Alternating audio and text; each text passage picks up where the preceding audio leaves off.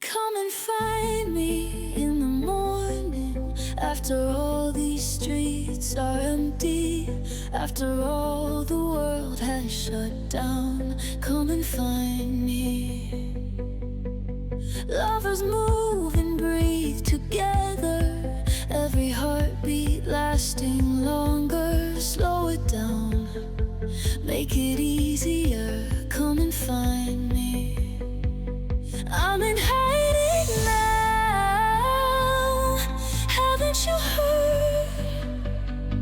I was laid in the ground, you're getting warmer to my burial mound. You can follow, come and find me. Come and find me.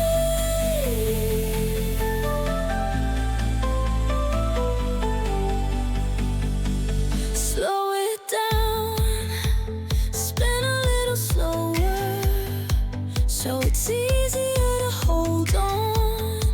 If you wanna take it with you, gotta wait till this life's over.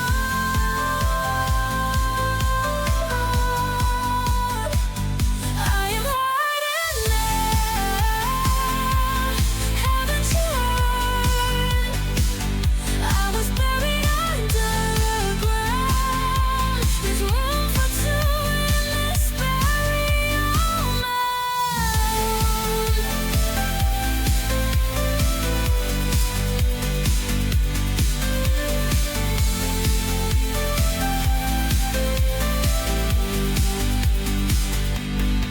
You can follow, come and find me, come and find me. Slow down.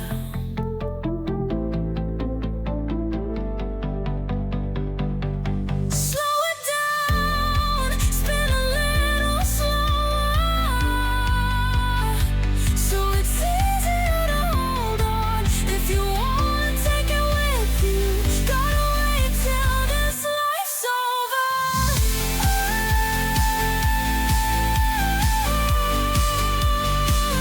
I am hiding now,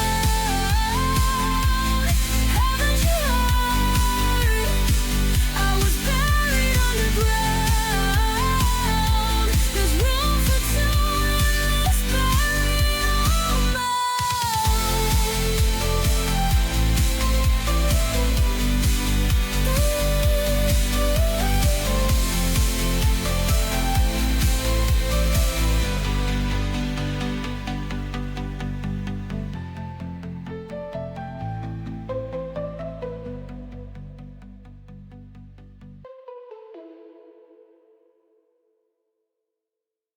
Good evening, everybody. Good evening, John. How are you doing this evening? Starting a new game tonight called The Darkest Files. Indie game. For those of you who don't know, it's like an investigative kind of game. It's based on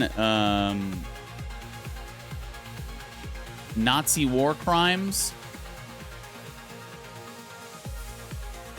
It's from my understanding, it's based on the actual, basically like the fallout after World War II. I think they've changed a lot of the names of the people in this game, but they are absolutely based on real people. I don't really know why they changed the names, but you're good, John. Glad to hear you're doing good. I'm doing pretty good myself.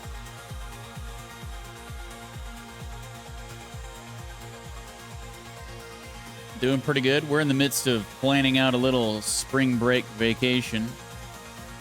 So, no streams on Wednesday through Saturday.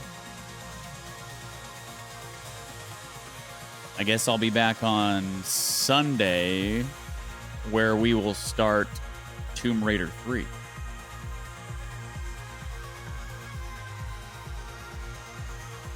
So this game is only going to take tonight and tomorrow, I'm pretty sure. And I probably won't even do full streams because this game's broken up into 2 chapters, I guess, with an epilogue at the end.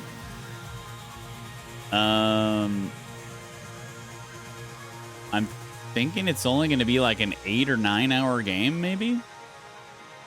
So what I'll probably do is I'll probably just do like the first chapter tonight and then call it a stream, and then we'll do the second chapter and the epilogue tomorrow. I'd rather break it up into 2 streams instead of streaming for what could possibly be like 10 hours. So that's the plan. And then on Tuesday, we might just do like a Terraria filler day as the last day before spring break vacation. I was thinking about doing Terraria again today, but I was like, played it the last couple days. It's been a lot of fun. But I kind of wanted to start this tonight, so.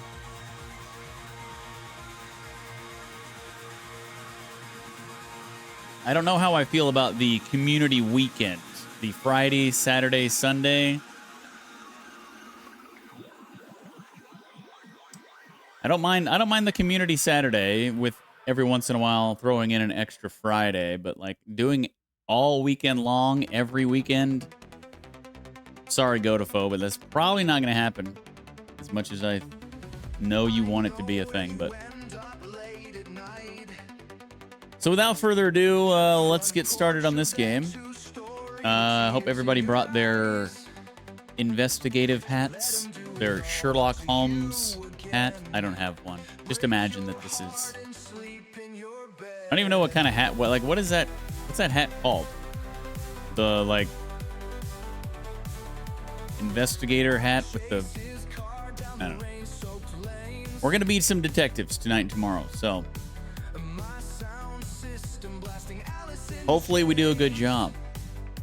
I don't know if decisions really matter in this. I don't know if it's like a decisions matter or if it's more just like a you have to find the right clue to piece the thing together to progress. It's probably the latter, but we'll see how it goes.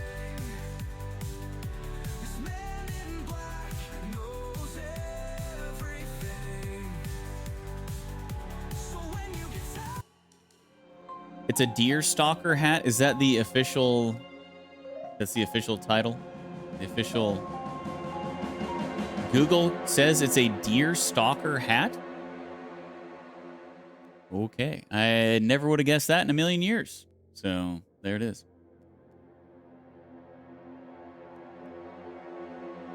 So you can do your investigative work in it and then also stalk some deer in it. Interesting. Okay. Let's play. Or rather, let's go through the darkest files.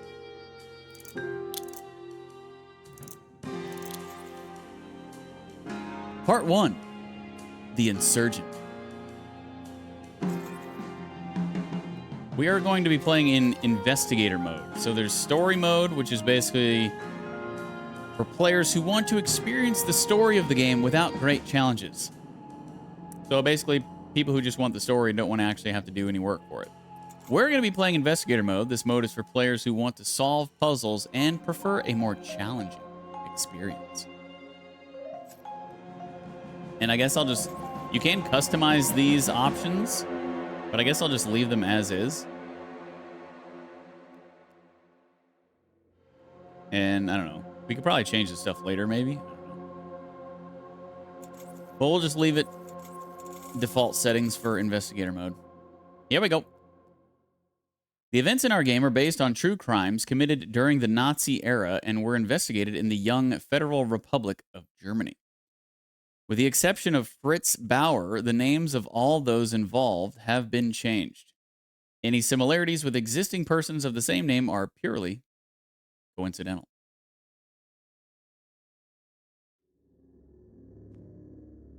Frankfurt, West Germany, 1956. 11 years after the end of World War II, many crimes of the Nazi era still go unpunished. The perpetrators of these crimes are walking free. Many judges, prosecutors, and police officers have already served under the Nazis. Now they have no interest in prosecuting their former comrades for actions similar to their own. For the victims of these crimes, this is unbearable. To end this, Attorney General Fritz Bauer establishes a special unit of young prosecutors with no ties to the old regime. I am Esther Katz. I am one of these prosecutors. We are investigating Nazi crimes and bringing perpetrators to justice. Not to avenge, not to heal, but to show that there are laws that apply to all. It doesn't make us popular. Most want to forget. Some want us to shut up. But they cannot stop us. Yeah. Nothing belongs to the past. Everything is still present and can become the future again.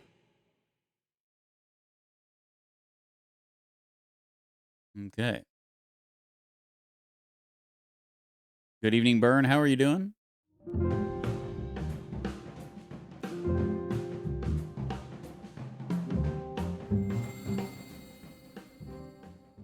Fritz Bauer was a German Jewish judge and prosecutor. He played an instrumental role in the post-war capture of former Holocaust planner Adolf Eichmann and the beginning of the Frankfurt Auschwitz trials. Yeah, that's probably what this game's going to be about, Byrne. Thank you for that copy paste. Wall Street Gamer, yep. Me too, bro. Wall Street Gamer right here. A new job, 11 September 1956. By the way, fun fact. We live about an hour away from Frankfurt, to the south. So, no, obviously, it's not 1956. Yeah, pretty cool. First day, you've got this, Katz. Cuts. Not cats. Cuts. Basic controls, yep. We've played video games before. Okay.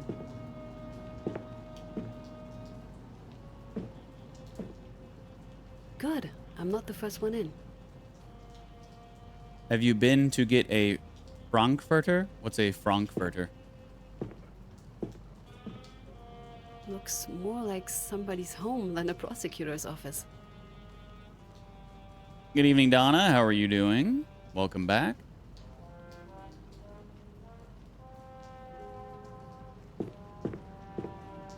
Archive.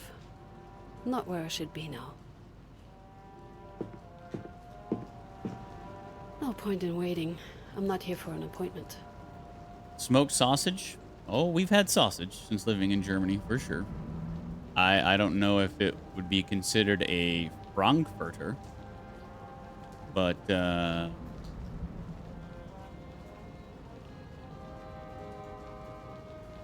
we've had some sausage. Fine, thanks. Back to work tomorrow. Oh, we're starting our vacation. Well, I guess technically the vacation started on Thursday. But spring break, well, I guess spring break officially started on Friday and goes through all this next week. We did spring forward on the clocks last night, guys. So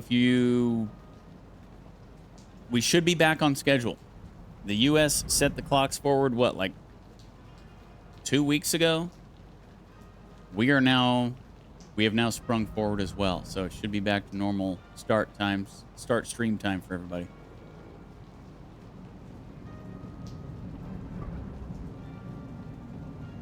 Have you had a good week off, though, Donna? Was it, do you feel refreshed?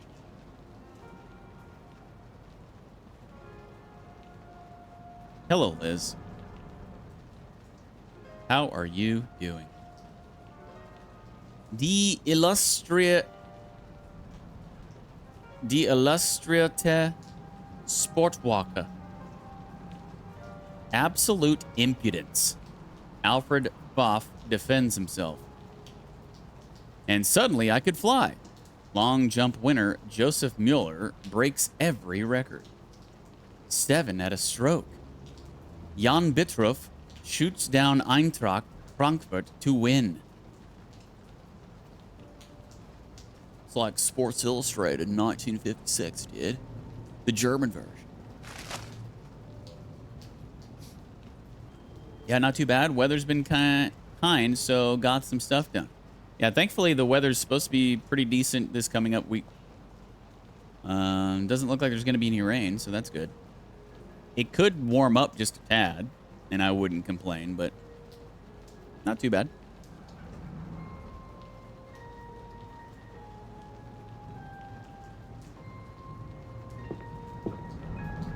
Oh, we even got Motor Trend. Not where I'd expect to find this office, to be honest. But it's a nice corner of Frankfurt nonetheless. I should try the coffee at Café Selten sometime. I've heard good things. Like the comic book style? Yeah, it's pretty cool. It's pretty cool. I'm glad I brought my own umbrella. I do hate this time of the year.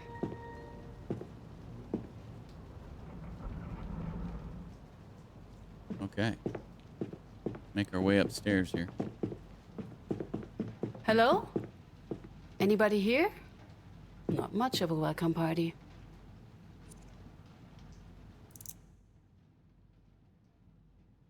Still burning. Someone was just here. Someone's made themselves right at home. I guess I can interact with stuff pretty far away, because I'm all the way on the other side of this desk, and I just interacted with that. Sure. Really small for an intercom. Must be a new model.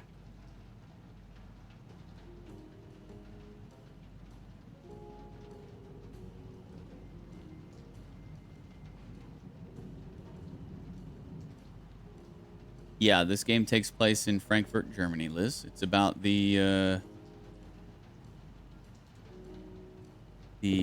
Nazi war trials, I guess, after World War II.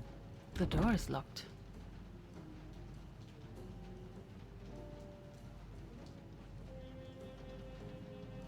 The door is locked. Fritz Bauer. I'd be hard-pressed to find a more disliked name in this city. I hope this job wasn't a mistake. The door is locked. The door is ajar. The door So many is ajar. plants. Someone here has quite the green thumb.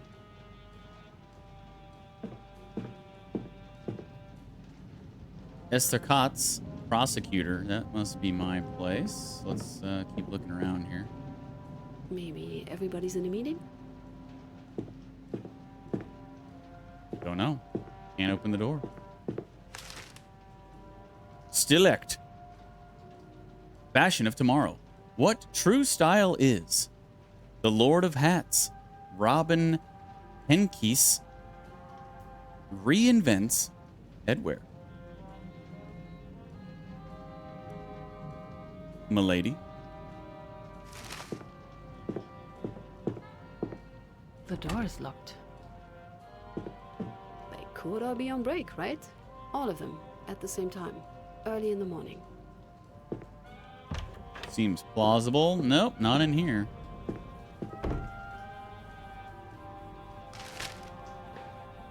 Blatt Zeitung. Today's news. Catholic Day leave. Catholic soldiers to receive up to 3 days of special leave to attend the German Catholic Day. Tension with Moscow. The Soviet embassy in Bonn accuses Germany of espionage. Defending Europe. Washington. A German army of 300,000 would protect Europe from the Soviet threat. How fitting. A bonus for the jackpot. If you've ever been so close to the jackpot, now's the time to try again. Additionally, to the 6 out of 49, a bonus number will be drawn, giving you a second chance to get that winning sequence. The very first lucky number, a 24, resulted in the highest lottery win in German history. 435,464.5 Deutschmarks. Dang. Arming up. The German army will be supplied with American equipment for the years 1957 to 1960. The preparations for this deal were completed by U.S. Secretary of State John Foster Dulles and Western German ambassador to Washington, Prekeler. Ein Fenster zur Welt. RBA Thomas Television. Die Nummer 1. The number 1. The Kuril dispute. Japan continues its peace treaty negotiations with the Soviet Union, trying to avoid what Prime Minister Hatoyama's government has been calling the Adenauer Formula. The current draft holds significant similarities to the deal signed by Germany last autumn, especially in its demand for Japan to recognize Soviet claims of the occupied territories of Sakhalin and the Kuril Islands.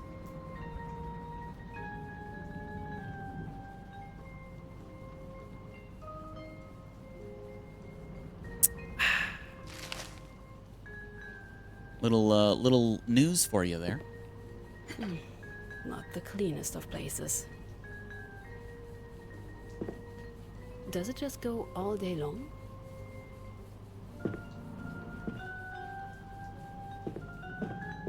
No, I'm good. You're good, Esther Kotz? You're good? They said that in 1956? Immersion ruined. All right, let's go in our office. Now, wait.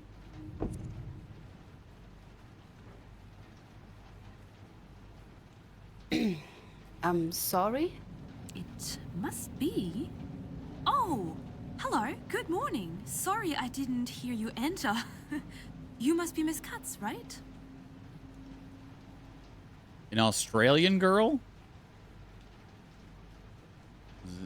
Were there a lot of Australians in Germany in 1956? Seems a bit weird. Must I now? It would make sense, this being your office and you looking like the photo. Oh, right. Paula Fisher. Hello. I'm a legal assistant here for Mr. Bauer's team. Well, the legal assistant. We're a bit understaffed at the moment. I look like the photo?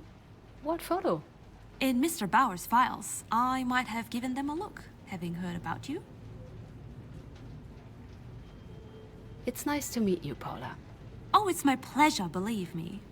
I've brought you this week's newspaper and a letter that arrived for you. Anyway, I should probably be going. I'll be at my desk if you need anything. You'll find me. Or through the intercom. We just had the whole system installed. It made my life so much easier. Thank you. Is there anything else? Mr. Bauer wants to talk with you once you've acclimatized. His words, not mine. He should be arriving soon for that matter, so should the rest of the team. I see. Very well then. Thank you. It's a pleasure to have you on our team, Miss Katz. All right then. First encounter, check. Time for me to settle in. Frankfurter Stimme. Unabhängige Tageszeitung. Bauer's witch hunt. Irresponsible and detrimental to the stability of the state. These were the words used by members of the Hessian State Parliament last week to describe Fritz Bauer's work as Attorney General. Some local CDU MPs, that is the Christian Democratic Union, I believe, political party, called for his immediate dismissal. They said that with each ill-considered accusation, he was destroying the reputations of decent men who were just what this country urgently needed. The question arises as to how high the price of Bauer's fanatical crusade will ultimately be and whether Germany can afford it. The CDU is still, I believe even today, the CDU is the most popular political party in Germany. Like, it's still a thing. I think it formed after the end of World War II. And yeah, it's still a thing today. Recruitment efforts. With next year's election looming over the horizon, the CDU leadership is reportedly aiming to significantly boost its numbers in the remaining months. Party chairman and current Chancellor Konrad Adenauer has reached out to his fellow Christian Democrats in personal letters, instructing them to dramatically increase their recruitment efforts. According to our sources, Mr. Adenauer hopes to at least double the party's membership, expecting every registered member to recruit at least one new candidate.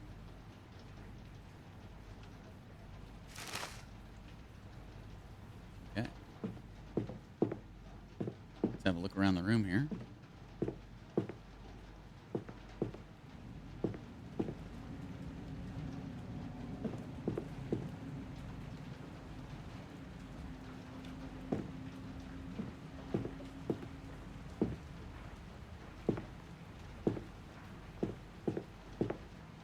No signal. The line must be dead. Maybe I should talk to Paula about it.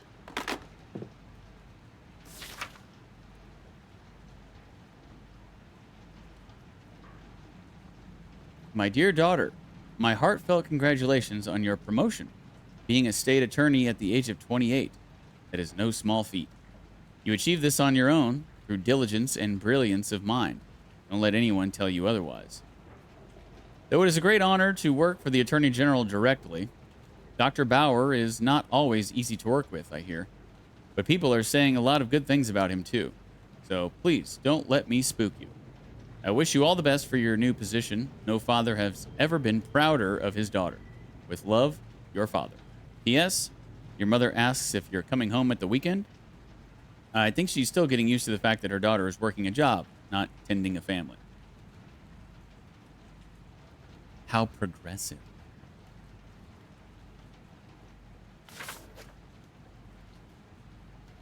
Look at that.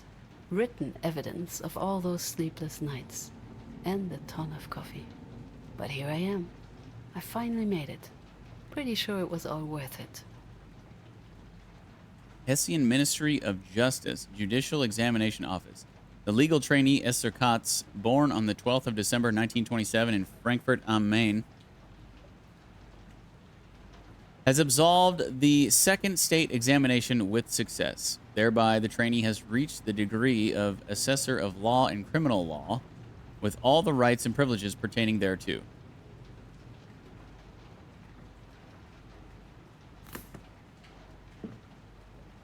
The last holiday we spent together as a family.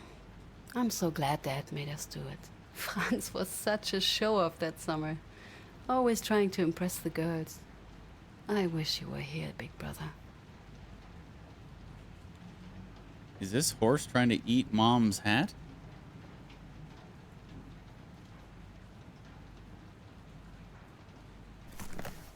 I'm not letting you down. I swear. Okay. Whoever that is. A new job deserves a fresh journal, ready to be filled with notes and tasks. The Notebook. Your notebook contains your current to-dos, overviews of characters, and more. Assess it through the radial menu.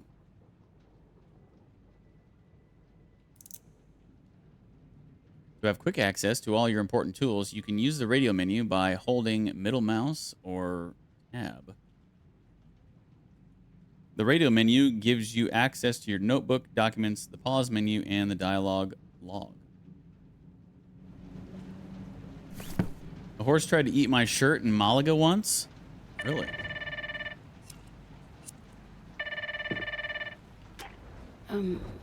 Hello? Mr. Bauer is ready for you. He says at your own time. With him, that means as soon as possible. Thank you. I'd better get going then. Good luck. Okay. Time to go meet the man.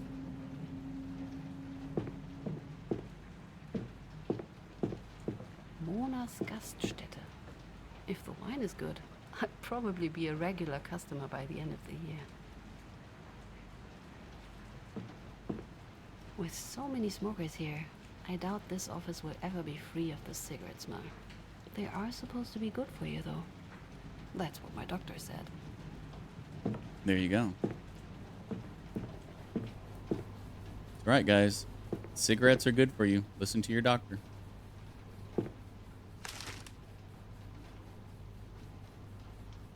I'm Profil, the radio on the road. Inventor and engineer Jan Sedlmeyer made the first breakthrough with an FM radio for the car. Everywhere is smoking. Die Sieben Raben land at #1 in the German charts. Hamburg Quakes, first international rock and roll tournament. Tournament?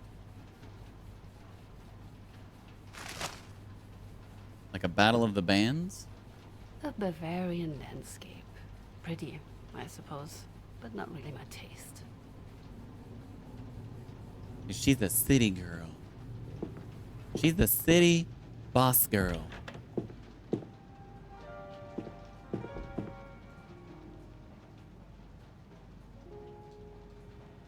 Miss Katz, how can I help you?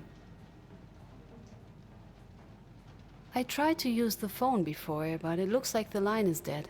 Oh, I'm afraid your phone hasn't been connected just yet. It should be done by next week. Sorry for the inconvenience. The intercom works though, so you can always talk to me. Do you need something else? It was bloody scary, Liz. Running, thinking, please don't fall, please don't fall. My dad and uncle thought it was hilarious.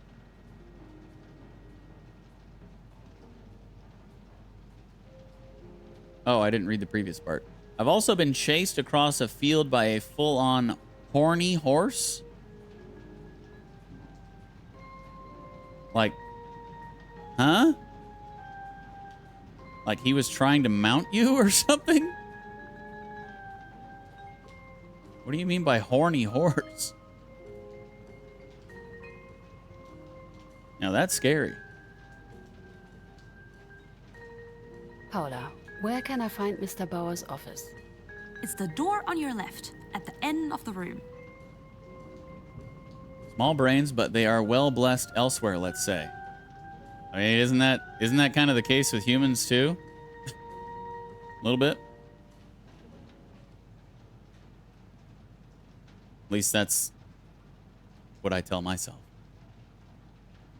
What I'm trying to say is I'm really, really smart. That will be all for now. Thank you, Paula. Always happy to help.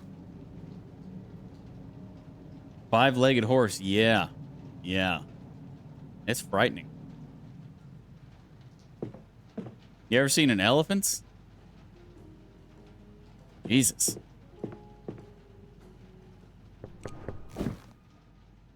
Miss Katz, welcome to the front line.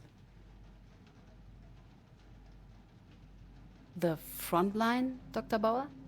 Just mister. We're working together here. And it's where you are now, at the edge of the enemy land. Believe me, when you leave this office, you'll enter hostile territory. My name, as you already know, is Fritz Bauer, General Prosecutor. Much to the displeasure of the public, I insist on investigating the many crimes committed under the NSDAP. Most of them, of course, have long since gone cold.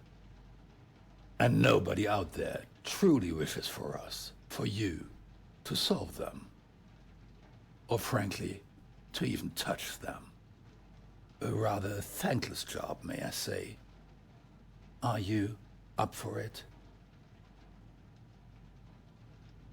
I was not aware there would be a test for this position. This entire job is a test, Miss Katz. But no matter. Miss Katz, I believe I have the perfect case for you to start with. I'm listening. Hans Naumann, an older gentleman, shot just before the end of the war.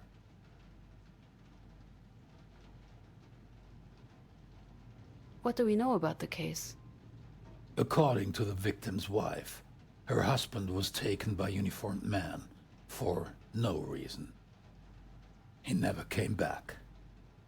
His body was found in a forest nearby after the war. Shot in the head. Do we have any files? Any leads? Yes, from the original investigation. Miss Naumann reported her husband's death to the police. A case was opened. The public prosecutor's office investigated members of the NSDAP local group. They're suspects. However, no charges were pressed. Based on the investigation, Hans Naumann was lawfully executed. And how did they reach this conclusion? That you can learn from the documents. The first thing that I'll need you to establish is why Hans Naumann was taken. Depending on the answer, we'll see if the case warrants a full investigation. I asked Mrs. Fisher to prepare a file. It should probably already be on your desk. I suggest you familiarize yourself with it and invite the widow to give a statement. Mrs. Fisher should be able to help you with that. It might also be wise to check the archives. You never know what is hidden in these old boxes. Maybe something about this official order mentioned in the discontinuation report?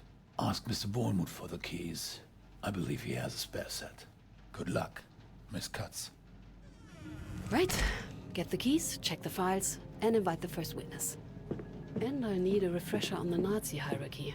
Understanding the chain of command will be crucial. Paula did say to ask her if I needed anything.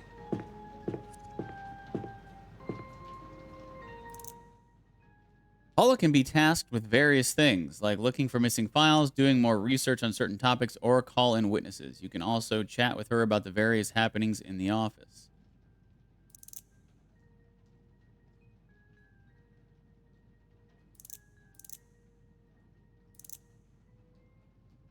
You can use the phone to contact various people, including Mr. Bauer. The intercom is used primarily by Paula to contact you, but you can also reach out to her by interacting with it. But didn't she say that the phone was going to be... The phone wasn't hooked up?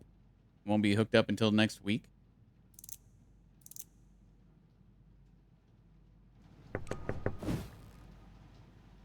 Oh, hello. Oh, please, forgive the mess. I'm afraid I didn't have the time to clean up. Miss Katz, right? What up, Goater? Yep, we sprung forward last night, finally. So we're back on normal starting time for everybody. How are you doing this evening? Everybody seems to already know my name. Sorry, news spread fast here. Paula reads through everything that passes her hands. So, well, everything. And the word gets around. Esther Katz, nice to meet you. Pleasure is all mine. Christoph Olmuth. Christoph, preferably. I try to be on first-name basis. And how's that going? It worked with Paula, not with Simon. Didn't dare to try it with Bauer. In this case, I would prefer you treat me like your male colleagues. We are a small team. I'd love to tell you that we are small and tight-knit, but, well, happy to have more people join the fight. Especially someone like you. Mr. Bauer said you have the keys to the archive? I do. We all. Oh, the spare. I tend to keep 2 sets, as I'm somewhat prone to displacing them. Just let me find it. And there it is. The master key. Be aware of its gifts. The master key? It's from a story I used to read. You know, don't mind me. Good luck in the archives.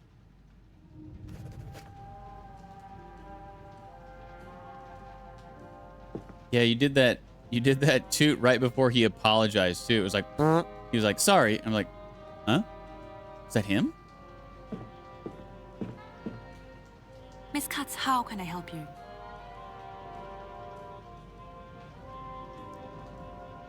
Thank you, Paula. That will be all for now. Here if you need anything. All right, let's go down to the archive, see what's what down here. Ooh, the smell. Brings me back to all the nights at the library. Archive research. To find the archived case file you're looking for, you need to connect a name to an archive number.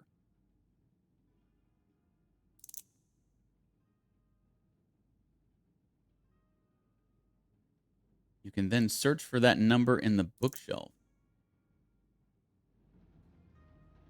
So do I have...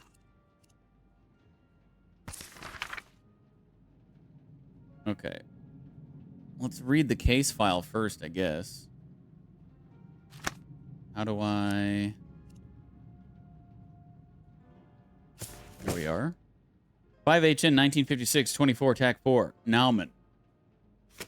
Case file. Select a category on the left side of the screen. Old case. Detailed document view and labeling. You can enlarge any document by clicking on it. You can also add labels. Okay. You can select a category and flip through the pages corresponding to that topic.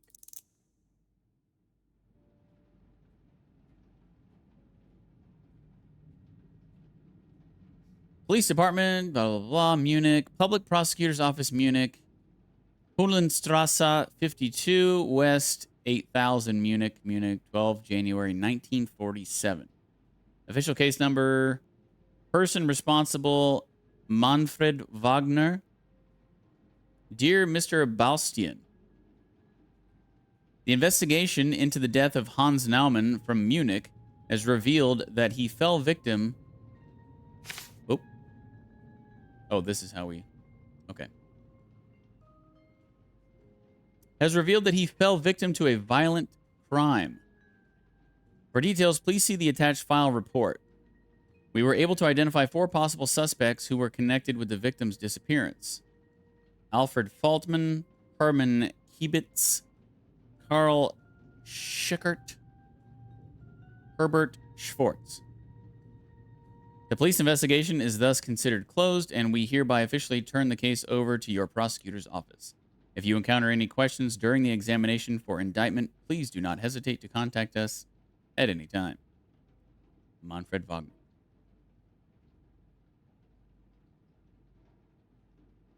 Okay.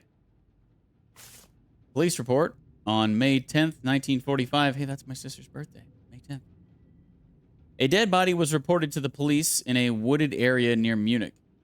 The deceased was identified as Hans Naumann, age 77. The autopsy revealed that he was killed by a 7.65 millimeter Browning caliber gunshot to the forehead at close range. No other injuries were found. The victim's widow filed a criminal complaint against unknown persons on August 8, 1945. She had observed 2 men pick up her husband on April 28, 1945. He had been considered missing ever since. Huh.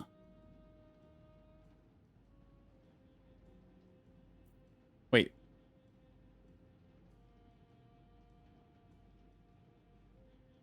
So she saw 2 men pick up her husband on April 28th, and she didn't file a criminal complaint until August 8th?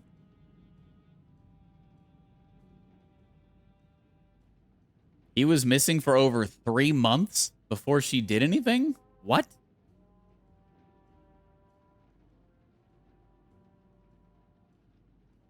Wait. She observed 2 men pick up her husband on April 28th, and he ended up dead May 10th. Okay. But, okay, so she didn't file a criminal complaint. Wow. Okay. That's still kind of weird. Took her 3 months after her husband was dead to file a criminal complaint? The 4 suspects identified in connection with the victim's disappearance were interrogated. All suspects testified that the victim was guilty of treason and was therefore lawfully executed. The evaluation of whether a crime has been committed is the responsibility of the authorized prosecutor's office.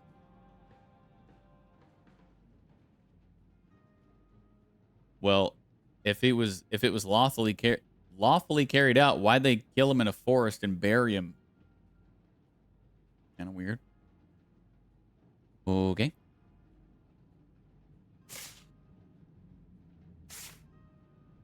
Munich, 28 April 1945. Herbert Schwartz, District Leader, Munichberg am Leim.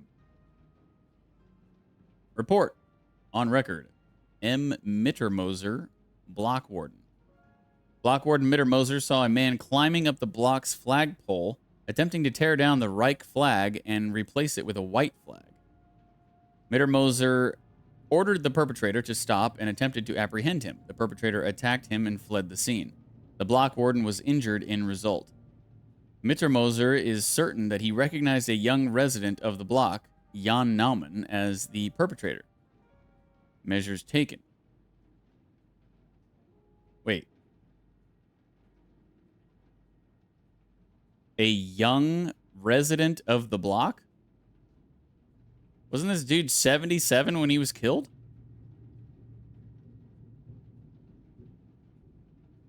Measures taken. Local group leader Faltman immediately set up a detachment to arrest and interrogate the suspect, Naumann. Wait, what? April 1945.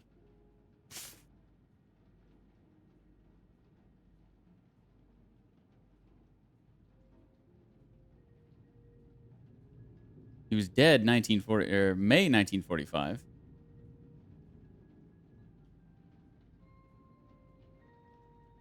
Where did we see that he was 77? Yeah, right here. Age 77. Maybe young as in hadn't been there long? That's a weird way of saying it. Young resident of the block? Okay. Maybe you're right. That's kind of weird.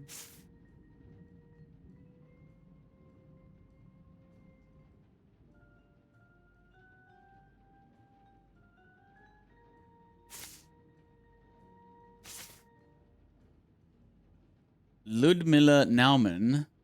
I'm assuming that's his wife. Norman Platz 4, Munich. 21 March 1947, preliminary proceedings against the four dudes due to manslaughter. Dear Mrs. Naumann, in the above-mentioned proceedings, we made the following decision. Proceedings shall be discontinued pursuant to 170 Section 2 of the Code of Criminal Procedure. Is that the symbol for paragraph? Paragraph 170, Section 2?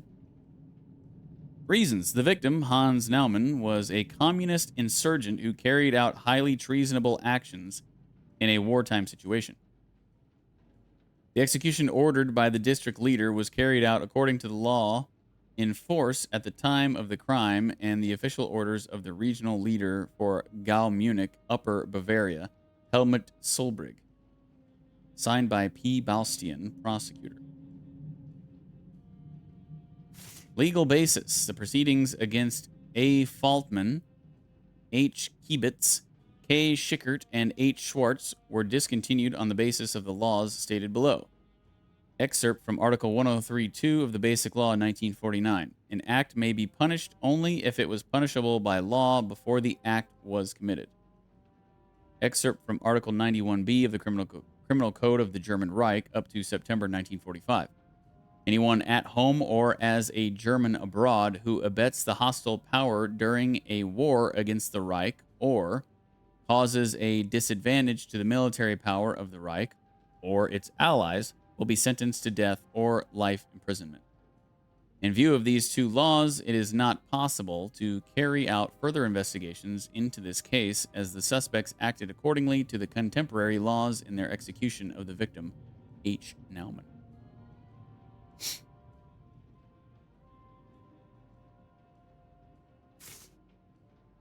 Protocol of conversation. Witness Herbert Schwartz. Date 7 November 1946. P. Astor. Please tell me what happened on the 28th of April 1945. H. Schwartz. I remember that my esteemed colleague Alfred Faltman, group leader of the local group I tasked with catching the criminal, came to my office. He told me they got the traitor and gave his report from the arrest so that I could issue the official documents. I went, together with Mr. Faltman, out into the hallway. With crimes of this severity, I always give the same order. The order to execute. I then told my driver to come with me to my office. The others went to the prisoner to carry out my order as requested. You're a driver? What for? There was already unrest in the country because of the Americans who were just flooding in like flies. I wanted to set up alternative routes with my driver to avoid these Americans and still make it to my important appointments. Shortly thereafter, there was already a polite knock at the door, and Group Leader Faltman reported to me that the insurgent had been successfully executed. Okay. So that's the entire old case files.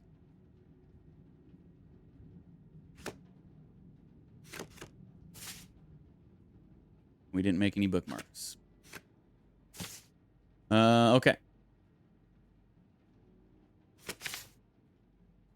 So let's see if there's anything here in the archives that can help us out. So we need a...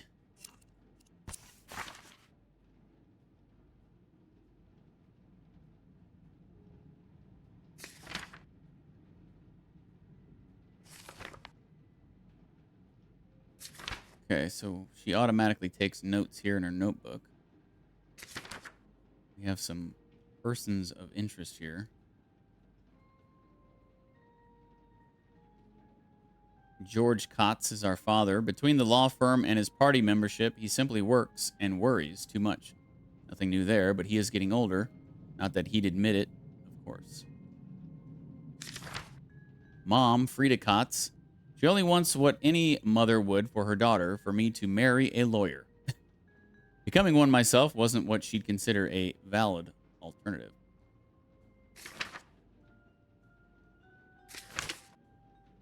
Okay, we even have a little glossary here.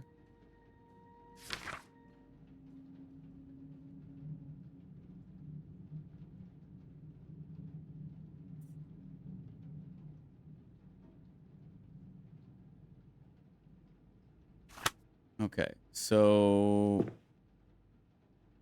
I don't know if we're supposed to do these things in order. I guess it doesn't. I guess it doesn't really matter, but it says ask Paula to invite the first witness.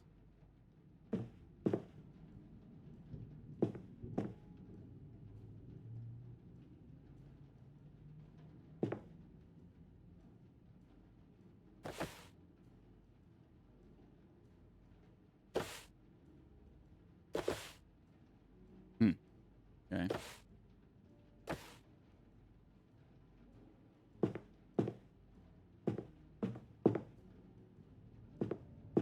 Well, I guess we'll go do that before we dive into this stuff.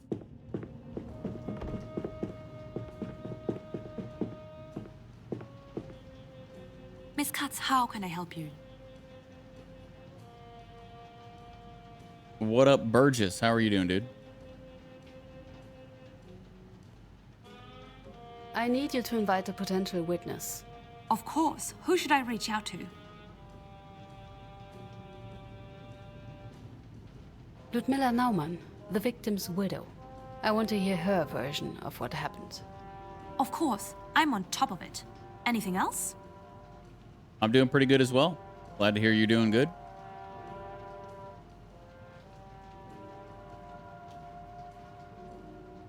Thank you, Paula. That will be all for now. Here if you need anything. Okay, so do I have to just wait for her to show up? Request documents on Nazi hierarchy from Paula. Miss Katz, how can I help you? I need some additional files. Something specific? I need more details regarding NS organizations. Chains of commands, ranks, and badges. Anything you can get your hands on. Of course, I'll get right to it. Anything else? Thank you, Paula. That will be all for now. Here if you need anything. Here if you need anything. Look for unfiled documents about the resistance in the archive. Okay. So I don't know, maybe the first witness will show up once we've done all the other stuff.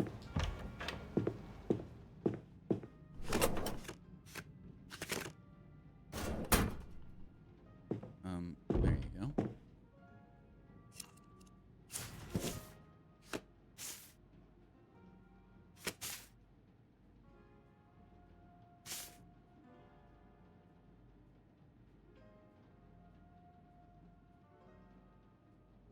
how do I do this? Labels?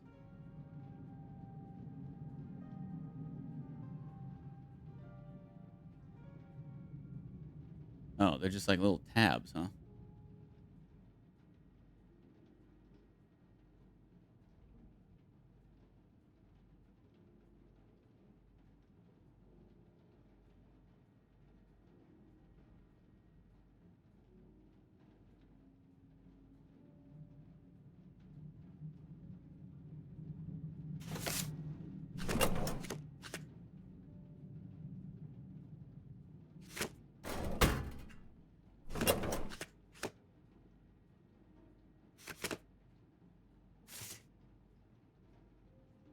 Naumann Ludmilla.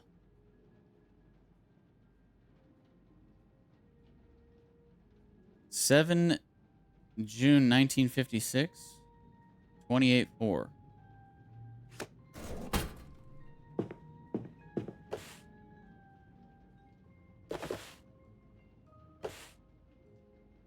I don't think that means June. That's how I'm abbreviating it. Okay, so that's here. Found them. These seem relevant to our case.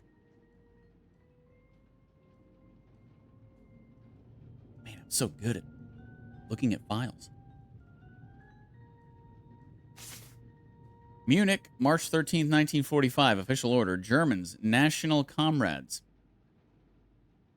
In this most difficult time for our nation, more than ever, the responsibility for Germany's fate rests on all of our shoulders. All Germans are called upon to fight against the traitors in our own country. The resistance is to be disarmed. The uprisings have to be quelled.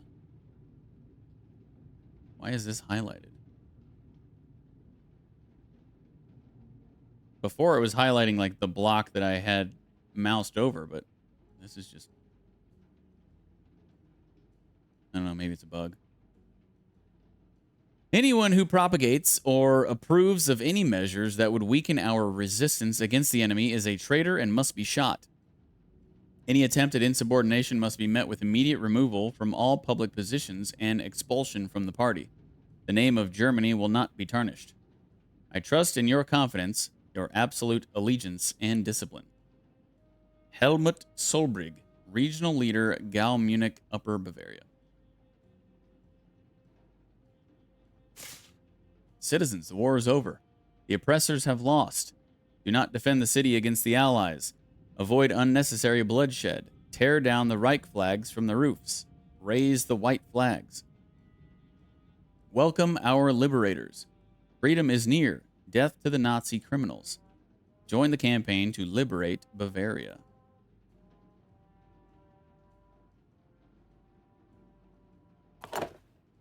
Okay. So is that like added to...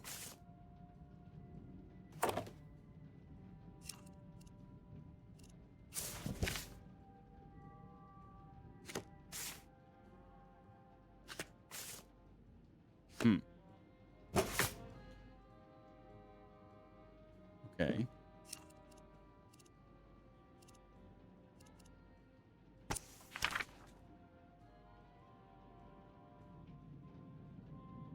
Okay, so we found the unfiled documents about the resistance in the archive.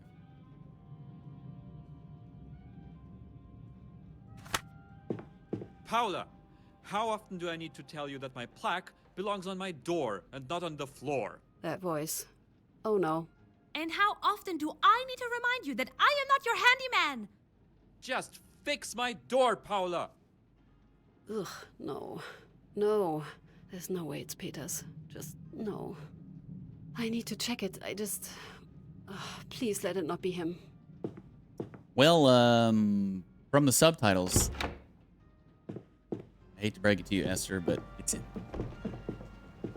This person who you do not like. Oh, of all the people, how is he here? I guess they have some history. This better be about my door, Paula. Tell me this is a joke. Hello, Peters. Fold up. What are you doing here, Katz? Funny. I was just about to ask you the same thing. I work here, Katz. I'm Mr. Bauer's right-hand man. And I'm so sorry, but we don't really do marriage disputes for bored housewives here, you know? As a matter of fact, I work here as well.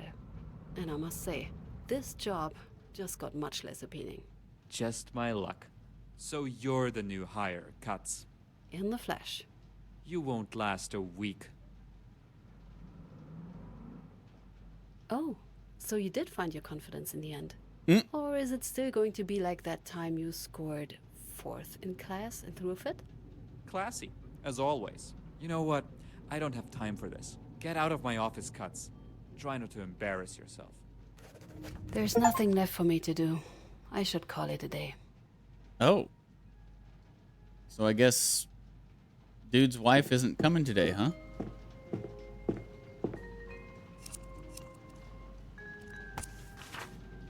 Call it a day and go home. Okay. Miss Katz, how can I help you? Thank you, Paula. That will be all for now. Here if you need anything. Okay. Well, see you later. I put in my 30 minutes of work. What a day.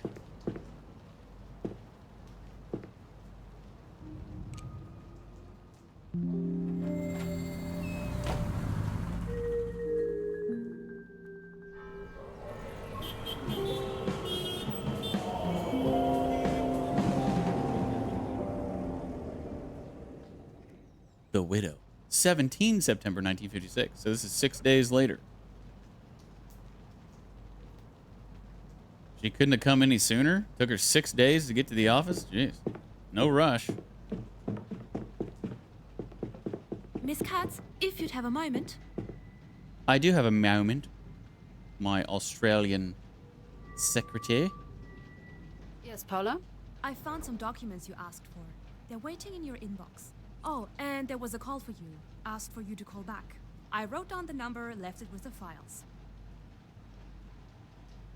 I have an inbox? We all do, apart from Mr. Peters.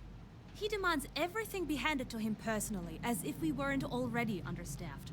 I set yours on your desk. It's where I'll be leaving any letters or files for you. And a daily agenda, if that's needed. Who called me? I'm afraid he didn't give a name. An older man, I'd say. Sounded very proper, even if he did ignore my questions. Oh, he referred to you just by name, Esther. Thank you, Paula. Perhaps our father?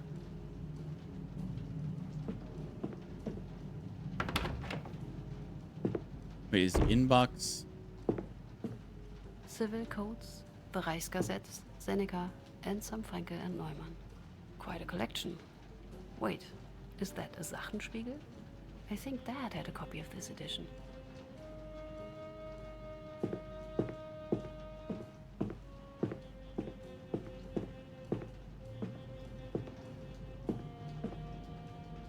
What the hell? That's a big-ass cat. Well, hello. And who would you be? That's Marlene. My son turned out to be allergic, so Mr. Bauer agreed to have her stay here for now. Looking forward to working with you, Marlene. Practically a freaking lynx. Dear God. Time to get started. Oh, here's my inbox. Okay. Makes sense. I wrote down a number that you should call back when you have time. Mrs. Naumann will be arriving soon. Please update Mr. Bauer after the interrogation. Uniform and rank insignia of the political leaders of the NSDAP. Reichs leadership. Reichsleiter. Okay. Gau administration, Gauleiter, deputy Gauleiter, worker, district office, district leader, head official, worker, local group leader, base manager, worker. Okay. NSDAP Regional Administration. Following Hitler's appointment as Chancellor and NSDAP's victory in the 1933 elections, the party's structure began to intertwine with and subsume that of the state apparatus. While state and regional governments were not outright dissolved, their significance and authority were heavily diminished in favor of the Gaue, regional associations of the NSDAP. At the head of a Gau stood the Gauleiter, appointed directly by Hitler, responsible for coordinating all party-related activities in the region and for ensuring NSDAP's authority and influence. To facilitate those goals, the Gaue authority often overlapped and overruled that of local officials. This authority extended to the party members that were part of its office or its subdivisions, districts, local groups, cells, and blocks. Main uniforms and rank insignia of the Army.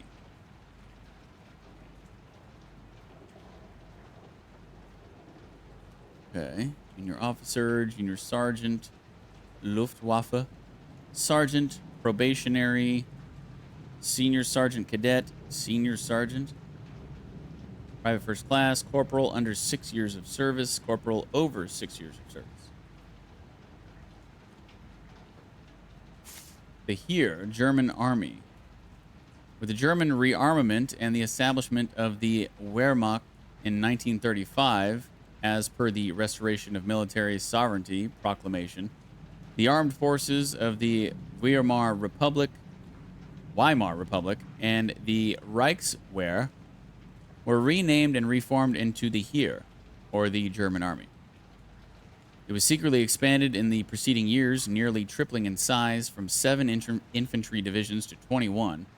As this breached the limitations imposed on Germany by the Treaty of Versailles, cover names were used for the new divisions. The Heer was further expanded following the announcement of Hitler's plans for rearmament, with the introduction of universal conscription and the recalling of the officers who served in World War I. They would swear fealty personally to the Fuhrer. By September 1939, the size of the Heer reached a total of 75 divisions with 2.7 million military personnel. Over the course of the war, an estimated 13.6 million soldiers served in the army, both conscripts and volunteers.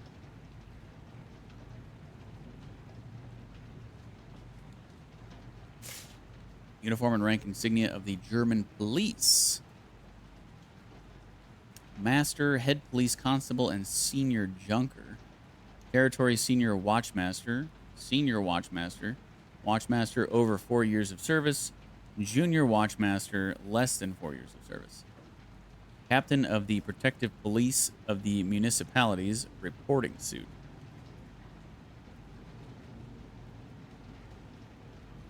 Protective police of the Reich. Colors of the thrusts on the collar. Colors of the thrusts on the collar, cuffs, and collar patches. Or protective police of the Reich, light green.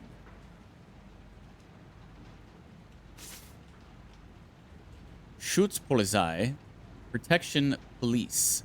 The state protection police, Schupo, Schutzpolizei, was the uniform police in the majority of German cities and major towns. As a division of the order police, its members were easily recognizable for the green uniform and colloquially referred to with this color. Officers of state police were divided into branches, such as patrol, traffic, or barrack police. Depending on the department's location, they could also include water or aviation units. Until 1943, state departments could also include a criminal investigation division. Before the beginning of the war, potential police trainees were subject to a number of requirements. These included the candidate having completed their military service, having proven Aryan heritage, and being a member of the NSDAP. During the war, the barracked police branch of the Schupo formed the core of the police battalions, which were deployed in occupied territories.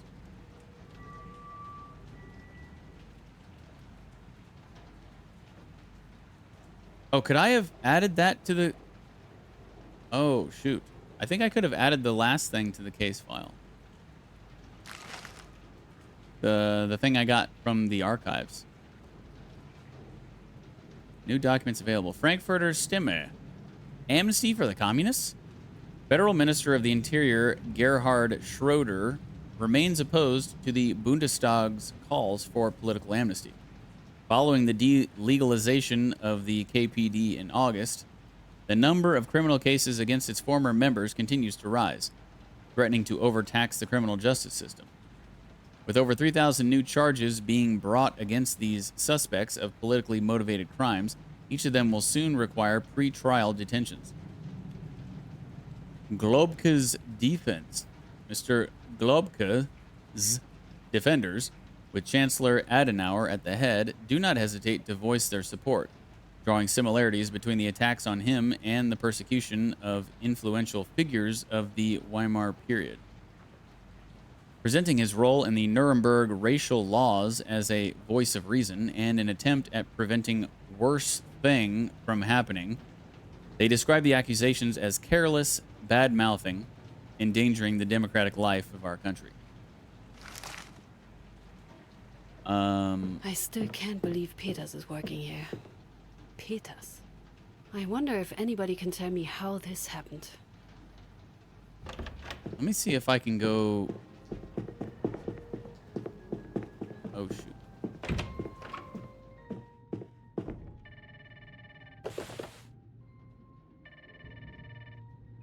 Wait.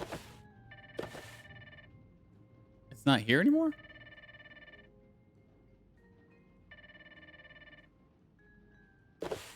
Did it automatically get put into my...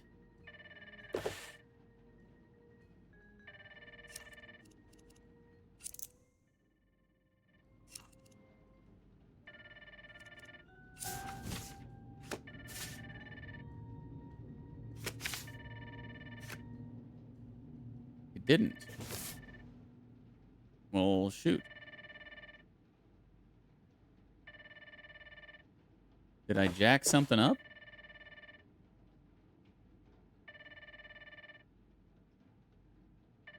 That file is no longer in here.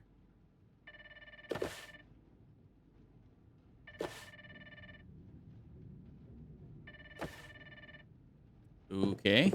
Not sure where that went, but... Paula? Mrs. Naumann just arrived. I showed her to the conference room. Thank you. I'll be right there.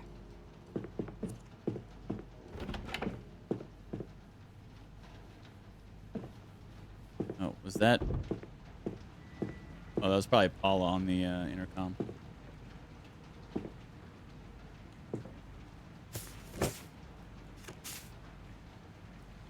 Huh.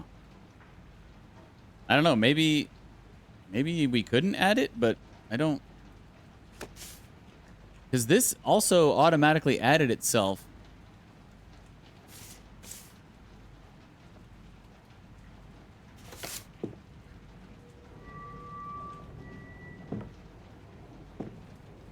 I don't know. Whatever. I guess we'll go talk to the widow.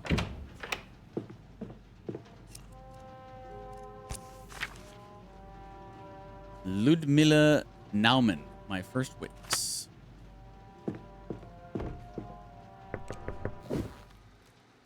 You must be Mrs. Naumann. Thank you for coming. My name is Esther Katz. I am one of the prosecutors in Attorney General Bauer's team. Good morning, Miss Katz. I am very grateful that you found the time. The last prosecutor who looked into my husband's death didn't even speak to me. He dismissed the case, claiming my husband was rightfully executed as a traitor.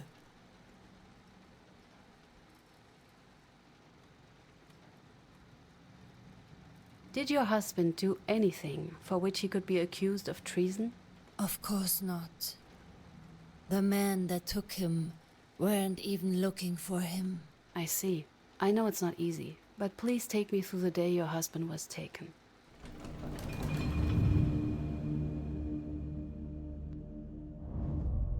It was in April 45, only days before the Americans came. Where were you that day? Home.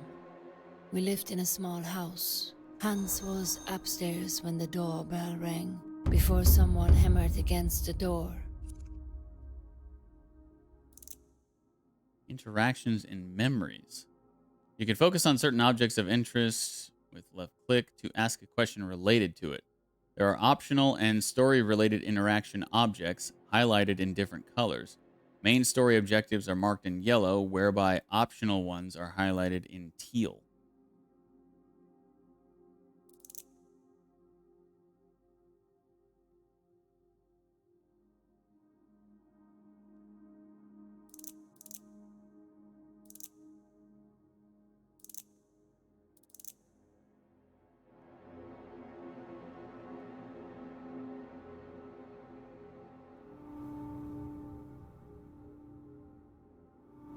Do you remember what time of the day it was?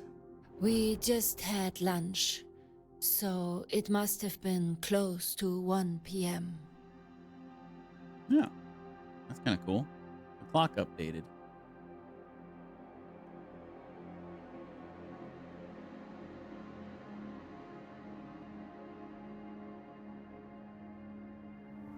Did you and your husband live alone? No, there was also our son Jan. He insisted on staying with us to help around the house, at least until the end of the war. But he wasn't in. He went out in the morning before we woke up.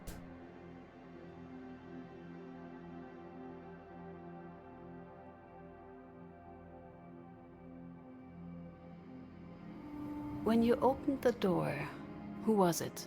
There were two men. One of them was pointing a gun at me.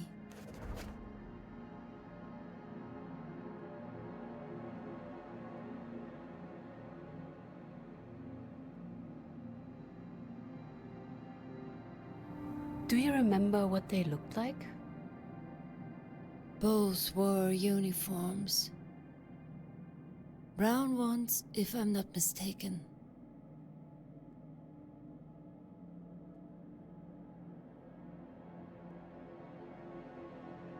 Were those men from the police? No. There weren't police, and there weren't soldiers either. Maybe some kind of party officials or something. One of them was small, thin. He wore glasses, I remember that. The second man was bigger. He was the one pointing the gun at me. He seemed to be in charge. What made you think that? He had two golden stripes on his uniform, and he was bossing the small one around. He yelled and waved his gun around to scare me. When listening to a witness, you may get the chance to interrupt them by pressing right-click in time. Let me stop you for a second. These stripes on his uniform.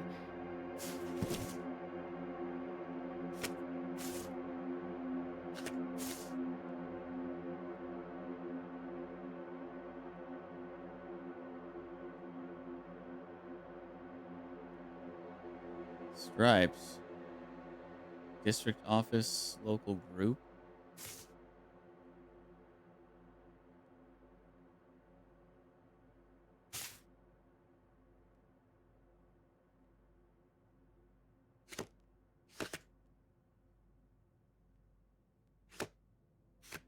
Am I supposed to find something to click on? Not letting me back out.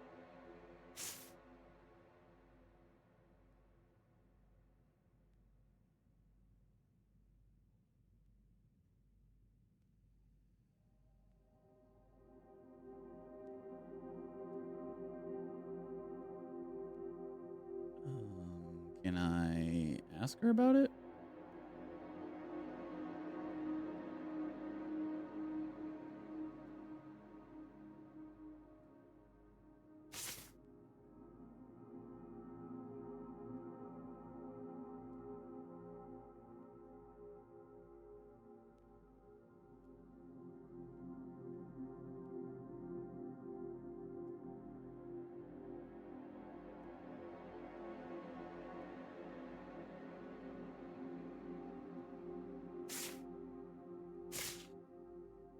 I think it's got to be this uniform, wouldn't it?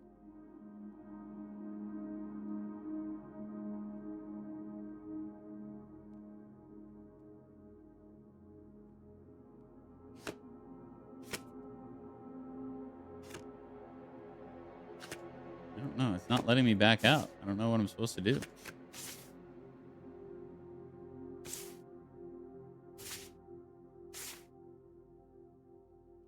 Oh, this got added into the old case. Oh, okay.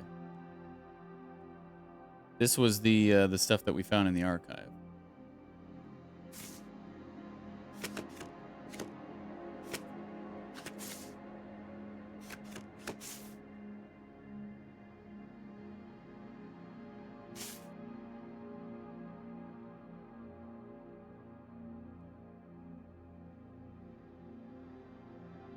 Could one of these be the badge you saw? Let me see. Wrong document select. No, I don't see it. They demanded to speak to Mr. Naumann. The gun was still there and I was just so afraid I couldn't even move. Hans came down and asked them what they wanted. They demanded to know if there was anyone with us. When we said no, the smaller guy looked in the other rooms. He found no one. It was only Hans and I. Then the big one told Hans that he had to come with them for questioning.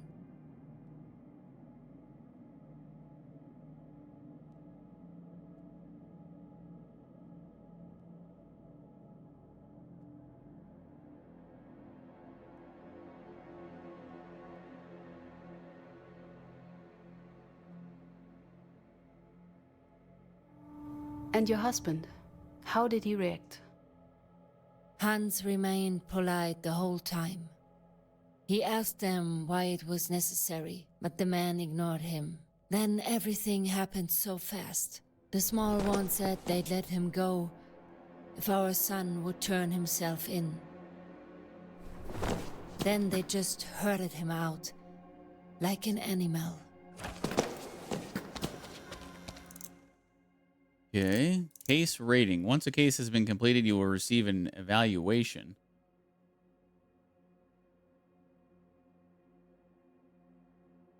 Oh, I should have picked the one below it, apparently.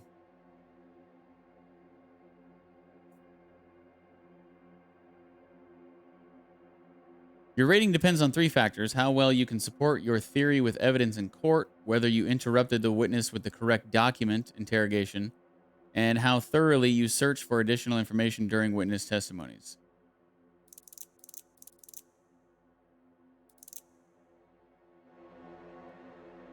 Okay. Ah, I guess that's how we leave.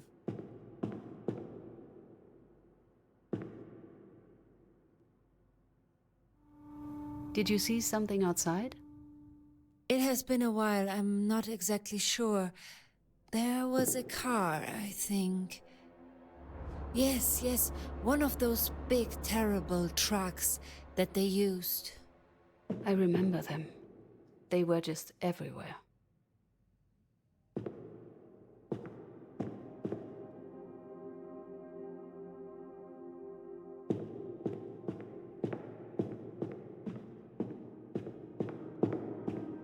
Okay. This was the last time I saw him alive. Me and my son never got the chance to say goodbye. What was that man's comment about your son? Jan. He was living with us at that time, but he didn't show up that night or the following. He got into some trouble. Bad trouble. Do you think the men were looking for your son? I believe so, yes. At least that's what they said. Wait a second. I think it was mentioned somewhere. Is there proof the men were looking for her son?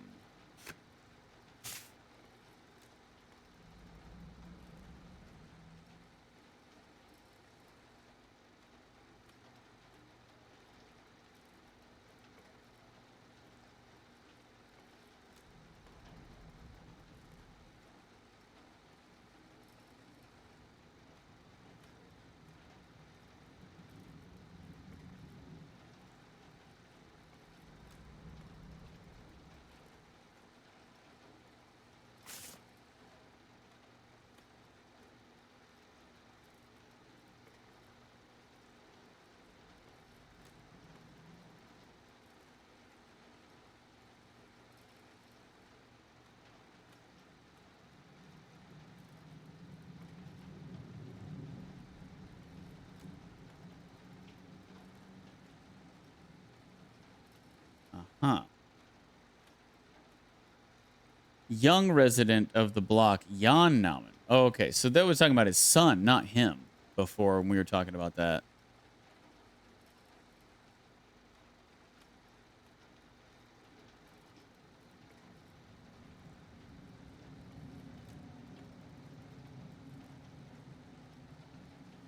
Okay. So, yeah. Local group leader. Yep. So that was the stripes that I should have chosen, the local group, not the district office. Local group leader Faltman immediately set up a detachment to arrest and interrogate the suspect Naumann. Please, take a look. No, I am sorry. I don't see it. Please, continue. How was that not... Upon your son's return. What? When Jan finally came back, it was already too late. We asked the authorities about Hans, but they pretended not to know anything. After war, my husband was found dead in a forest nearby. Shot. I believe he died the same day they took him. I would really like to talk to your son about it. You and I both, dear. But I am afraid that's not possible. Jan died only a few months after his father. Pneumonia. Hans was innocent. They killed him, and that's murder. No matter what they call it. I hear you, Mrs. Naumann. Please, Miss Katz. Will you find the man? How did I pick the wrong thing there? They wanted proof that they were looking for his son. That block of text said that the local leader dispatched to go look for him. I don't understand how that was the wrong choice. Or the wrong piece of evidence. I will do my very best. Thank you. We will let you know if we have enough for an indictment. Please, Paula will help you to the door. Goodbye. I should update Mr. Bauer.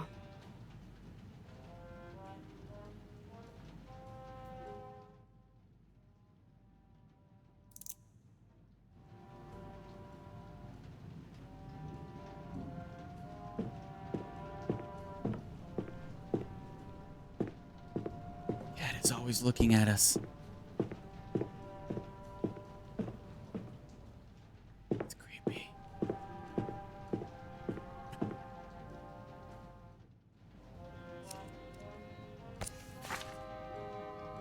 Give Mr. Bauer an update about my findings from the interrogation.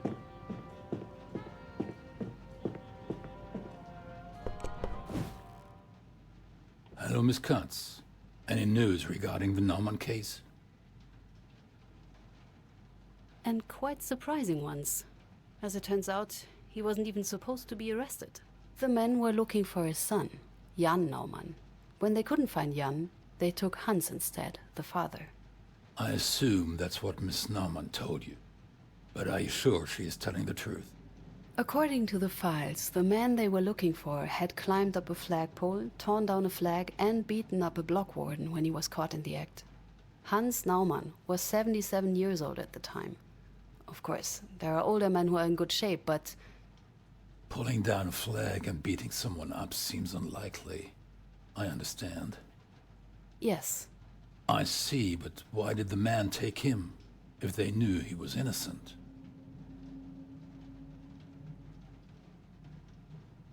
According to Mrs. Naumann, they took him as a hostage. They were hoping his son, Jan, would surrender once he learned that they had his father. Highly illegal, even back then. Not uncommon, though. But why did they shoot the old man?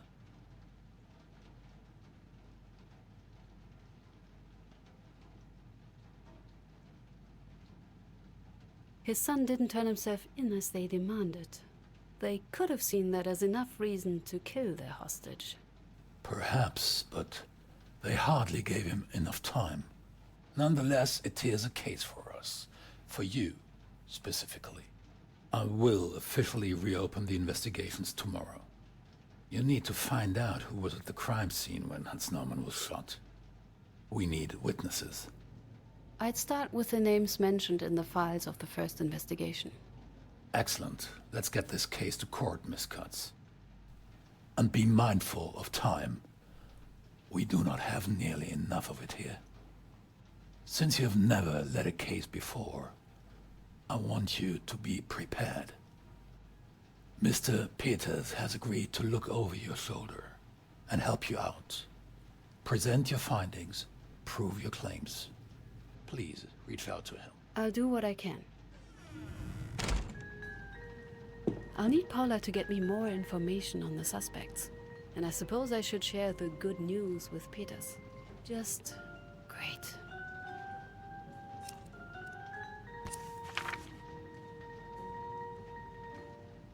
Call back the number Paula noted.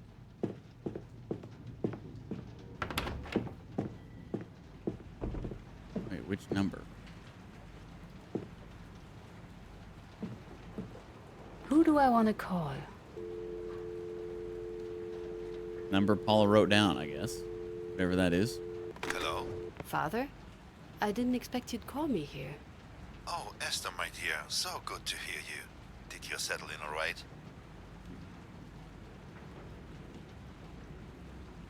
I have great colleagues. Well, most of them. And I believe I can do a lot of good here. I see. Esther, there's something I want to discuss. Do you remember our little talk? It must have been last month.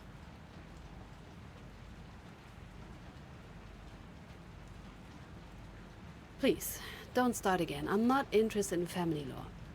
It's a good offer. Bergmann, Kranich and Partner is a well-known, respectable firm.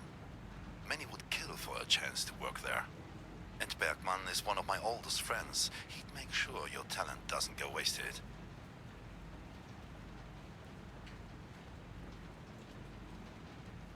Dad, I'm really busy here. Can we talk about this another time? Esther, let me be very frank with you. I'm proud of you.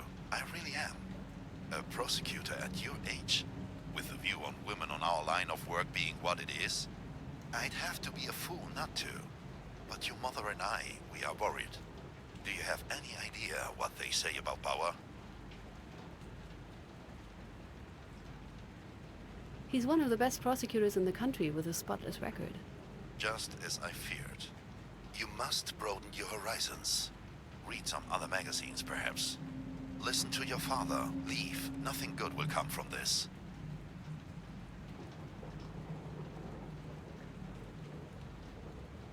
I'll think about it, Dad. Please do. I just want what's best for you, Essie. I know, Dad. I'm proud of you. I know I already said that, but I really am. Like you can't imagine. Okay, bye. Ask Paula to invite one of the possible culprits.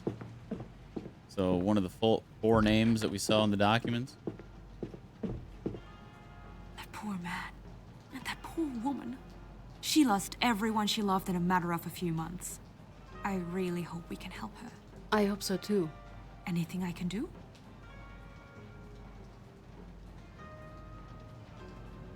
I need you to invite a potential witness. I've got something that might help us with them. I looked into the NSDAP local group from the original investigation. Only a few documents survived the bombing, but I found a group photo and a member list from a few years before the incident. I took the liberty of marking the suspects. One of them, Mr. Schwarz, is dead. But can I get any of the others? The volume in dialogue is like, sometimes it's really loud and sometimes it's really quiet. Let's go Alfred Faltman.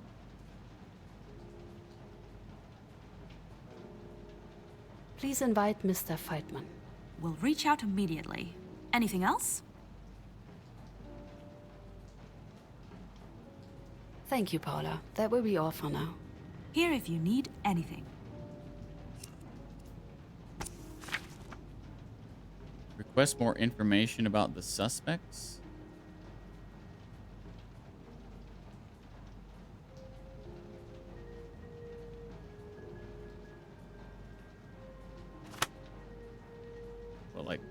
Miss Katz, how To can her? I help you? I need some additional files. Suspect personnel files. The member list is helpful, but I'd still need something more about our suspects. Can you get me their files? I'll reach out to the Berlin Document Center. But, just so you know, they tend to take their time. Anything else? Thank you, Paula. That will be all for now. Here if you need anything. Here if you need anything. Meet with Simon Peters. Other tasks: ask around about Peters. Review the transcript from today's investigation.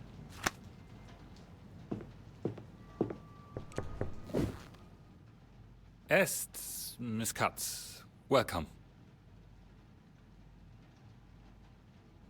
Good day, Mr. Wohlmuth. Actually, before you start, would you mind if for a change I ask you a question? That would depend on the question. Am I wrong, or have you and our resident pessimist met before? I mean Simon, or Mr. Peters, if you prefer. We do know each other. Not closely, but enough. We study together.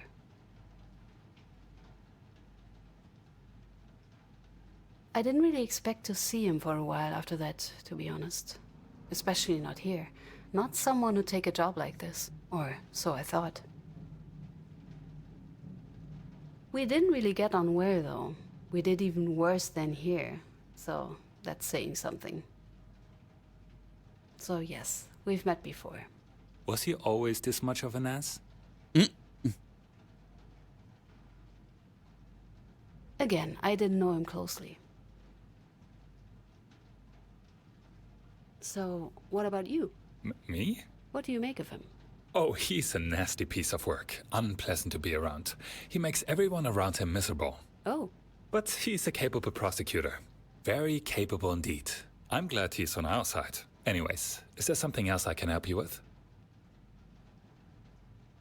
There's that anyways again, instead of just anyway.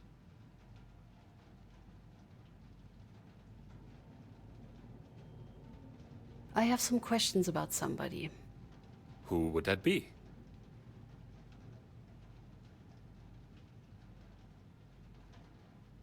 What can you tell me about Mr. Bauer? He's the reason we are all here. You don't see many people in the system interested in these cases. Unfortunately. He's, I'd say, inspiring in his own way, at least through its work. But himself, he is demanding, isolating, devilishly intelligent, but in a way which leaves you feeling judged. At least that's how it leaves me. Our legal assistant, Paula. She's wonderful. She can be a bit of a pain, but she's wonderful. Truth be told, the whole place would fall apart without her. But don't let her hear that. What do you mean she can be a bit of a pain? You might have already noticed, but she can be rather, let's be honest, nosy? Unless you get something in a sealed envelope, it's safe to assume that she's already taken a peek. I don't personally mind, but I believe it can get on one's nerves. This place falls apart without one legal assistant? Without our only one. And that woman does the work of an entire team, without complaining. Well, no, she does complain, but not earnestly. Just don't ask her for coffee. Coffee? Don't. Trust me on that. What can you tell me about working with her? You can rely on her. You need any files, if they still exist, she will be able to get them. And she takes the initiative.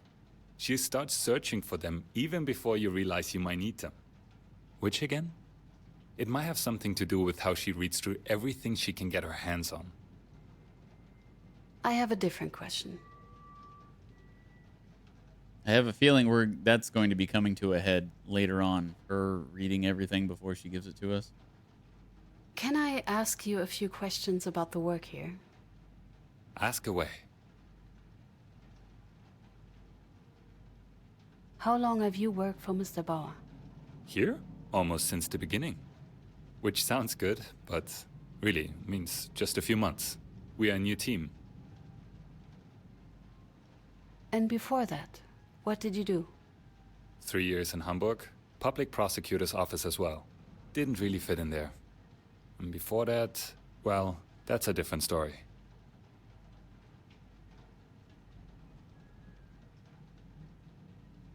What can you tell me about working here? Long hours, little pay, cases which more often than not fail to even reach court. But it's an important mission, and ironically, rewarding. The cases we work on, they already have had to wait far too long. I was a bit surprised we are not at the main office. Right, Bauer's idea. To put it simply, he was and still is afraid of sabotage. Too many people there he wouldn't trust. Files went missing, evidence got misplaced. So he decided to rent this place and repurpose it. And here we are. Have you worked with Mr. Bauer before? Didn't get the chance, no. And even here, it's not exactly working with him either. Under would be a better term. Usually, at least. I think that's all for now. Don't be a stranger.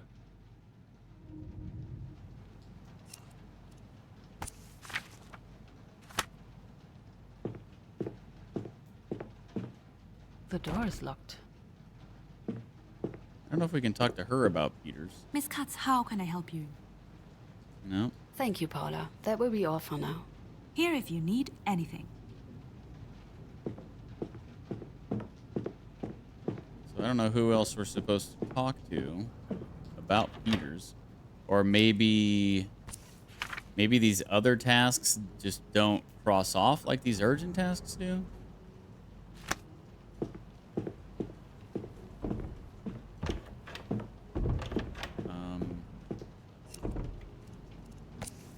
But I think before I go and meet with him, I want to review the transcript. Let's see.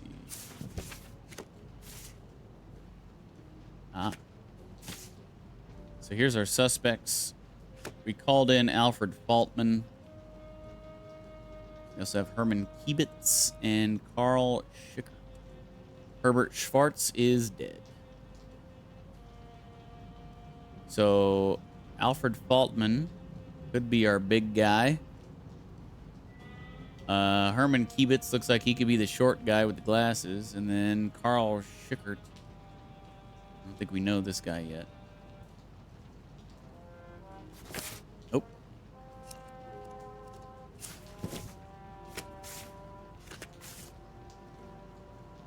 Oh, okay.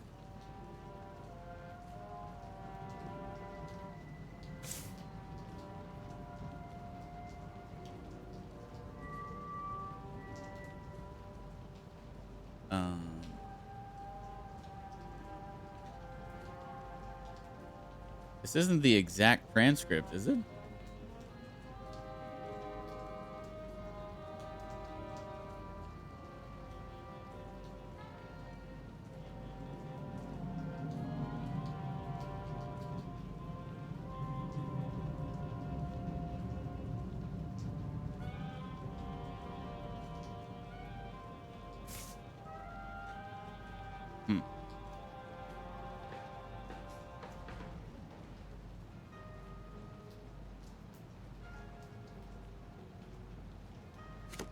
Okay.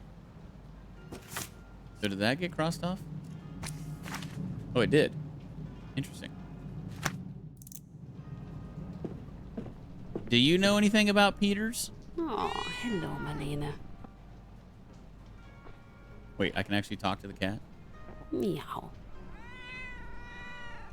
Oh my god. We speak Catanese. Well, there's nobody else to talk to about Peters, so... Alright, I guess we'll just go talk to him.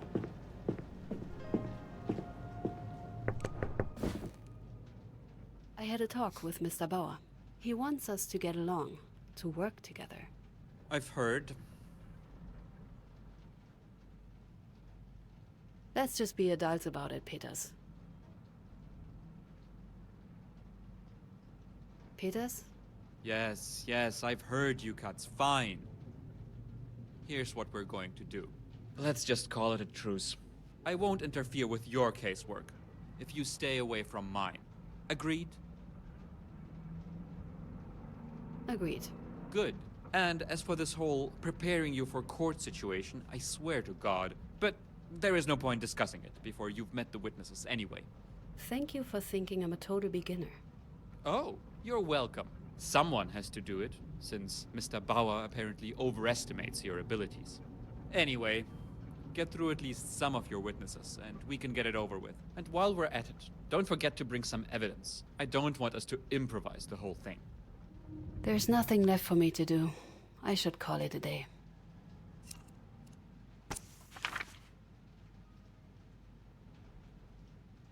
Maybe another bug?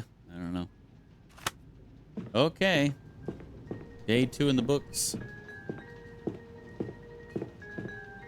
Miss Katz, how can I help you?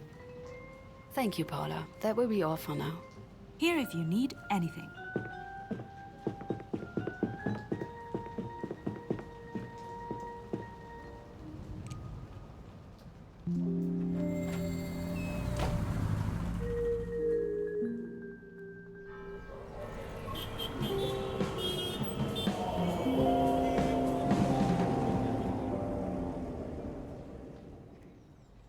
The first suspect, 24 September 1956.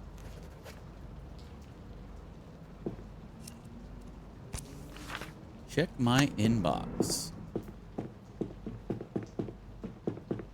Good morning, Miss Katz. Miss Katz! Good morning.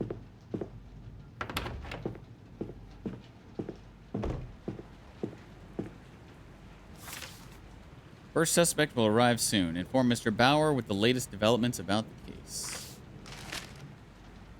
No end to the Suez Crisis. As the representatives of the 18 governments involved in the Second Suez Canal Conference begin to leave London, the truth remains unchanged. Despite the exchanged assurances of continued support and collaboration, the world is no closer to finding a peaceful solution to the crisis. U.S. officials voiced their concerns regarding the goals of the French and British delegations, suspecting them of having no interest in a compromise. Rearmament.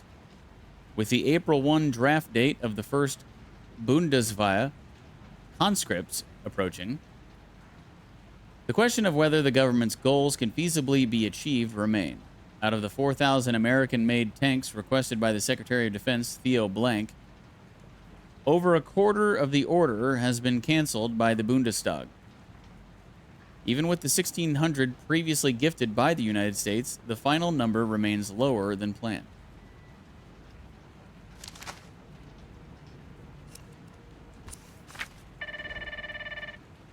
Examine the first suspect, then update Mr. Bauer. Miss Katz, excuse me. The witness you asked me to contact, Alfred Faltmann, just arrived. Thank you, Paula. I'll be joining you in a minute.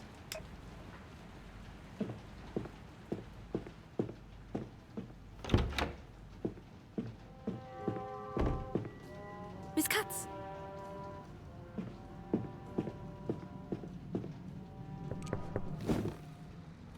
Mr. Faltmann, my name is Esther Katz. I am investigating the death of Hans Naumann in 1945. What are you investigating? The case has been closed. New evidence has come to light. My department and I are checking whether the case needs to be reopened. Sounds like wasting the German state's money. Just one question. Your name, Esther Katz. Are you Jewish? The name is often Jewish, but I am not. That's good to hear. Mr. Faltmann, please tell me what happened on April Well. 28, 1945.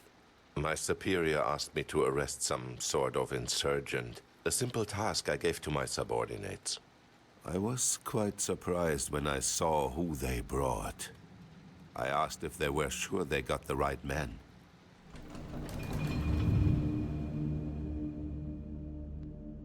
But Schickert insisted, so we took him back to the district office. The district office, where was it? The cellar of a previously bombed brewery. We had to relocate with all the bombings. It was cleaned up beforehand, of course. As much as was possible with the manpower we had. With how the war was going, we had to make do. Schickard and Kiebitz waited in the corridor as I spoke with the district leader, Mr. Schwarz. But he dismissed my doubts. Alfred, my man, you worry too much. It wasn't my place to doubt his decision, I thought. So we left his office and he gave the order. The HUD shows your current goal and the names of people present in memories. To enable the HUD, hold space. Okay. Got everybody here.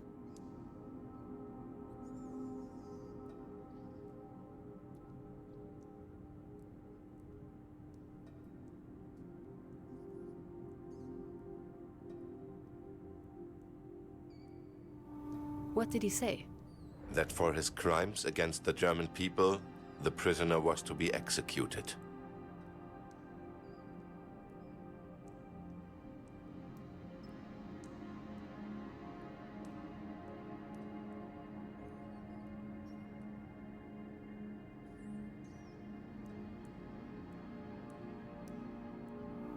How did the men react? I can't recall. It has been quite a while.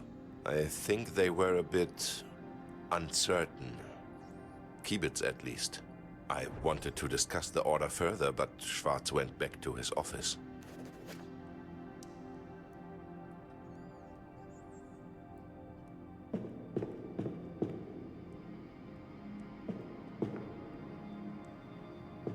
What happened after Mr. Schwarz left the hallway? We went to the captive. Kiebitz, Schickard, and I. I was hesitant, of course, but again, it wasn't my place to question Mr. Schwarz. And let's be honest, in those times, heads rolled pretty quickly for defying orders.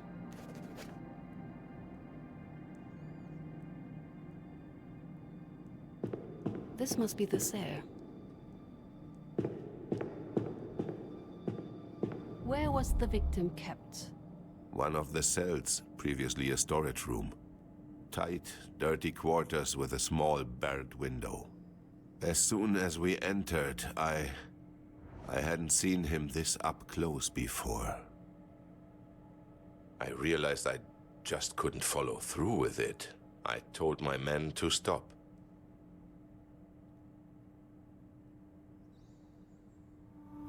What did you tell them? That this could not have been our man. We had to convince the district leader to reconsider. Did they agree with you? Kiebitz did, but Schickard, on the other hand, he wouldn't even consider it.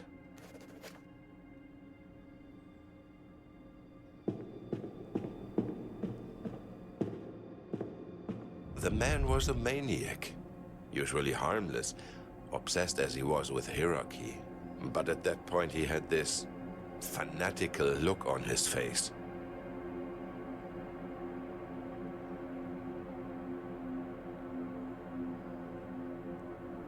What did he say to you? That he would report me to the Gestapo. Now, you know what that would mean, but that didn't matter. I knew Mr. Schwarz. I knew he would understand.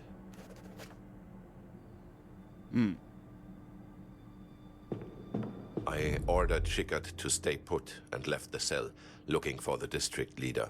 I was certain I could convince him this time. Did you succeed? I didn't get the chance. I was halfway through the hallway when I heard it. A gunshot. Schickard had gone through with the execution. How do you know? I thought you had left the room. Right, but it must have been him. He was so persistent about following the order.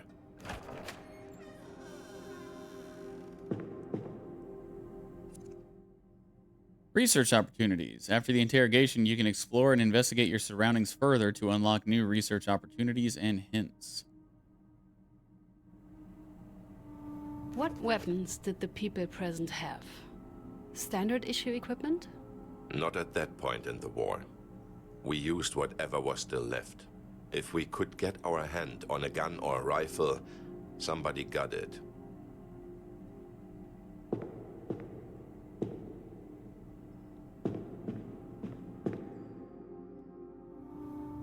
know what weapon Mr. Schickert used?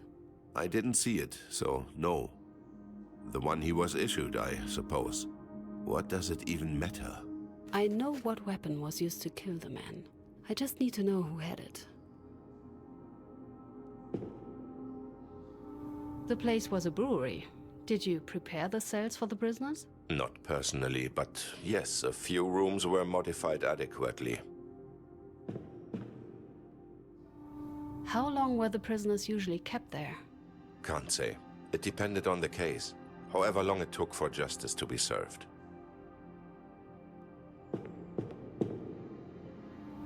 And what does adequately mean? It's been a while, miss. And I can't say it was something that occupied me. They were for criminals.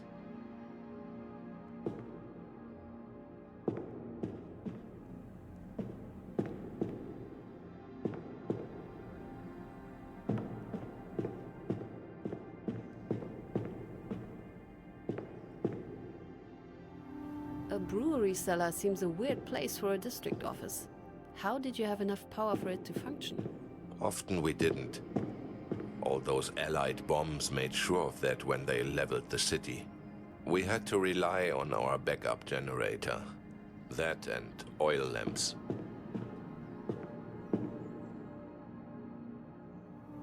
They must have had petrol to run the generator, or to destroy evidence. We had these oil lamps everywhere. In the bathroom, in the living room, in the kitchen.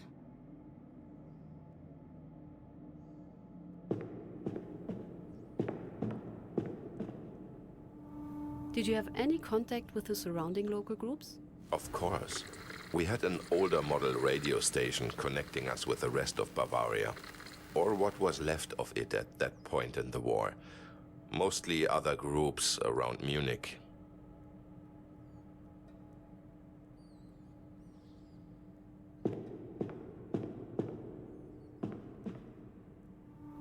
They seemed to scream forever, and you could still hear the bombs falling.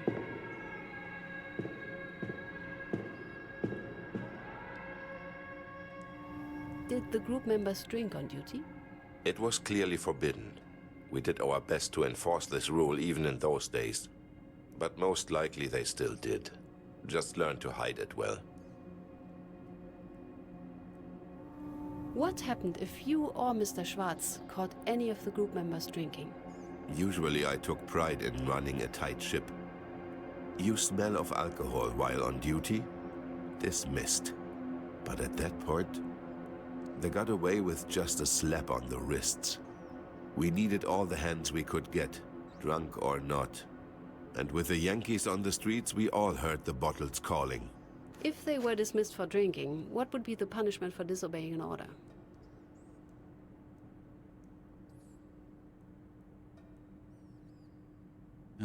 He's not going to answer that question? I think I'm still missing something. Was the victim your only prisoner at the time? It's been almost 15 years, for God's sake, woman. 11. You can't honestly expect me to remember details like that. Did many prisoners share the victim's fate? If they deserved it.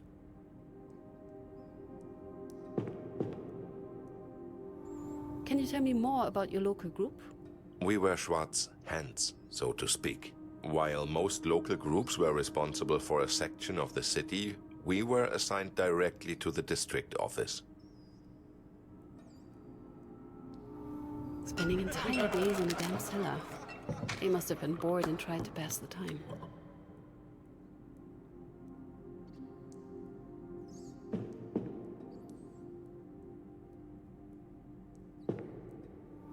When did you move to the cellar? 2 months back, mid-February, after those pigs burned Dresden.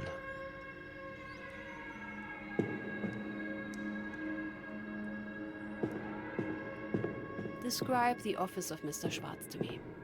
It was sufficient. At the end of the day, it was just an abandoned cellar. It was the one room with which we did the most, let's say, renovation. For a man of Schwarz's station, it was nothing more than an, again, sufficient office. What were Mr. Schwarz's responsibilities? He was the district leader, the highest authority in the city. The question should be, what weren't his responsibilities? Everyone in Munich answered to him. I should consider the chain of command. What can you tell me about working for Mr. Schwarz? It was a true honor. Comrade Schwarz was an exemplary German and a magnificent leader. I have him to thank for my work ethic. I learned much from his example. We all did. What about you? What was your role in the district? As a group leader, I made sure Mr. Schwarz and the party's will were enforced in the city. He needed somebody he could trust, someone who would see to it that order was maintained. That was me.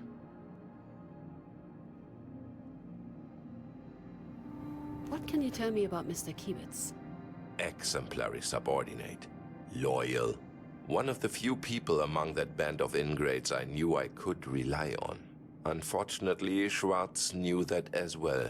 Kiebitz might have been a member of my local group, but he mostly worked directly for the district leader. Can you tell me more about Karl Schickert? A damned idealist. He wouldn't shut up about duty and Prussian values. Still, I can't say anything bad about his work. Always diligent, hardworking, and unbearable perfectionist.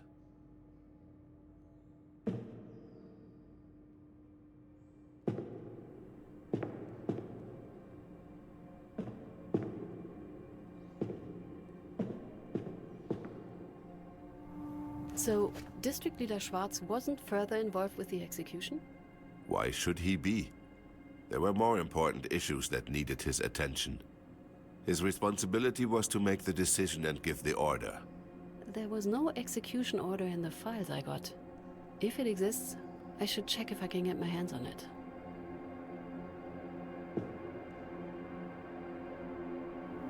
You said you had mentioned your doubts to Mr. Schwarz. I did. I tried to convince him to reconsider. Unfortunately, he remained unbudging. Do you remember how long the two of you talked? Well, now that's... well, can't say. It must have been a while. Quite a while. I did try my best. Unfortunately, once again, it wasn't enough.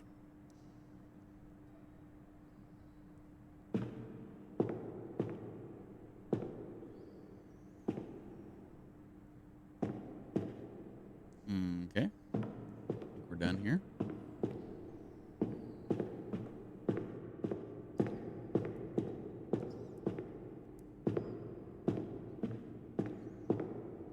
So, just to confirm, Mr. Schickert shot while you were not in the room any longer? That is correct. And that is all I know. Thank you for your cooperation, Mr. Feldman. I take back what I said in the beginning, Miss Katz. Perhaps it is right to reopen this case after all. Have a good evening, miss. I should update Mr. Bauer.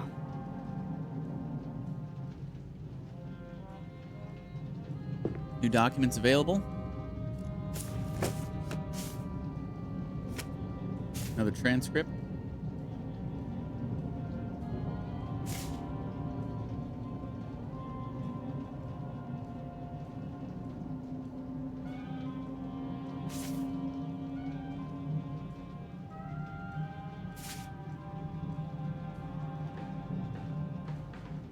Okay.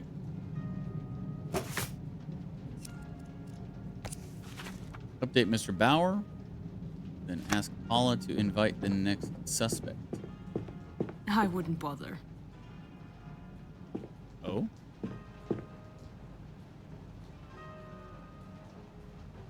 Did you see Mr. Bauer?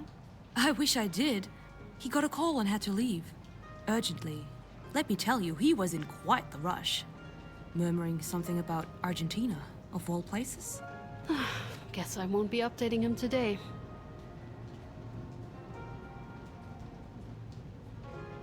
Any updates on the suspect's personnel files?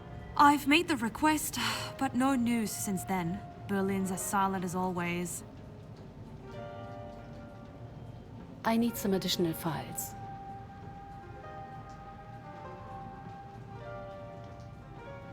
According to the suspects, the shooting was ordered by the deceased Mr. Schwartz. But I saw no copy of such an order in the original case's files. That's weird. I'll look into it right away. Anything else? Is there any chance some files regarding the group members' responsibilities remain?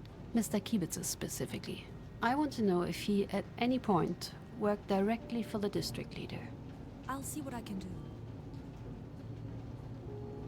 I need information on the equipment used by the local group. Weapons, mainly. As bureaucratic as the NSDAP was, they must have kept some sort of record. On it. Anything else? Kibo, find all additional documents in your first case. Wow. I need you to invite a potential witness. Of course. Who should I reach out to?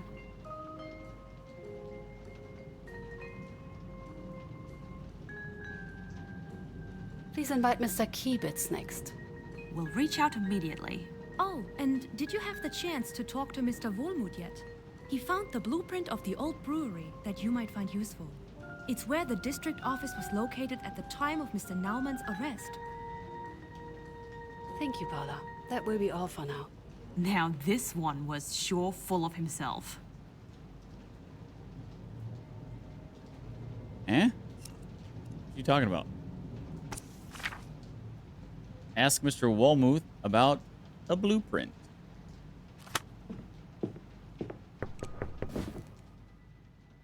Esther, right? Sorry, Miss Katz. To what do I owe the pleasure? I hope I'm not disturbing you. Disturbing me? Perish the thought. I'm just so sorry about the mess here. I got a bit lost in a lecture. Either way, forget it. What can I do for you? What's the book? Oh, just academia. I try to keep up to date. You're reading academic texts on your break? Guilty, Miss Prosecutor. Afraid I might even be a repeat offender. But I shouldn't bore you with details. You probably didn't visit to talk about books. Paula told me you have something for me. Some sort of blueprint? Right. Let me just see, where did I put it? What a mess. I've been just buried in all of these papers since morning. Altöttinger Straße 35. There we go. As we can hardly access the original crime scenes, blueprints like this ones are our second best thing. They are what you will be using in court to reconstruct your case. Thank you. It's not a problem at all. We need to have each other's backs here. So, who do you think did it? I'm sorry? The old man. Who shot him? Build your theory. The blueprint shows the crime scene and the people involved. Your goal is to build your own theory of the course of the crime by arranging the actors for each step. Course of crime. The crime is divided into 5 steps. Each step is connected with a question that you answer by reconstructing it on the blueprint. To answer Christoph's question, jump to step 5.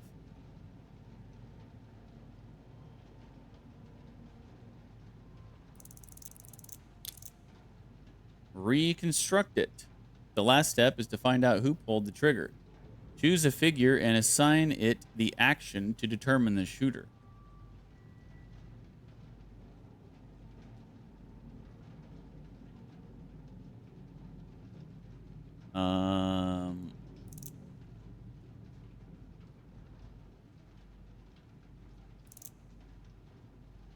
Well, if we're going off of what Faltman said, it was Kiebitz, right?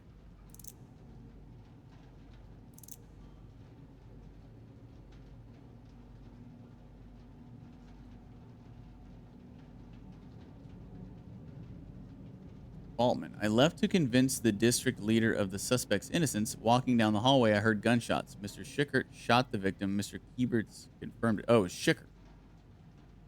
Mr. Schickert shot the victim. Mr. Kiebitz confirmed it.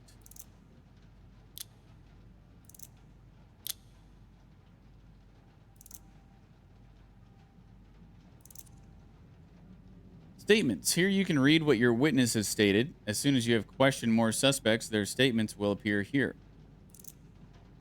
Done. You will find the blueprint in your office from now on. Continue to close the tutorial. I think it could have been Schickert. And is that what your witness told you? Yes, it is. Just remember, you can't always trust what they say. People lie, misremember, make honest mistakes, even more so when they're potential suspects. Our role isn't to retell their testimonies in court, but to build theories of what actually happened, which might be different from what any witness tells you. But here I go, babbling away again. Sorry. Shouldn't keep you any longer. Hope you find the blueprint useful. Yes, we're well aware of how this works, but you asked who I thought did it, and at this time, that's all we got to go on there, my dude. Actually, I have some other questions. Oh, thank God. I'd take any reason not to go back to all this. I think that's all for now. Don't be a stranger. False alarm. There's nothing left for me to do. I should call it a day.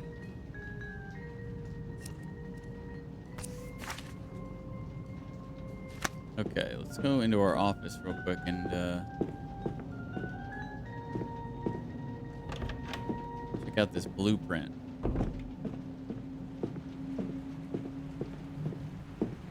Ah, okay.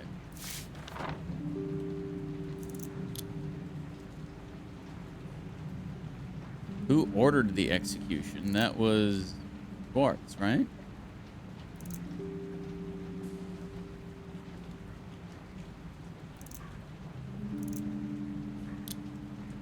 Who went to the cell where Mr. Naumann was held captive?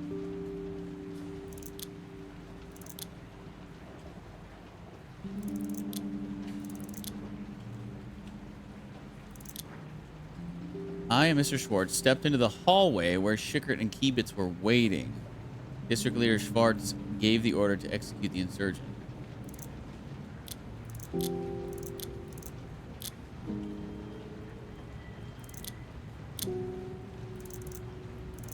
Okay.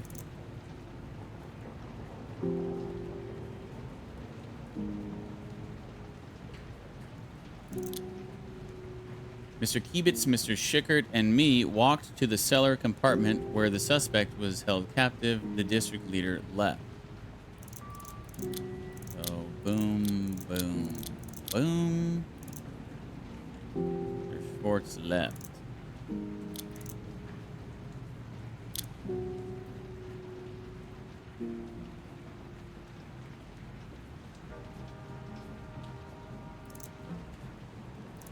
Okay.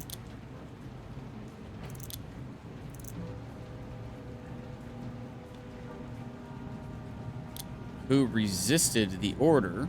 I saw Mr. Naumann bent by age and refused to follow the order. So, Faltman defies order. Who threatened with the Gestapo if the order was refused? In my response to my rebuttals, Mr. Schickert insisted on the punishment of treason and threatened to call the Gestapo and report.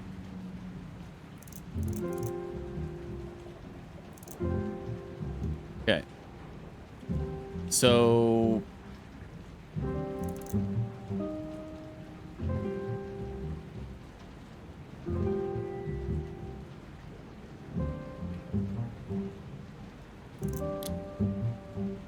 So Faltman left.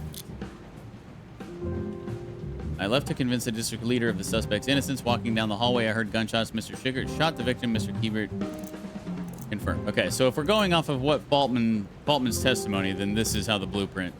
We had the blueprint laid out exactly how Faltman testified. Not to say that's, you know, true, obviously, but it is updated with our latest information. Good night, Donna. High flame by flame.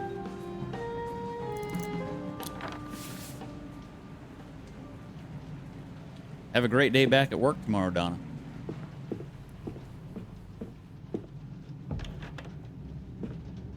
All right, I guess we're going home now.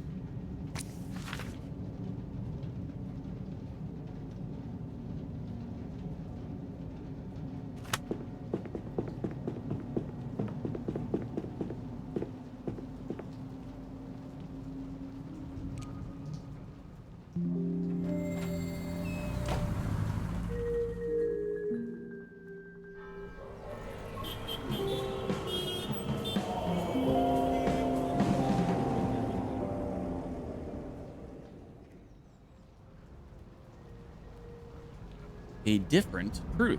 27 September 1956.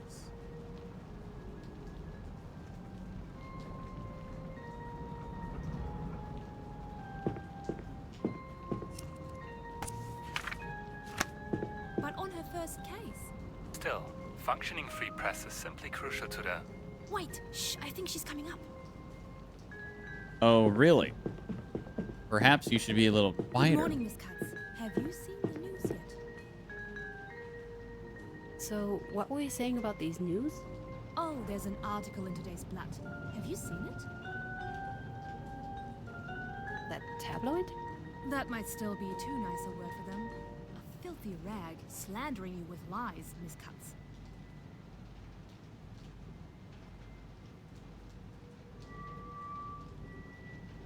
Me? I'm afraid so. They didn't include your name, though, thankfully.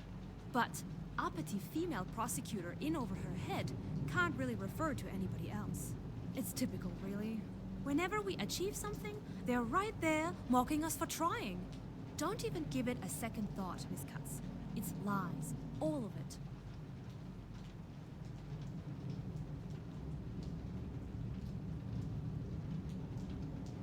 They can write about me all they want. I'll just keep doing the work. That's right, though it's quite popular, and there might be consequences. Miss Katz!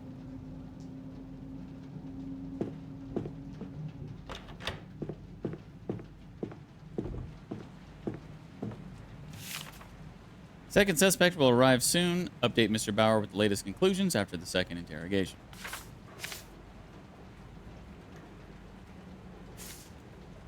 I don't know how it's possible that the previous prosecution overlooked this. I found Schwartz's order, and turns out even it referred specifically to Jan Naumann.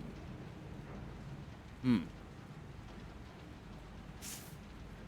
the name of the German people, in the case of Jan Naumann, date and place of birth, January 2nd, 1917, Munich. Occupation, unemployed. Marital status, single. Place of residence, Hauptstrasse 12, Munich. Arrested on April 28th, 1945.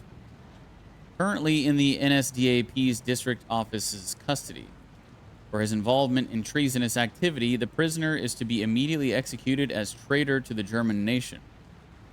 Grounds. Prisoner Jan Naumann was recognized as the perpetrator of an organized operation deliberately aimed at weakening the people's resistance against the invading forces.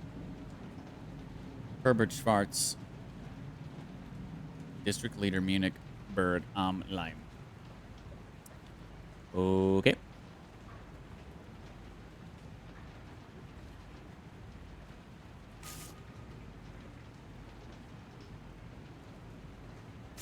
We received some files that should have contained the information on Mr. Kiebitz you asked for. Sadly, they were badly burned during the bombing. I hope they can still be of use.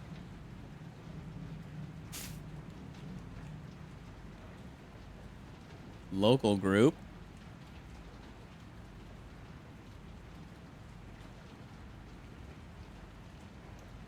That's probably something, because they were part of the local group, right?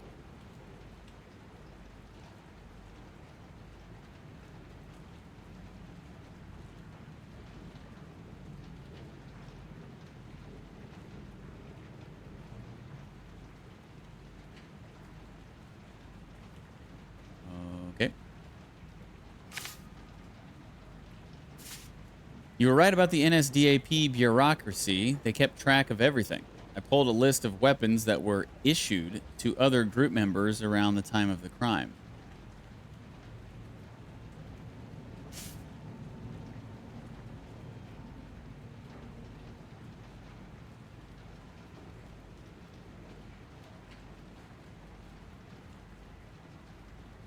Oh. We need to match that with the last thing. The member number. Prosecutorial misconduct. Hessian General Prosecutor Bauer's problems continue as his special division once again finds itself in the spotlight. Concerns are being raised regarding the possible misuse of public funds, which, as some claim, are currently being wasted on reopening long since solved cases. According to our sources, such investigations are further compromised by the inexperience and overzealousness of the team's younger prosecutors. Red ball? As Khrushchev's policy of desalinization continues, Moscow's influence seems to shrink with each passing day. Last year, Vladislav Gomulka was still a political enemy of the pro-Soviet regime, imprisoned for subversive actions. Yesterday, he was appointed as first secretary of the Polish United Workers' Party, joining Hungary's minister Imre Nagy as yet another openly anti-Stalinist head of an Eastern Bloc country. Okay. Let me see this.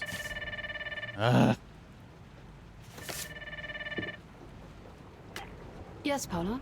The witness you asked me to contact, Hermann Kiebitz, just arrived. Thank you. I'll be joining you in a minute. Okay. So...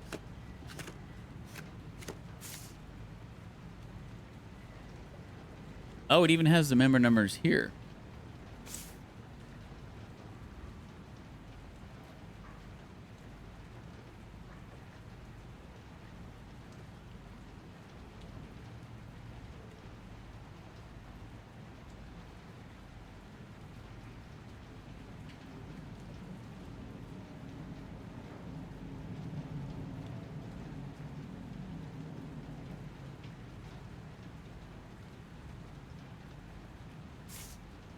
Okay, so 401-3482.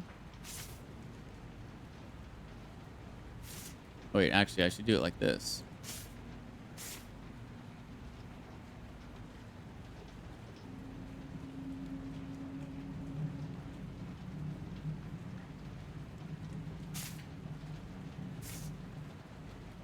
Four oh one 3482.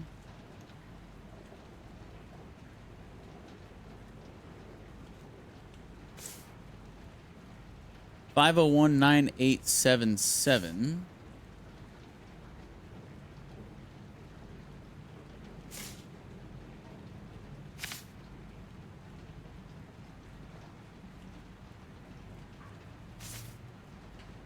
Five one eight 6332.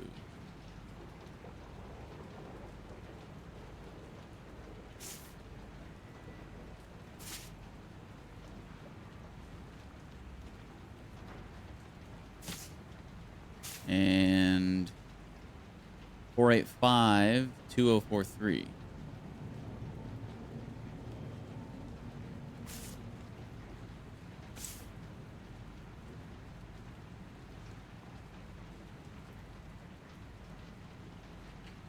Okay. That's not it then. This doesn't add up.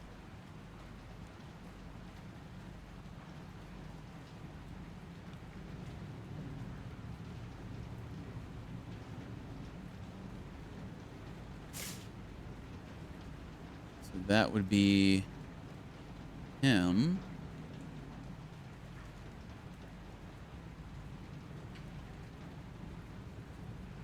Five oh one 9877 right here.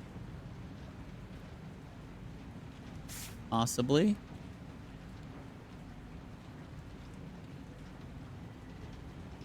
Five one eight 6332 right up above.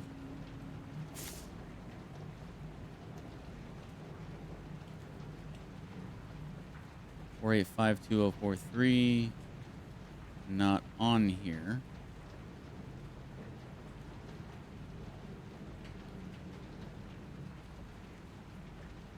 Okay.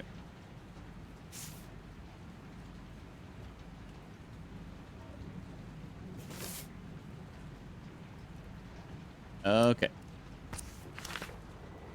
Let's go have a little talk with Mr. Ebit. Good morning. My name is Esther Katz. A pleasure, miss. Could you tell me how long I have to wait for the prosecutor? Mr. Kiebitz, I'm the prosecutor here. Oh, modern times, I guess. How long will this take? It will take as long as it takes. It's all right, miss. I'm just asking. Let's get started, shall we? This is about the arrest of Hans Naumann in Munich on April 28, 1945. According to a witness, 2 men picked up Mr. Naumann from his apartment. Were you one of them? You're pretty. You know that? Mr. Kiebitz, were you one of those men? No, I wasn't. We drove to the house. Then our group leader and Mr. Schickert got out of the car to arrest the men. The lies. Then Who's lying? they tossed the old man into the car and headed to the district office. Please describe the situation. District leader Schwarz came out and gave the command. Somebody's not telling the truth. Why did you relocate the office? Because of a big air raid. We wanted to be underground. We hoped that we would be safer there.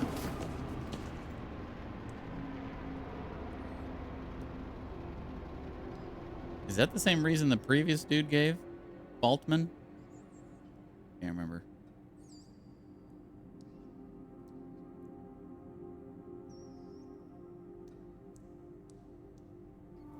What command? What did he say? He ordered us to execute the man. Then he left. I felt uneasy. This wasn't right.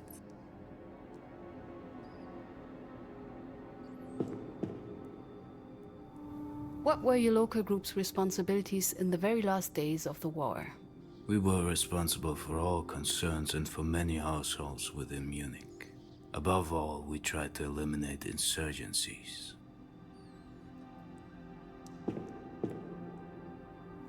How many people were in your local group? Around 10, but we were never all present at the same time due to shifts and different responsibilities. 11, 12. No, we were down to 11 then. The Gestapo took Ludolf back in January. So the Gestapo threat wasn't something new.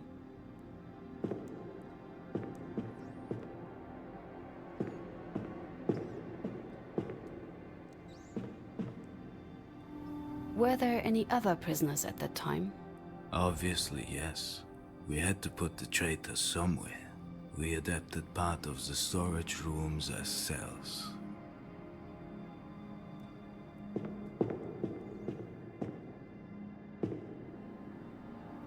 How was your relationship to Mr. Schwarz? He treated me fairly and friendly. I learned a lot from him. How was working under Mr. Faltman? Great. He was a good leader and a better man. It was a pleasure to work with him. Even though some people might have disagreed, we had our share of malcontents in the group. But he knew how to deal with them effectively. Interesting. I should ask Paula if she can find any information about this. What were your responsibilities in your local group? Most of the time I accompanied District Leader Schwarz and drove him when he needed a driver. He knew how to convey power and discipline. I think that's what we just found out on the previous marking of the documents. That he was the driver. How did you and Mr. Schickert get along? He and I didn't have much to do with each other. We were just part of the same local group. He was no feast for the eyes, a cranky guy, strange.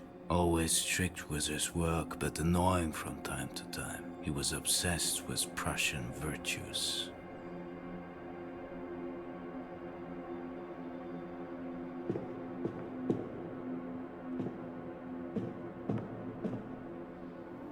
Did Mr. Schwarz even get to see the victim Hans Naumann?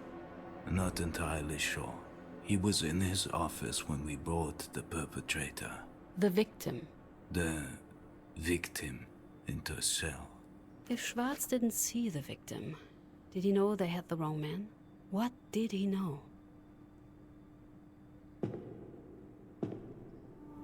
For how long did Mr. Faltman talk to Mr. Schwartz? Miss, it was over 10 years ago. I don't remember. Couldn't have been too long, as Mr. Schickert didn't have enough time to really get on my nerves.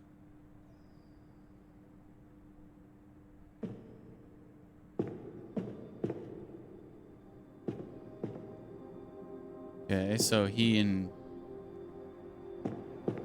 Ebitz and Schickert didn't really like each other, eh? We followed group leader Faltman to the cell. There was tension.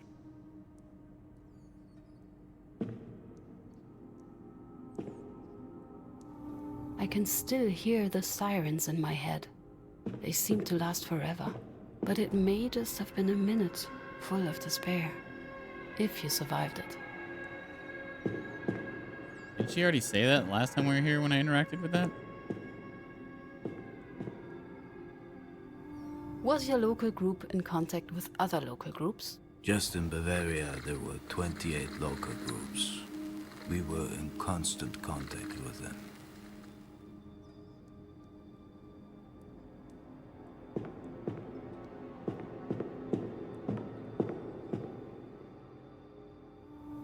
How did you ensure the energy supply? The district struggled to produce enough energy. There were frequent power failures. For emergency, we had a generator. If worst came to worst, we used oil lamps.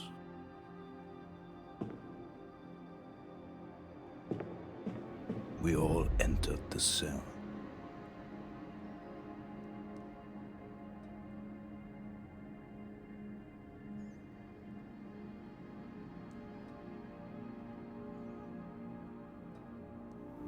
What was Mr. Faltman doing?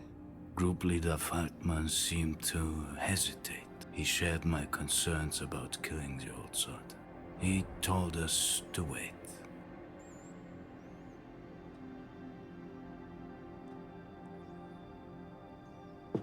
Yet Schickert insisted. He referred to that new order about dealing with insurgents. He was such a stickler for the rules. He could be really annoying about these things.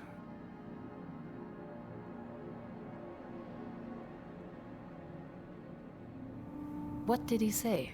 He yelled he would report us to the Gestapo. Faced with this open threat of being denounced, we did not dare to act.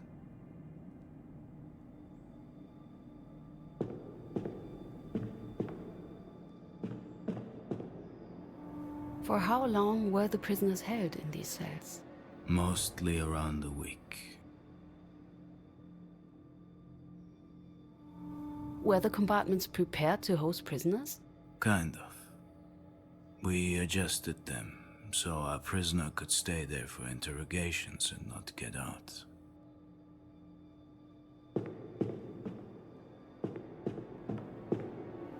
Being locked in a cell like this, not knowing what would happen next, this must have been so hard.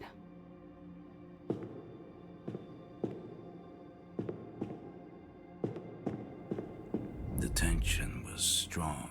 Group leader Faltman ordered us to wait once more, but Schickert drew his gun and shot him.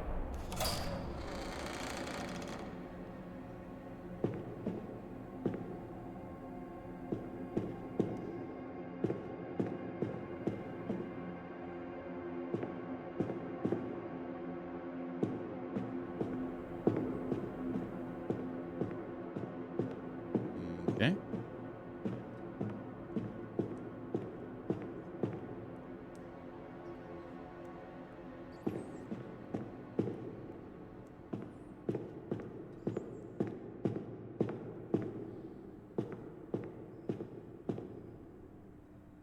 Looks like I got everything, hopefully. Oh, Were summary executions common? In those days, yes. summary executions? What does that mean? So what you are saying is, Schickert shot the old man against Mr. Faltman's order? Exactly. That's horrible. These are brutal events you're getting to hear here. Are you sure you're up for it? Honestly, no one would think this is a job for a woman. What do you have to prove? I will file a formal complaint. What would you like to complain about? About talking to you instead of a real prosecutor. I see. Well, if you think that's necessary, go ahead. Thank you for your time, Mr. Kibitz. Goodbye, Miss Katz. Interesting. The suspects seem to agree on many aspects, but not all. I should see if I can make some sense of this on the blueprint and get this meeting with Peters over with. Miss Katz, there was a call for you. Actually, it was multiple calls.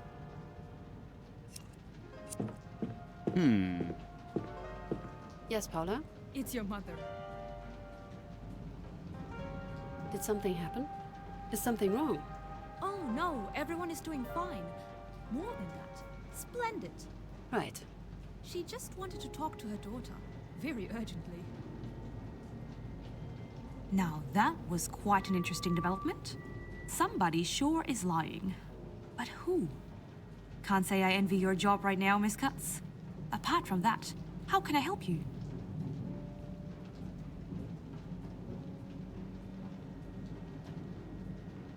Are there any updates about the personal files? I suspect I already sound like a broken record to the Berlin Document Center. Sadly, no news yet, but I will keep you on track once I hear something. I need some additional files.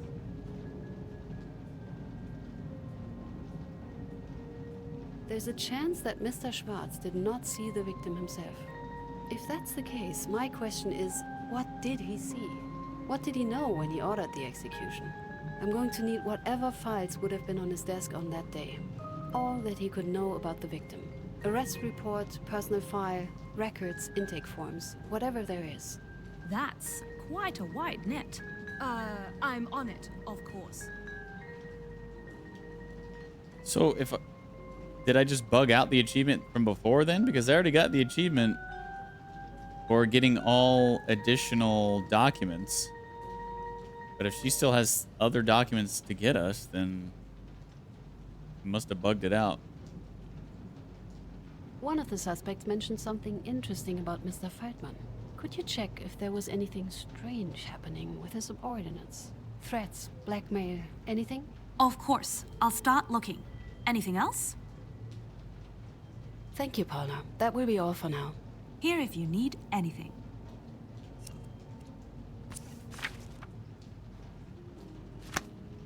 Okay. Let's go call Mom back, I guess. Real quick. Who do I want to call?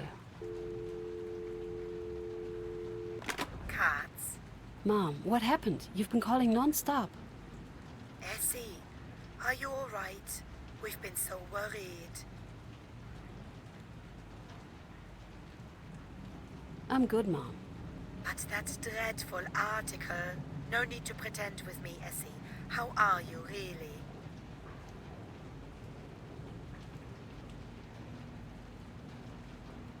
I didn't expect anyone paying so much attention to me. It's disturbing, to be honest. You poor thing. I just hope no one else figured out it was all about you. Oh, how embarrassing that would be. Oh yes, truly. There is nothing in the world that could be worse, Mother. Oh, haha, very funny, Essie. Yes, mock your poor mother all you want. People are confused enough about the origin of your father's name as is. Now, with that article, I'm just afraid of what other people might think of our family. I see. But enough of that. Let's focus on the now. I have wonderful news, Essie. What? You can't just... I just invited the Müllers for coffee this Saturday. We were just talking about me destroying our family. And now you want to tell me all about the Müllers? Oh, don't be like that. You have to come. I'm dying to show off my smart daughter. Who are the Müllers? Do I even know them? I don't think you have met them yet. They just moved into the piano floor of the house opposite. Wait, Did the Webers move out? No, no, the other house, the Langs.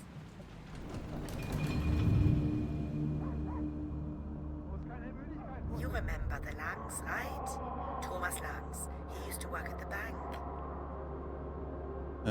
Okay. Well, I wasn't expecting to go into an investigation on this.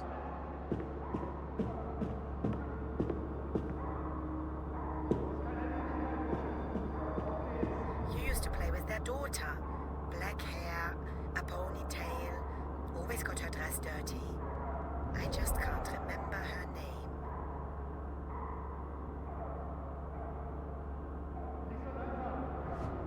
I really don't know who you're talking about. Anyway, I can't this weekend. Oh, what a pity. The Müllers are really nice people. And they have this good-looking son. Mom! All right, just mentioning it. No ulterior motives. Another weekend then. Are you free the week after? I need to get back to work now, Mom. A shame. Get back to me soon, will you? Sure. Bye, Mom. Goodbye, Esther.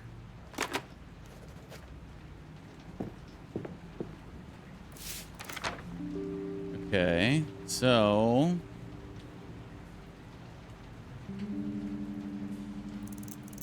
is there a way to I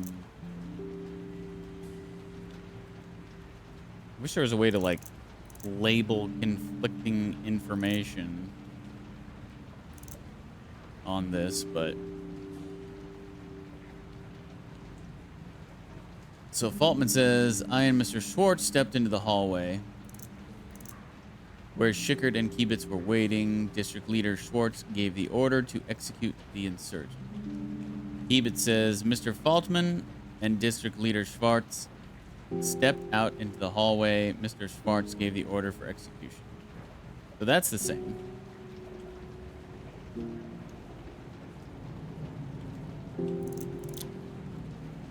Mr. Kiebitz, Mr. Schickert, and me walked to the cellar compartment where the suspect was held captive. The district leader left.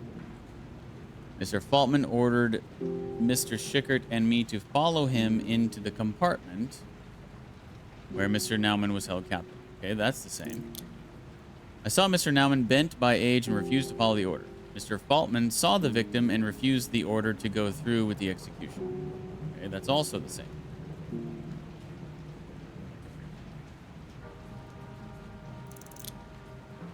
In response to my rebuttals, Mr. Schickert insisted on the punishment of treason and threatened to call the Gestapo and report me. Mr. Schickert insisted that the order of a higher-ranking member must be followed and threatened Mr. Faltman to report him to the Gestapo. Okay, this is all the same so far. I left to convince the district leader of the suspect's innocence. Walking down the hallway, I heard gunshots. Mr. Schickert shot the victim. Mr. Kiebitz confirmed it. Schickert carried out the order and shot Mr. Naumann against Mr. Faltman's will. I saw it with my own eyes. Okay, so both of their stories are the exact same, basically. So it's going to be interesting when we call in Schickert, because he will certainly not be saying the exact same thing.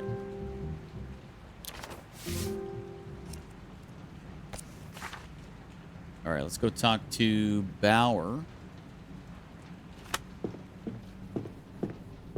and update him on the situation.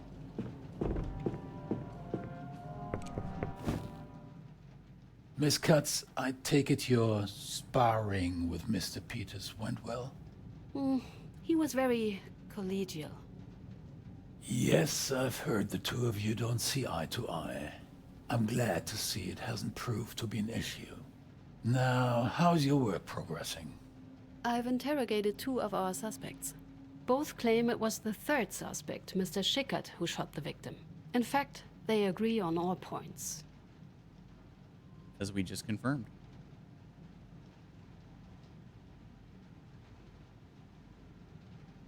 The case seems rather clear. It may well be, but it's too early to say.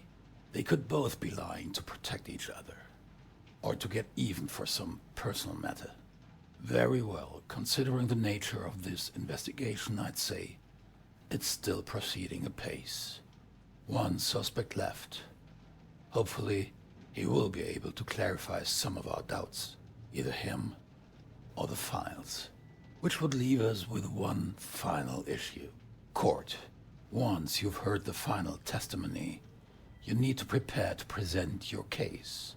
That means reconstructing the course of the crime and finding proof that would back it. As mentioned, Mr. Peters will help you out. Teach you how to present your findings, prove your claims. It will help you to familiarize yourself with the ins and outs of court. We cannot afford to fail at court, and preparation is the key to success. That's why I urge you to start with your training right away and build your theory. Once you hear from all witnesses, we need to move to court quickly. I hope it's all clear? Of course.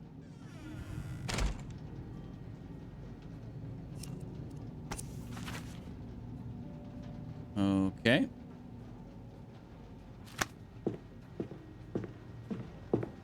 Apart from that, how can I help you?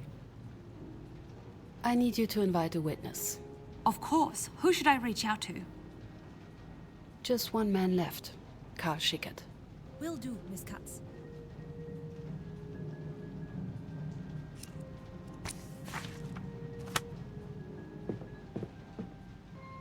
So am I supposed to go talk to Peters? Reconstruct the crime scene, or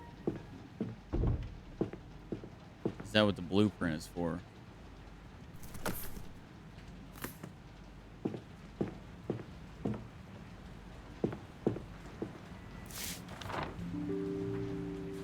So this is fully updated. I guess let's go talk to Peters. Or not. Is he here already? Oh, good you're here. Mr. Peters asks me every 5 minutes where you are and when you're coming. Not only Peter's patience is growing thin. Is everything okay?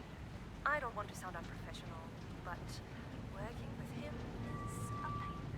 Thomas, why does he always have to be so rude? I don't know what his problem is, but I have little hope that it will ever get better. Well, I hope you're wrong.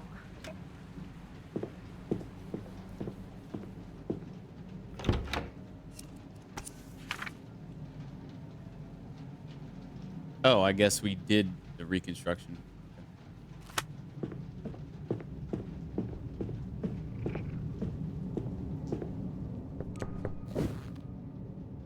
Honorable Miss Katz, would you be ready then?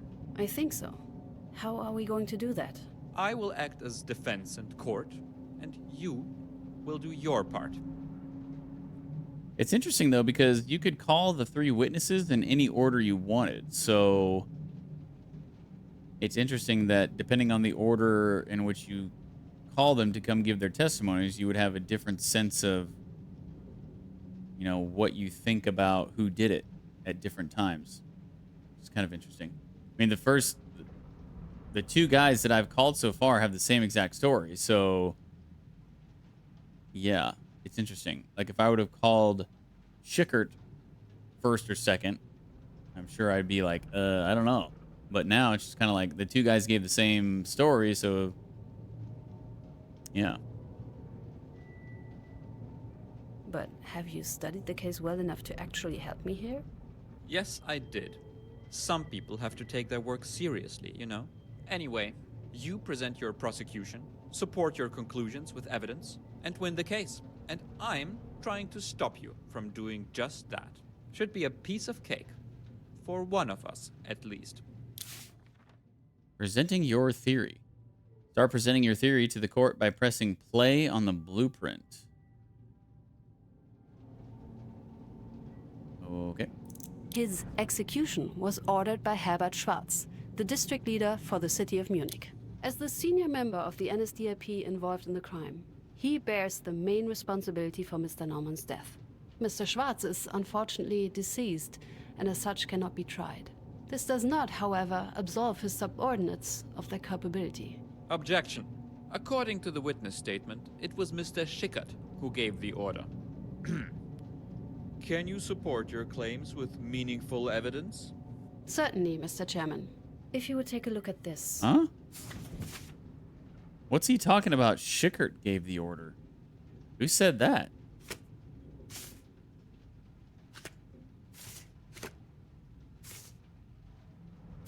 Or is he just trying to make us really prove what we're saying?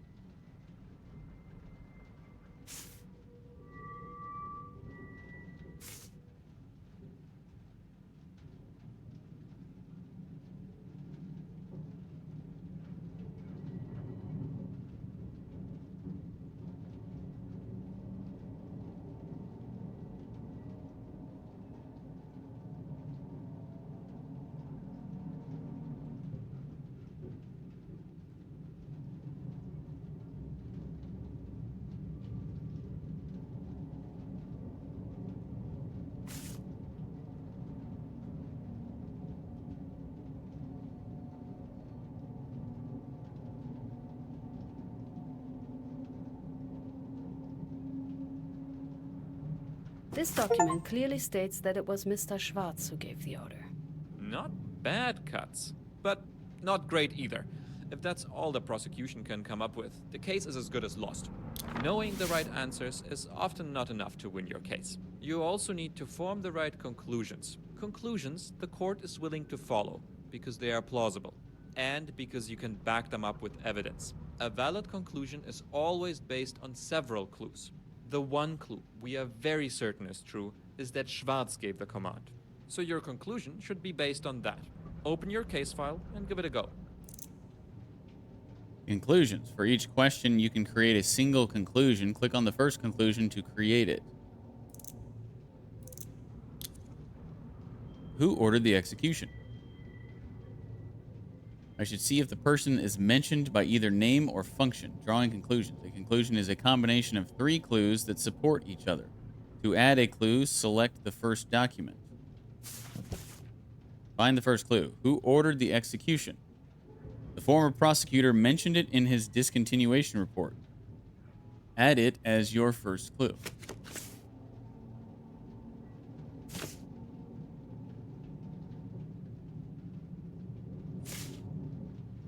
Select a paragraph. Now select the corresponding paragraph, in this case, one where it clearly states who ordered the execution.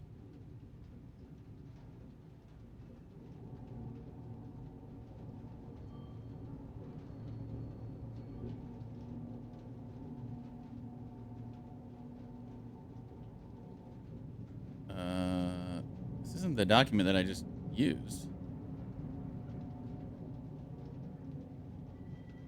The execution ordered by the district leader was carried out according to the law. Okay, right here.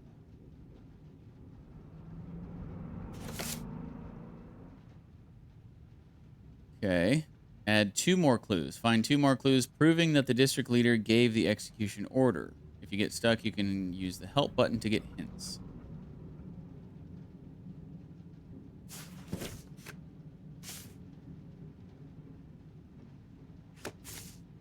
Okay, well, the one that I just used, right? Right here.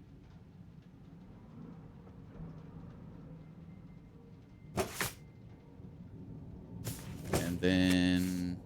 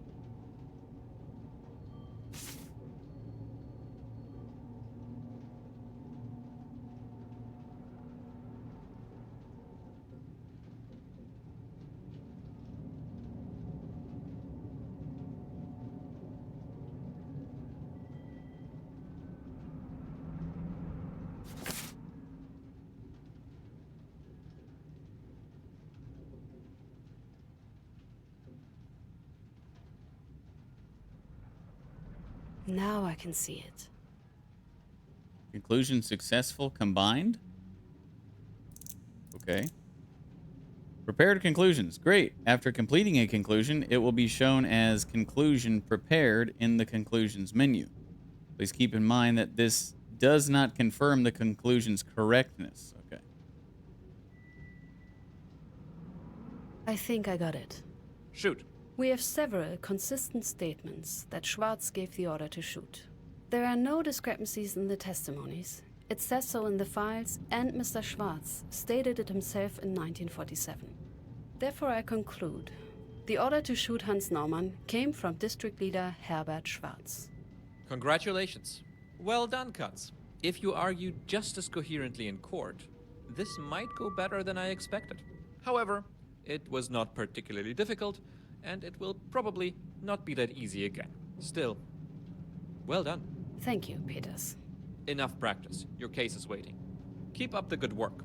What now? You can't finish your theory before hearing that last witness, so you could go home. Personally, I like to be prepared, so I tried to see if I can find more conclusions. But I was always willing to go that extra mile. You do you. Peters? Katz? There's nothing You left for do me you. to do. I should call it a day. They also said that in 1956? Okay. What did she say earlier that made me roll my eyes? Oh, I'm good. Like, I clicked on the bathroom. She was like, nah, I'm good. Like, really, guys? Don't think that's how people talk. So...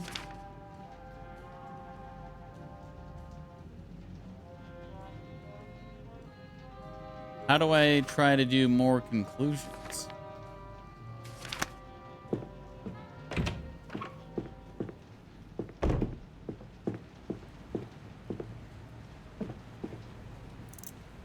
Ah. Who went to the cell where Mr. Naumann was held captive?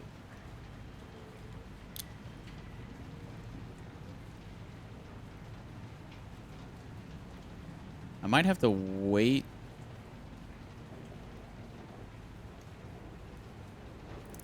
I don't think there's any documents outside of the testimonies that state anything about that, is there?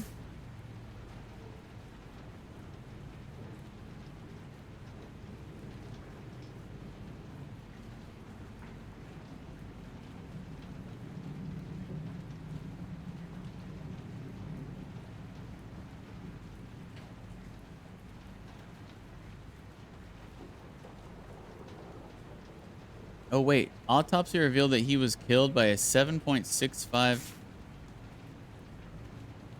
Wait a minute. 7.65 millimeter Browning caliber gunshot to the forehead at close range. 7.65 Browning caliber.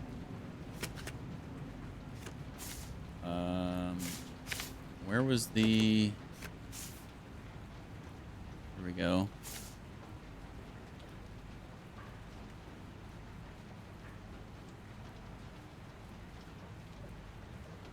Three. Schickert. Okay, well, I mean, Schickert had that weapon. Maybe these first two guys are telling the truth?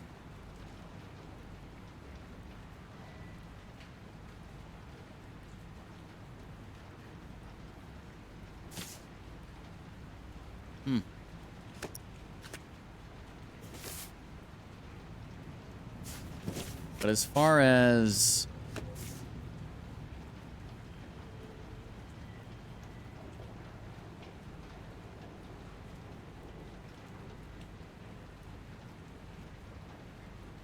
so this doesn't say anything about being in the cell. It's just that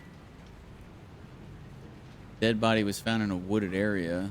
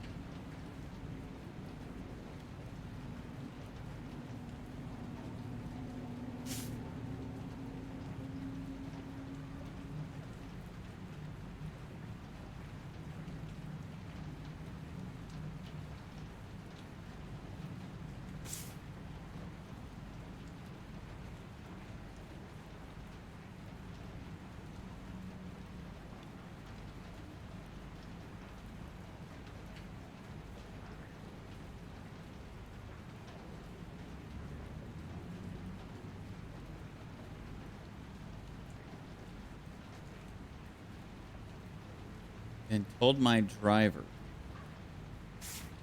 Is Faltman the driver?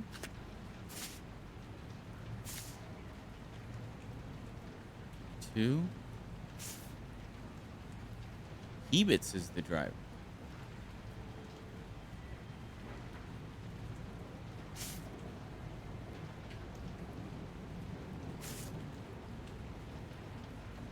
Okay, so Bart said, I then told my driver to come with me to my office. So that's Kibitz. The others went to the prisoner to carry out my order as requested. That's not what Kibitz said.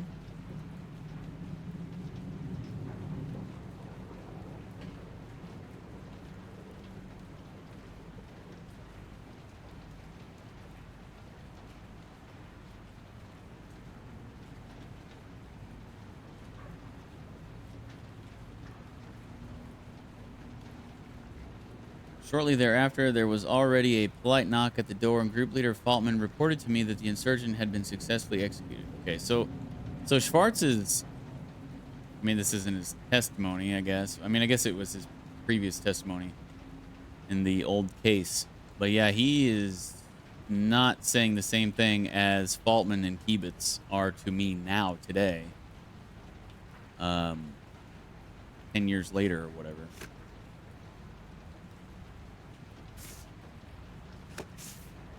So, but other than the transcripts of Faltman and Kibitz, we don't have 3 pieces of information as to who was inside the cell.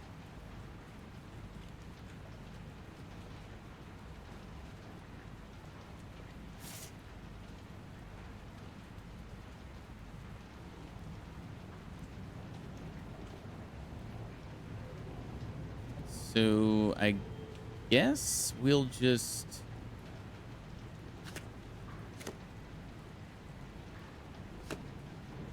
before going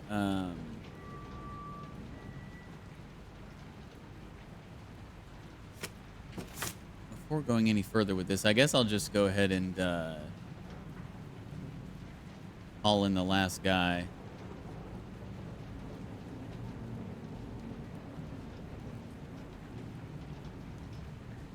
Okay, so I guess we'll just go home for the day. And then the last witness will be here next time we come to work.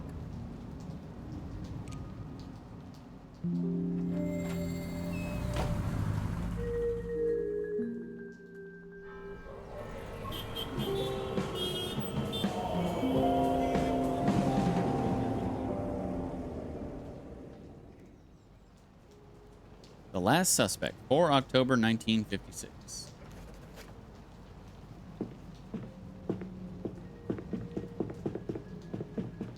Good morning, Miss Katz. Oh, and there was a letter for you. I left it on your desk. Miss Katz.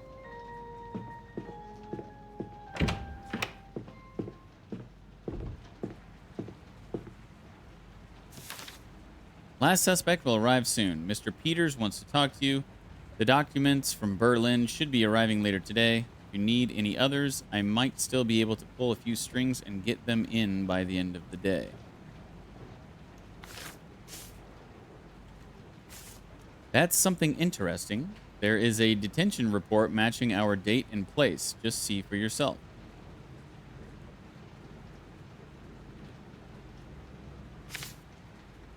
Detention report. Male, Jan Naumann. Unemployed, German, January 2nd, 1917. Place of birth, Munich. Signed, Alfred Faltman.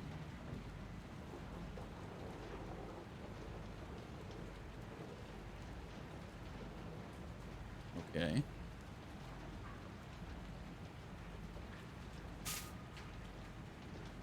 I found a letter about Mr. Faltman concerning one of his subordinates in the Gestapo. The chief of the Secret State Police, Gestapo, to the district leader, Schwartz, Munich, 17 January 1945, concerning the incident with base manager L. Stieg. The suspect was arrested by the Gestapo on 5 January 1945. All ranks that L. Stieg held in the local group are revoked from him. L. Stieg is not allowed to join a party and is serving a prison sentence. The base manager's arrest was made possible thanks to the righteous denunciation by his direct superior, whose loyalty to the Reich and its people should be commended. Heino Holler.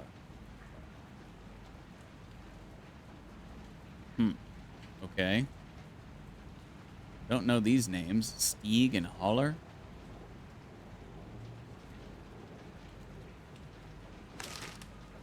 Hungary invaded.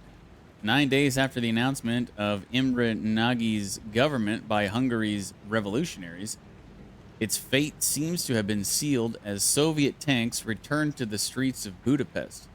Reports of violence continue to flow from around the entire country, with what remained of the Hungarians' forces being rapidly eradicated by the invading USS Army. Chairman Nagy's fate, following his unanswered plea to the nations of the world, is unknown. Suez aflame. A week after the occupation by the Israeli army, it continued to attack the remaining defense forces on the Sinai Peninsula.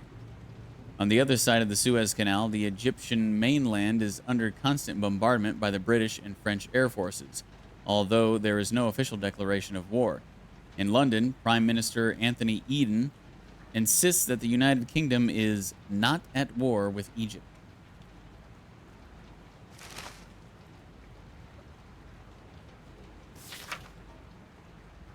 Oh boy. Jewish pig. We know where you live. We know what you do. We are watching. Day and night, we see you. The German people have been through enough because of vermin like you. You should have burned with the rest of your kind, and instead of disappearing, hiding in the gutters where you belong, you once again attacked us. So hear us. You will burn. We will finish what we started, beginning with traitor trash like you. Whoa.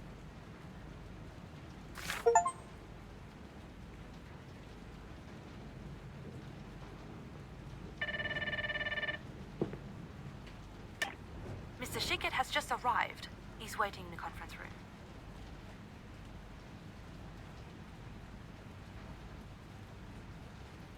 Mr. Right. Thank you. I'll be right there. Is everything all right? It was a threat letter. A threat? Oh dear.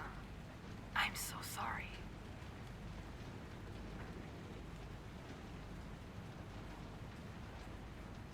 Did you notice anything off about it? No, I'm sorry. It just came with the rest of the post, like letters do. Right.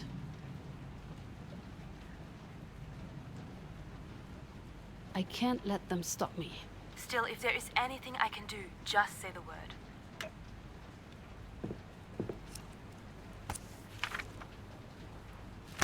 Okay. Last interview.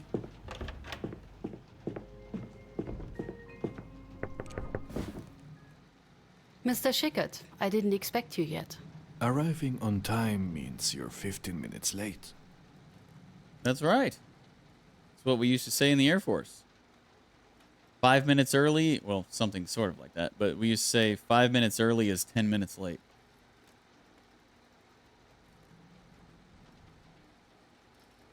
Kind of the same thing. Very traditional. Nothing wrong with good traditional values. Thank you for coming. My name is Esther Katz. I am the prosecutor in charge. I'll cut right to the chase. What happened on the 28th of April back in 45? So, you're finally reopening the case, aren't you? Yes, we do. There are questions that have to be resolved. It is time for some gentlemen to answer for what happened back then. Just to be clear, you are referring to? Kiebitz. and local group leader Faltmann. So, your superior and your colleague. What had happened? On that day, Faltmann, Kiebitz, and I had captured an alleged insurgent. We had taken him to the district office and locked him in a cell. It was an old man. Was his name Hans Naumann?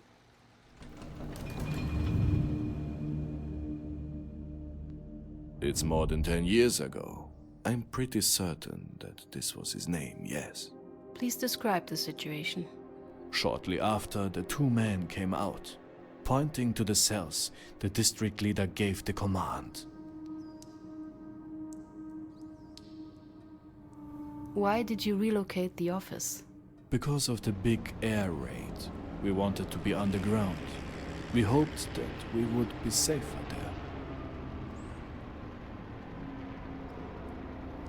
Can you tell me more about your local group? We mainly wrote reports and helped in the district where help was needed.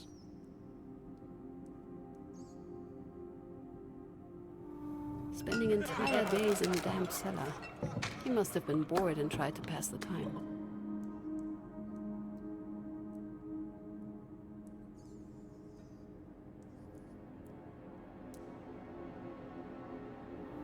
How did the members of your group spend their free time? They went drinking together. Not me though. I don't drink. I prefer being home early and getting a healthy sleep.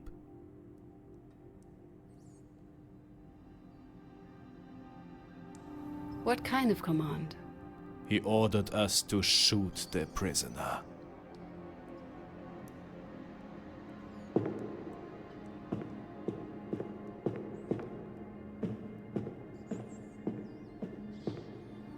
Were there any other prisoners at that time? No. The old man was the only one that day. Was it common for prisoners to be executed? No. We were a local group, not the SS.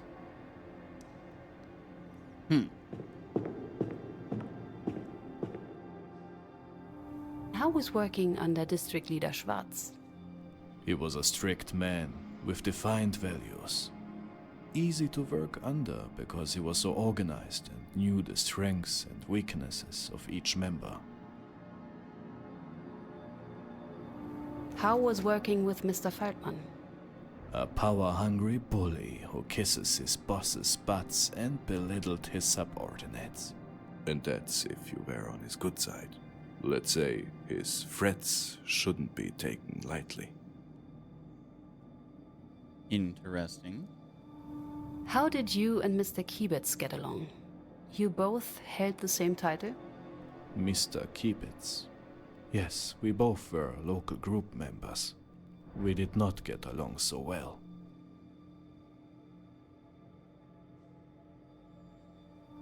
How did you fit into this local group? I have always proudly done my duty. I oversaw security.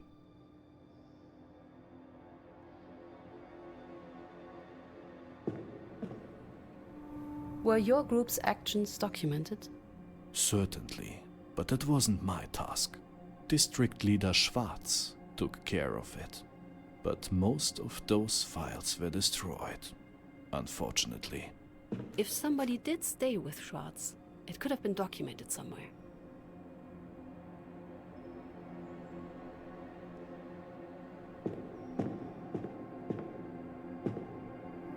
For how long did Mr. Faltmann talk to Mr. Schwarz? It was just a short meeting, maybe for a couple of minutes.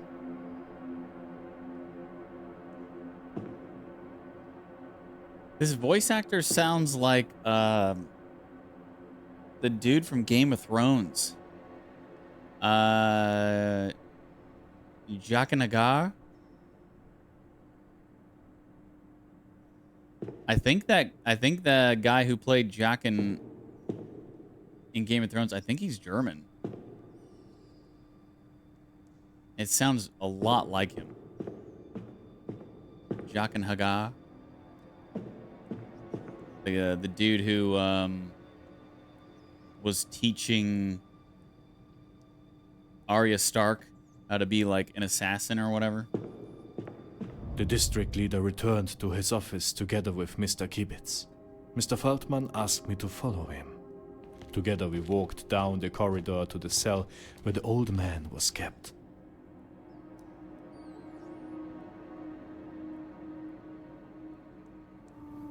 I can still hear the air raid siren in my head.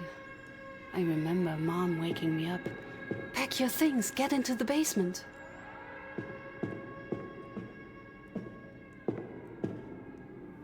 Was your local group in contact with other local groups? We were in permanent contact with all the other Bavarian groups.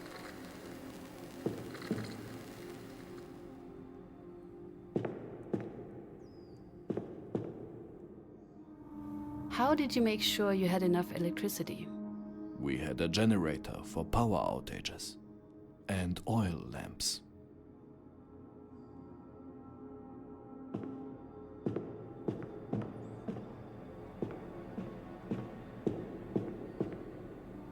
Who prepared the cells for prisoners? A few colleagues from the local group. It did not take much to set up. With a bucket and a mattress, it was done. Did prisoners ever stay longer? A couple of days maximum. They were here for interrogations.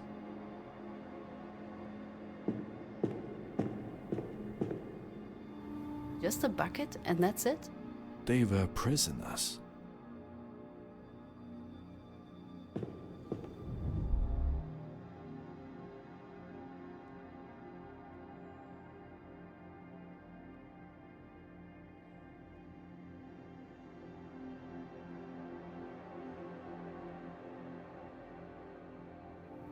What did Mr. Feldman do? The group leader raised his voice.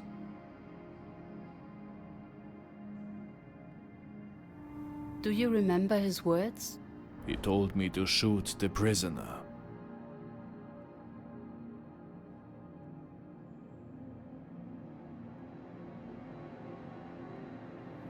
And did you shoot the prisoner? No, I did not. The man was clearly innocent. You did not? Really? Just like that? Not just like that. I refused the order because the prisoner was not the man we were looking for. He was accused of... what was it again? I remember someone mentioning it. Just a second, I have that somewhere.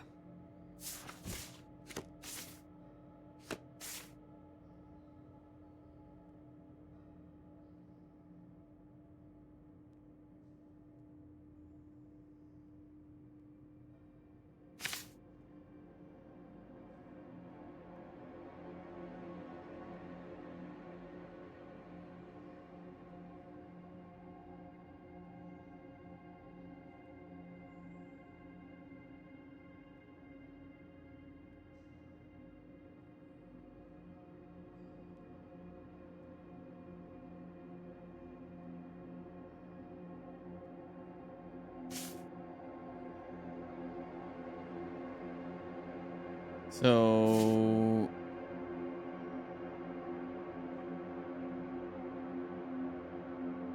yeah. I'm not sure which block to pick here, but...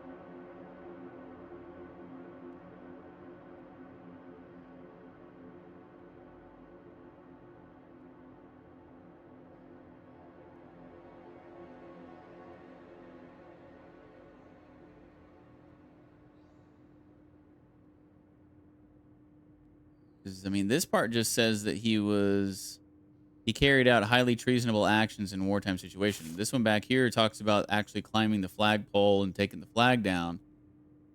But it says that it was his son, not him. So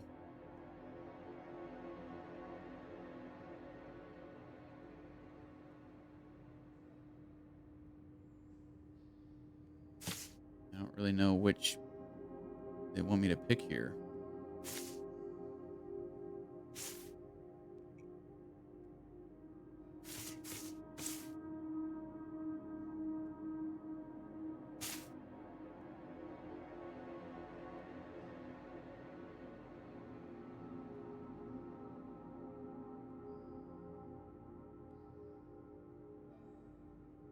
According to this block warden's report, Mr. Naumann had torn down a Reich flag and beaten up the block warden.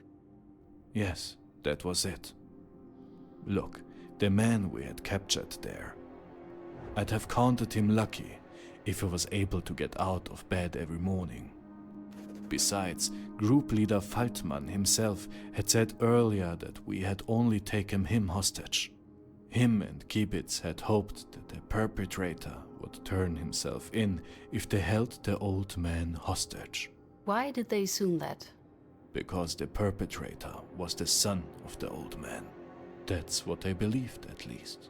So they had hoped the son would come to get his father released? Exactly. But you didn't think their plan would work? Doesn't matter what I was thinking. You can't just go and take a fellow German hostage. How did your superior take your refusal? Not well. He yelled, and I argued.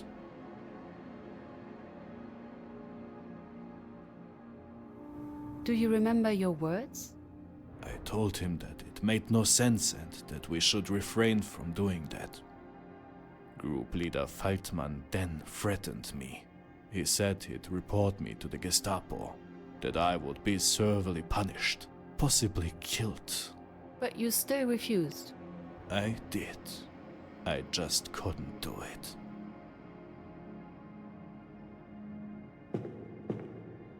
So he's gonna claim that Faltman did it then, huh?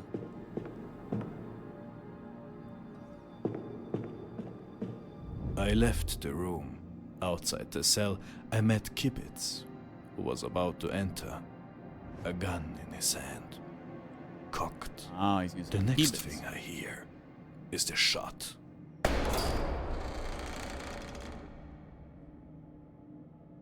Blam! So the only weird thing is that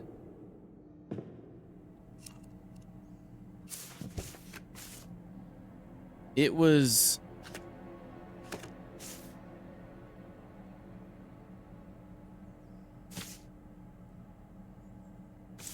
yeah, I mean it's Schickert's gun. The autopsy reported that it was a 7.65 millimeter Browning bullet.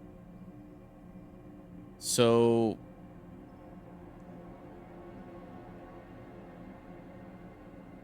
yeah. But there's been no mention of that in any of the testimonies. The other two guys said that Schickert did it, which lines up with the autopsy. And he's saying that Kibitz did it with his own weapon, which was an 8 millimeter rifle.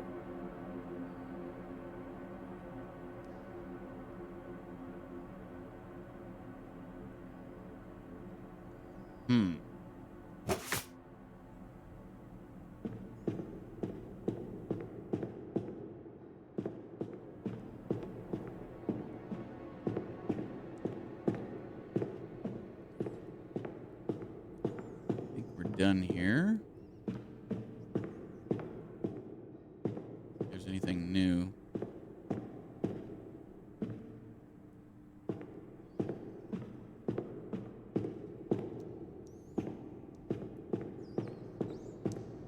So what you are saying is that Mr. Kibitz shot him.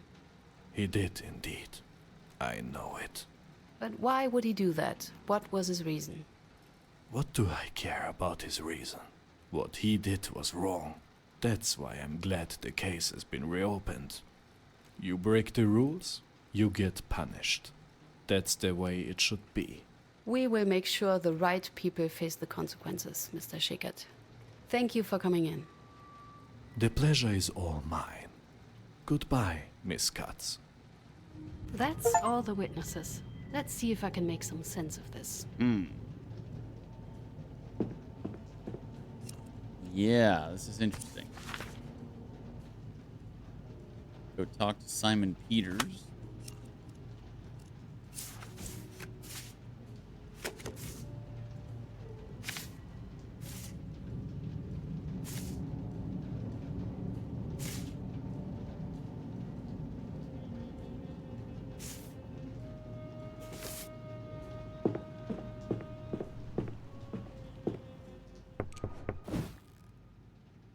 What? Bad time? Not like there's any other. But yes, tell me, Katz, has anyone been to my office?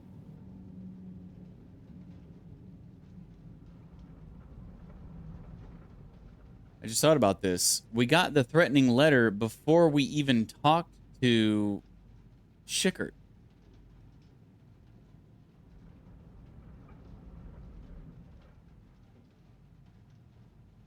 Although, I mean, I guess we told him to come in. So we called him in for questioning. And then the day he came in, the morning of, we got the letter. So he at least did know that we were wanting to talk to him, but...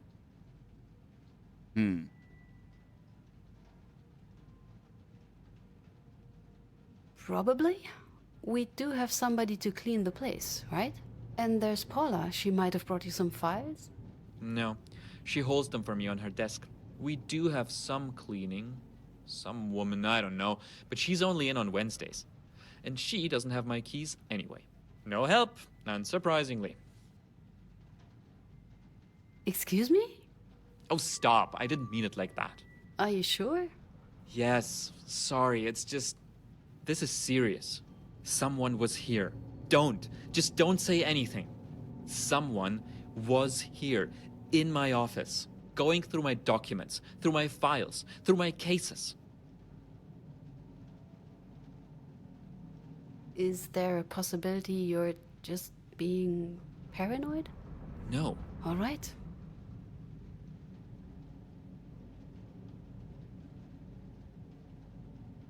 Why do you think someone was here? I have my ways of knowing.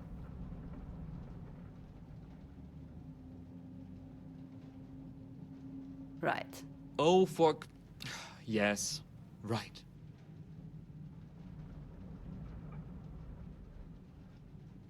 So, what can we do? Well, Wait. You believe me? That's a new one. Huh. Thank you. I think. Right. What now? I wish I knew. More locks? I need to at least change the current ones. That's for sure. What do you have here anyway? What's the case? All right. It might actually be for the best if somebody else is also familiar with it. Just in case. And it's not like you can be my thief. So what's the harm? I'm all ears. What do you know about the camps? Enough to know I'd rather not learn more. If only we had that luxury. Imagine this. Hundreds, or even 1,000 prisoners per barrack. A block of those surrounded by electrified barbed wire. Overcrowded, makeshift wooden structures as the only place to sleep. Cold, cramped quarters. Hunger, illness, vermin, death. Children, women, old people, it made no difference. All forced to do brutally hard labor. And worse.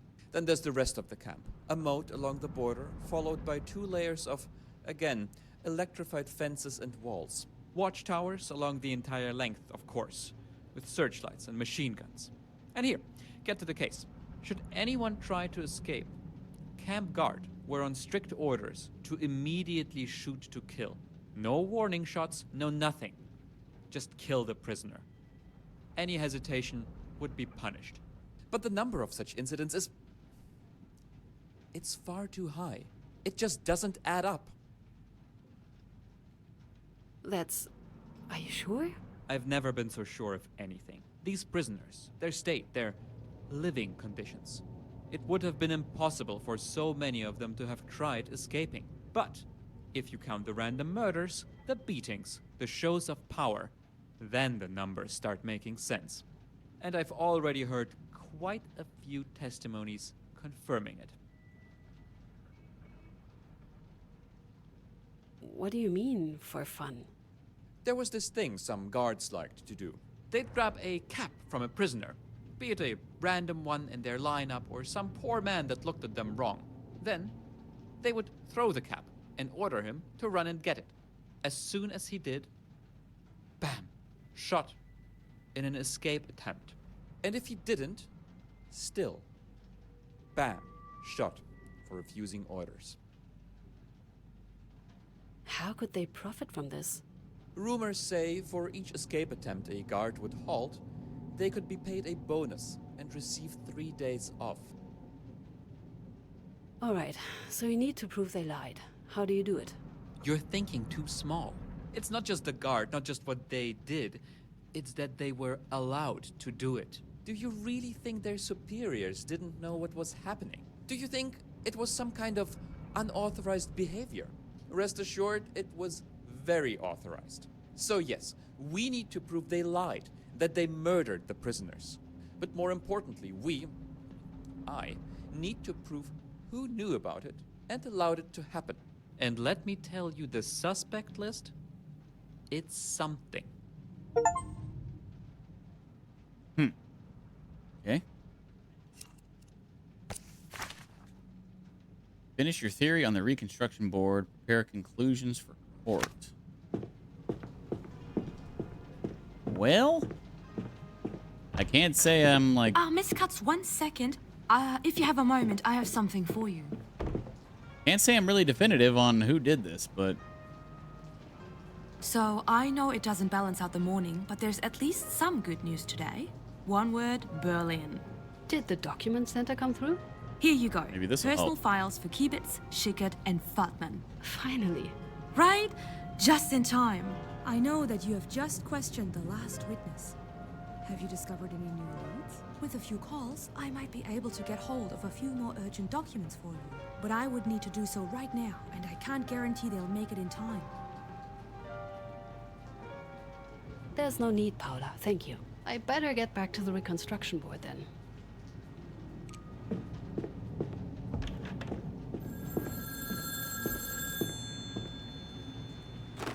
Esther Cut speaking. Hello?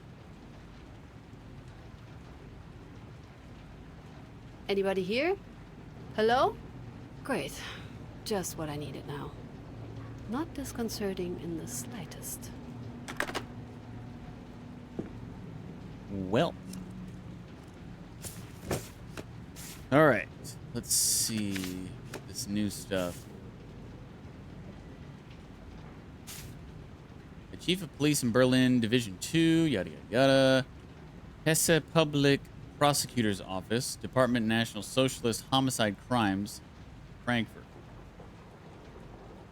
For the attention of Ms. Kotz, the NS file contains the following information about Hermann Kiebitz. NSDAP member number 5019877. Kiebitz 5019877. Okay, that checks out. NSDAP join date, May 1st, 1939. Rank, local group member. Career path, hairdressing trade. Soldier from 1939 to 1944. Volkssturm member. Worked as a driver. That checks out. No criminal record except for begging. Annotations. Proven to be a good member of the NSDAP. The file closes in May 1946 by order of V. Weiner.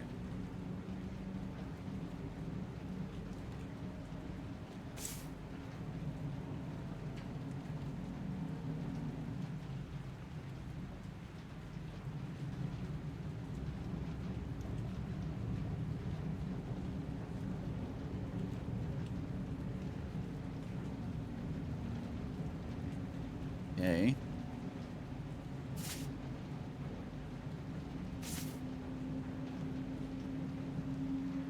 For the attention of Ms. Kotz, the NS file contains the following information about Carl Schickert.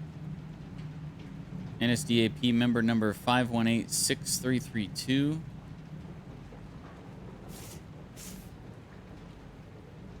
Checks out.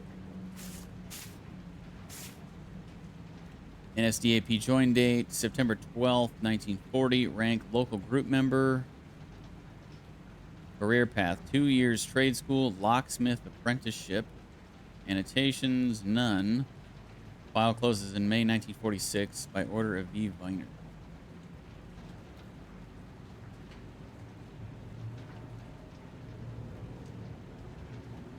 April 28th, 1945.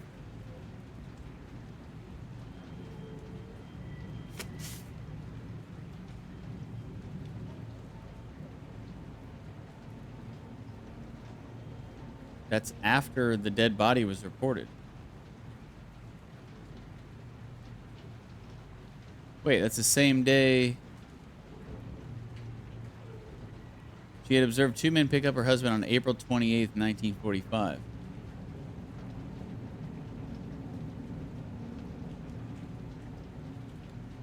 Huh. April 28th, 1945.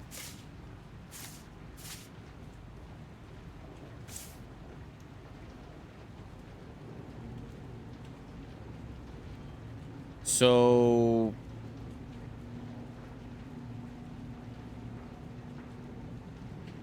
he was out the day of? Well, that leads me to believe that he's the one who did it. Or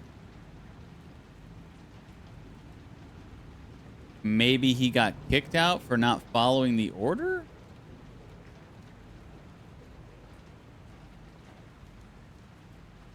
But wouldn't they imprison him or kill him if he didn't follow the order?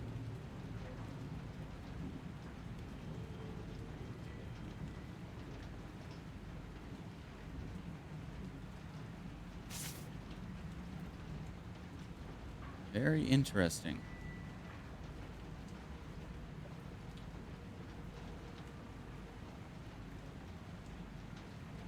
The exact day that they went and picked up Nauman, he was no longer a local group member.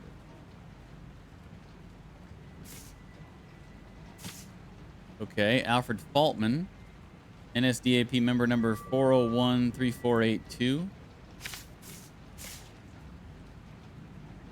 Checks out.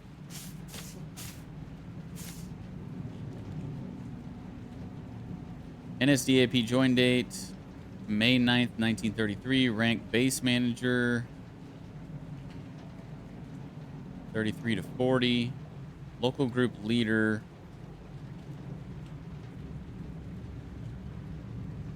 April 29th. So the day after, or was it 28th? Yeah. April 28th, 1945. So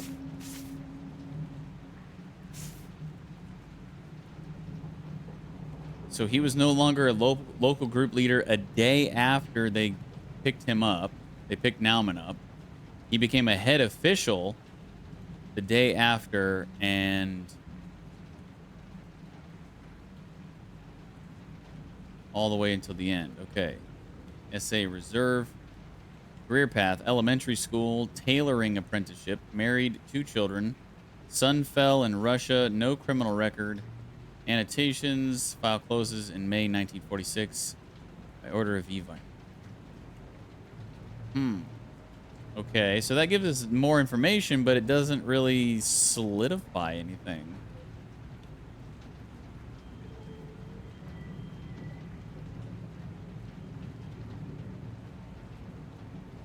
It is interesting.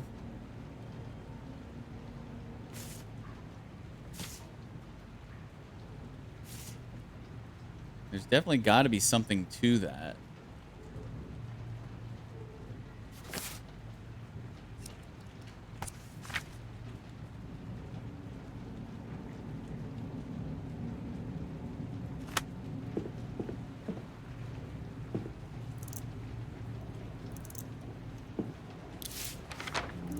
Finish it. You can now finish your theory you want to present at court. Once you're ready, just talk to Paula so she can start preparing the indictment.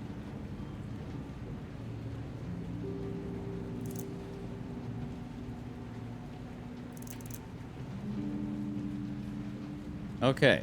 Who ordered the execution?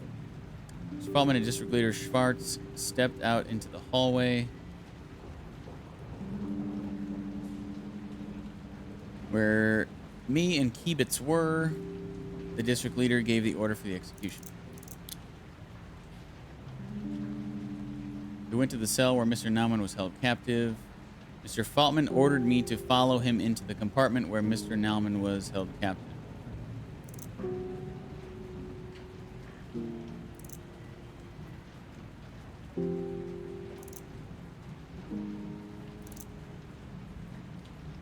So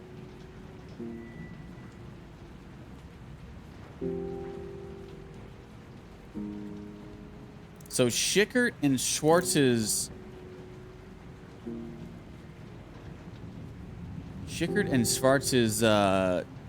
testimonies or whatever line up, and Faltman and Kiebitz's testimonies line up.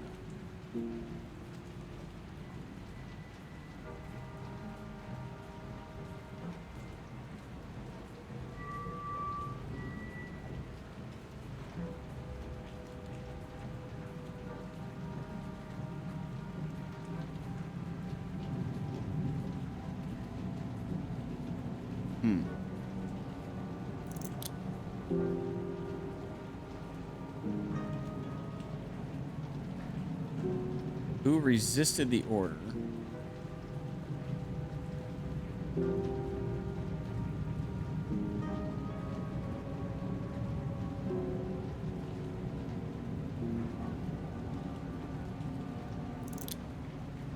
Oh, I don't know. There's nothing, there's no, like, smoking gun.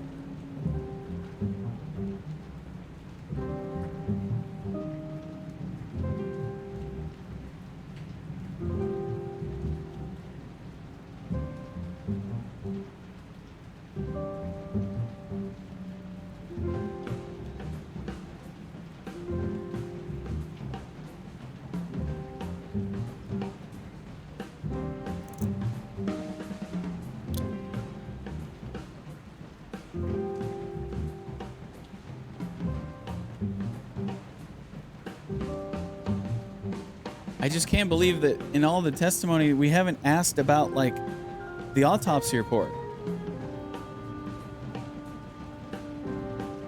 I guess maybe because that's would give the player, I mean, maybe that's the smoking gun, the autopsy. I mean, it was Schickert's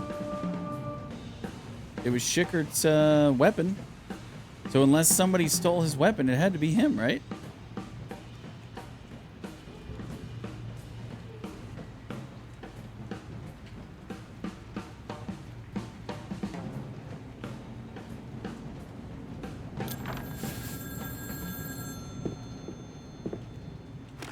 Esther Katz? Essie, it's good to hear your voice. I hope I'm not disturbing you. I didn't like how we ended our last conversation. I know your mother's little parties are hard enough on you already. I shouldn't have brought up your work in the first place. I'm sorry. I'm sorry. I didn't mean to lose my temper like that. Don't worry about it, Father. I know you are just worried. I was. I still am, but it's no excuse. With that said, I'm calling because of a different matter. It's close, isn't it? Your first trial?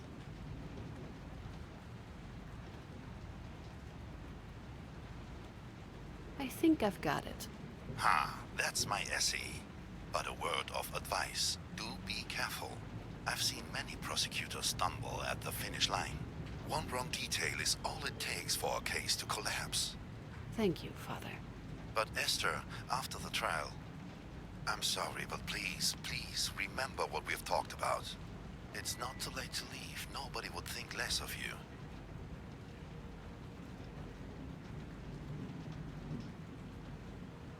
I'll think about it. That's all I ask.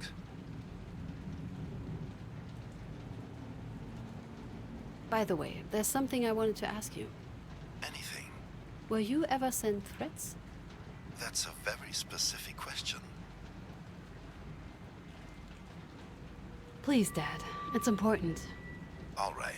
Well, a few times. Yes, Well, with some of the less savory cases. Just don't tell your mother. She'd be worried sick. God knows that's the last thing she needs.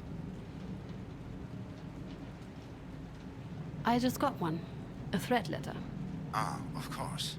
That's much earlier than I'd have expected. I knew Bauer wasn't a good idea.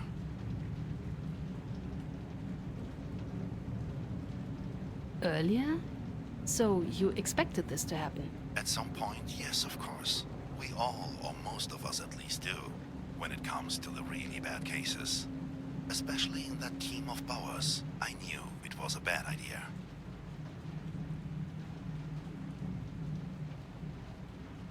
This isn't about Bauer.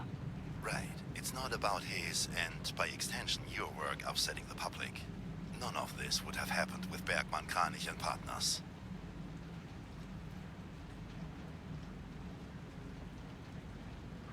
Can we please, for once, not talk about your friend's law firm?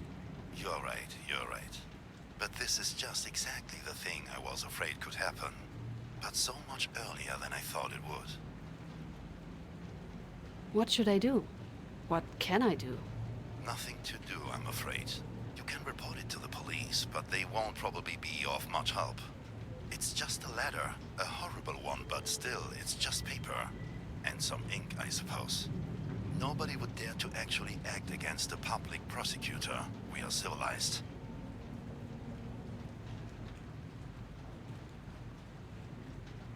I suppose you're right. You need a thick skin in this line of work. And you have it, don't worry. As for the letter, try not to think about it, as hard as it seems. Personally, I used mine as kindling for the fireplace. No point in holding on to trash. This way it was at least somewhat useful. Well, I better get going now. Still lots of work to do before the big day. I understand. I'm always here for you, and also, good luck, Prosecutor Katz. Okay.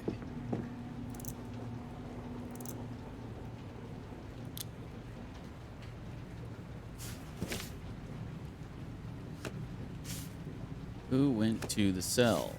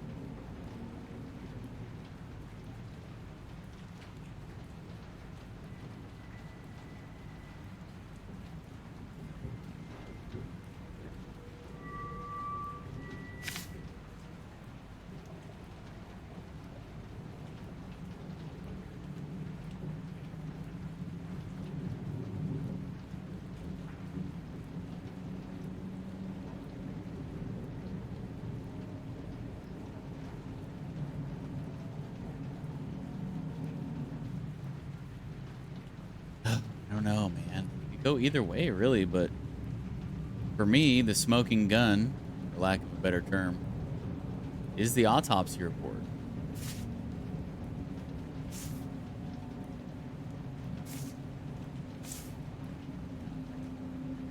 The deceased was identified as Hans Naumann, age 77. The autopsy revealed that he was killed by a 7.65 millimeter Browning caliber gunshot to the forehead at close range. No other injuries were found. 7.65 millimeter.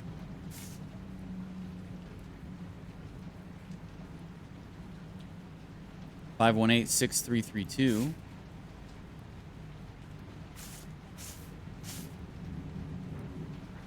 (518-6332). 7.65 Browning.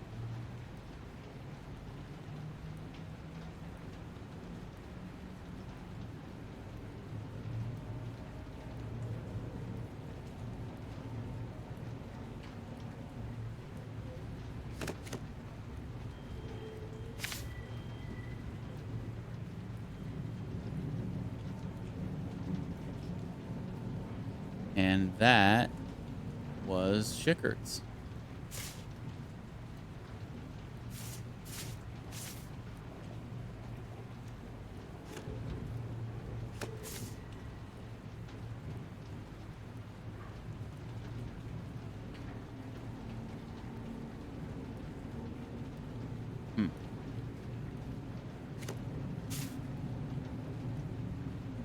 Do I have to have 3 pieces here on each of these?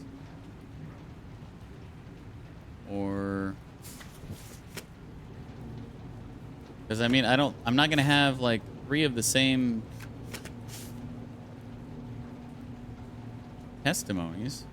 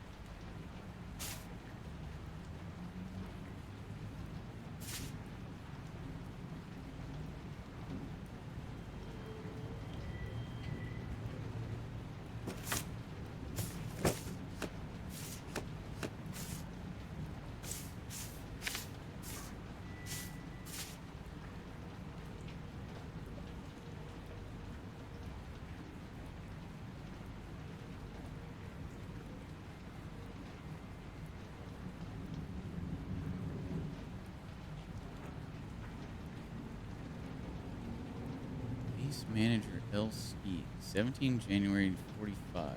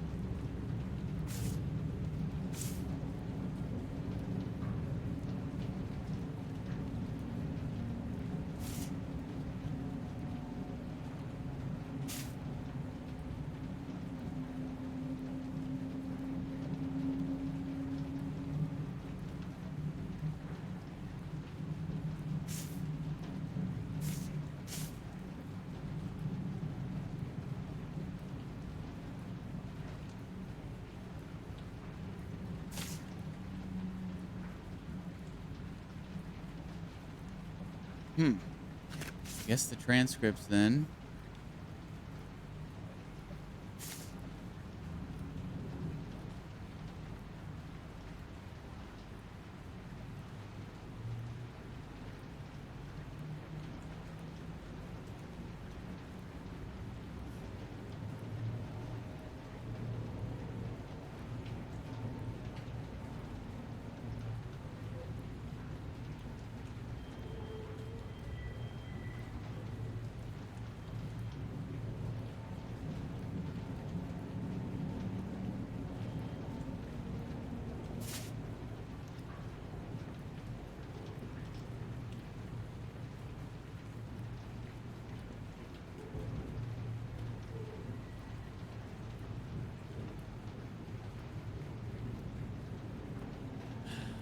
This is so tough. But also, you know, like whenever we were interviewing Faltman, he made that like anti-Semitic remark from the get-go.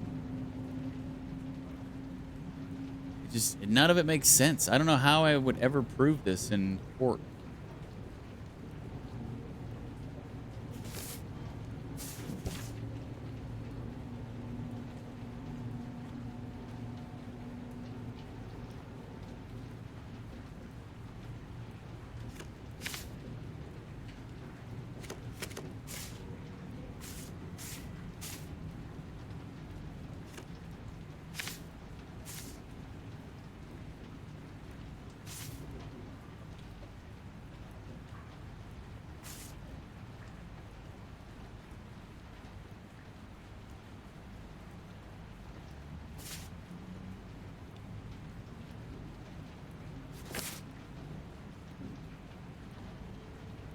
Now I can see it. Who resisted the order?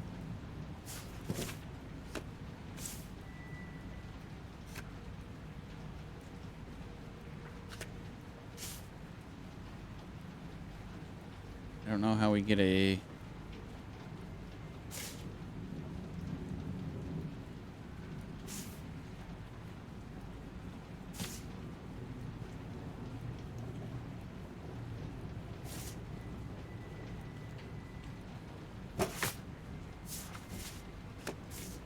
What would be the third piece of evidence that I could get? If I'm saying that Schickert did it.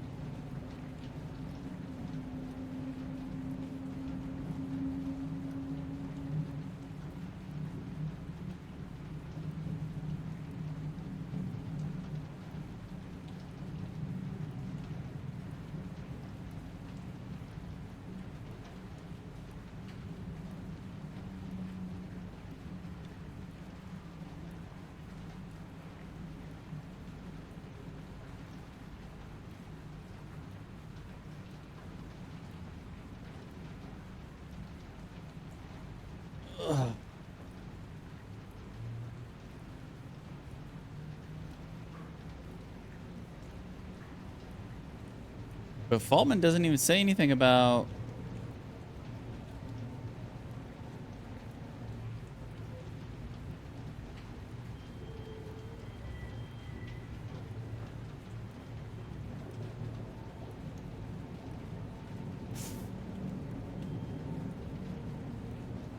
disobeying the order.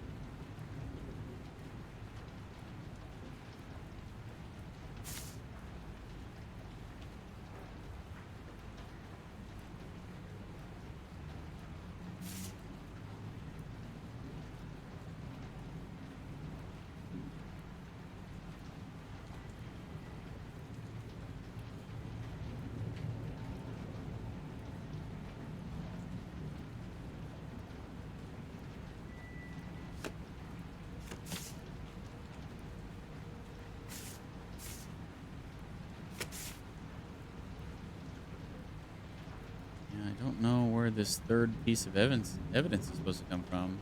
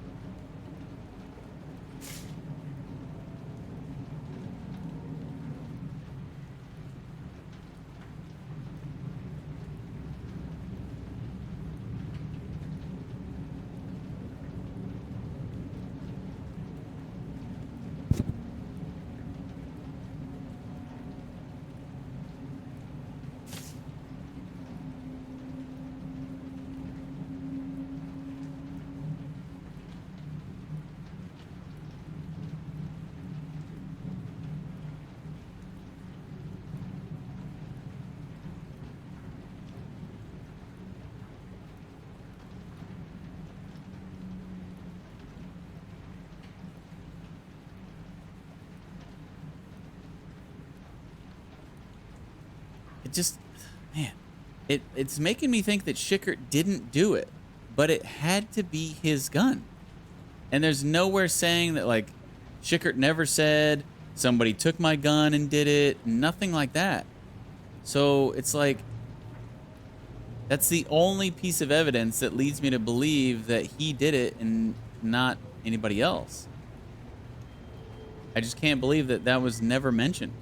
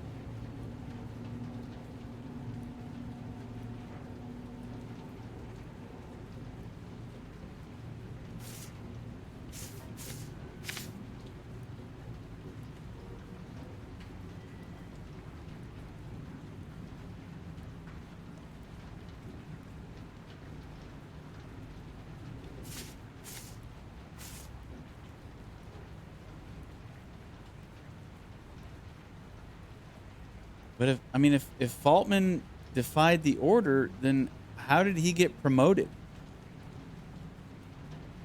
None of this makes any sense.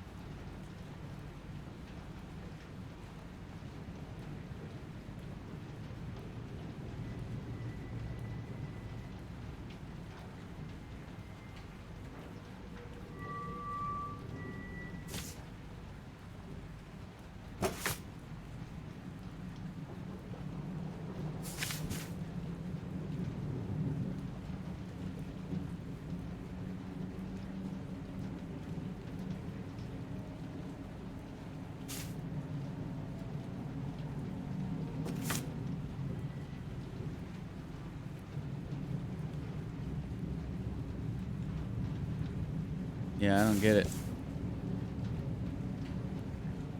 Did I use a clue?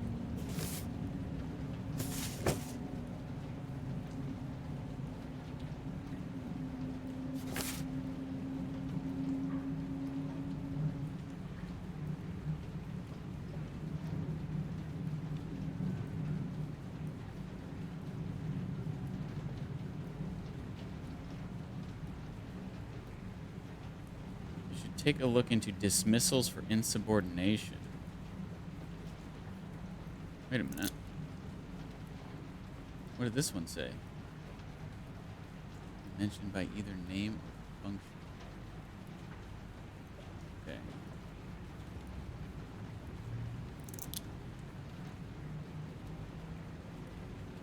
Determine who stayed behind with Schwartz.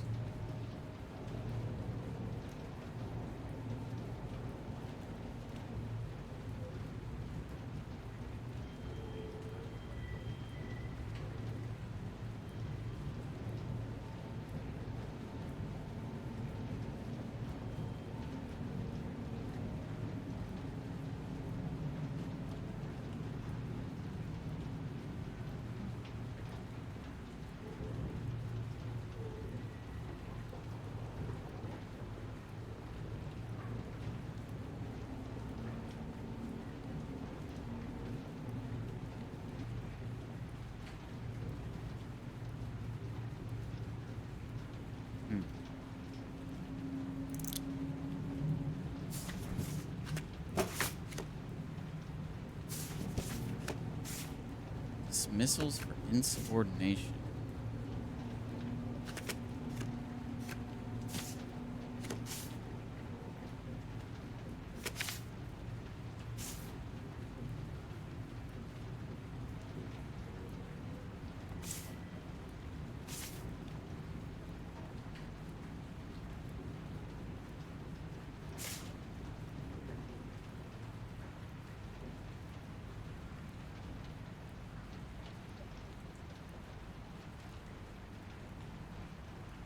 Okay, so now I'm leading. I'm beginning to think that Schickert didn't do it, but I don't understand. It's just that one piece of evidence where it's his. Okay, we gotta redo this.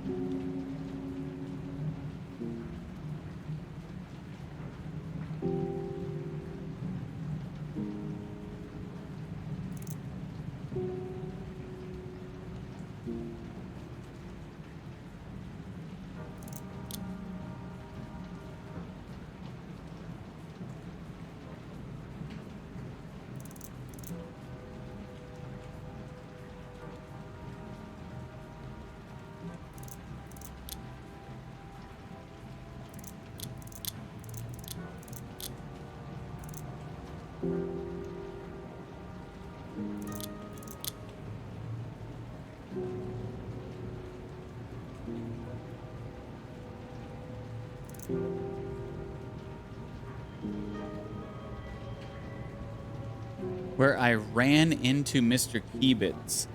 He entered the cell and I heard gunshots. He shot the victim. So maybe he got Schickert's gun off of him in the hallway when he ran into him?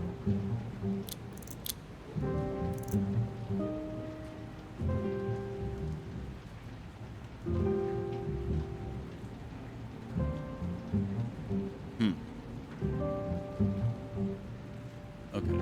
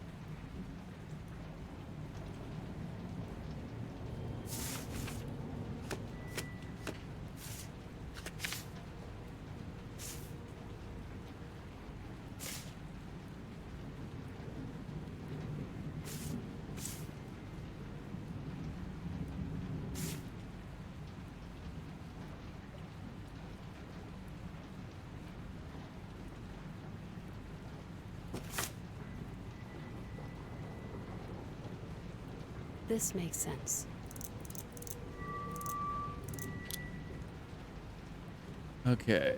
Insubordination, that's gonna be...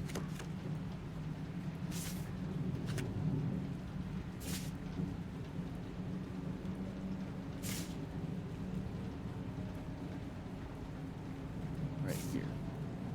'Cause this is the date. He ended his local group membership the day of the incident.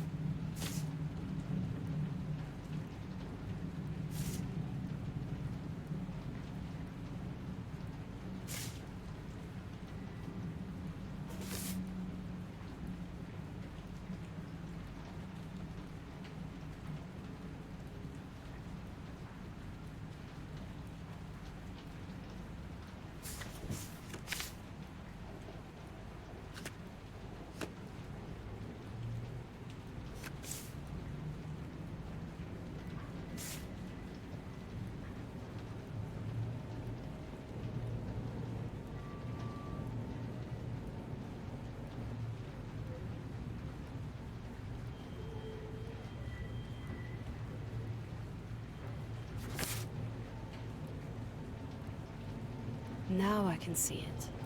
Who threatened with the Gestapo if the order was refused?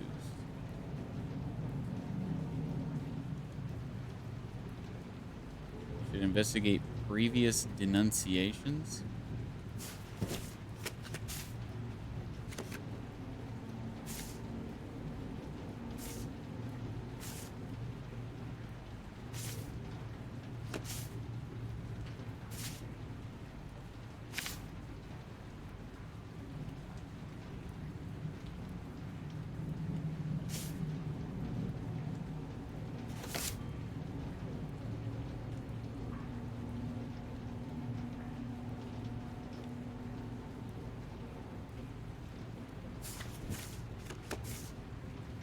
Previous denunciations.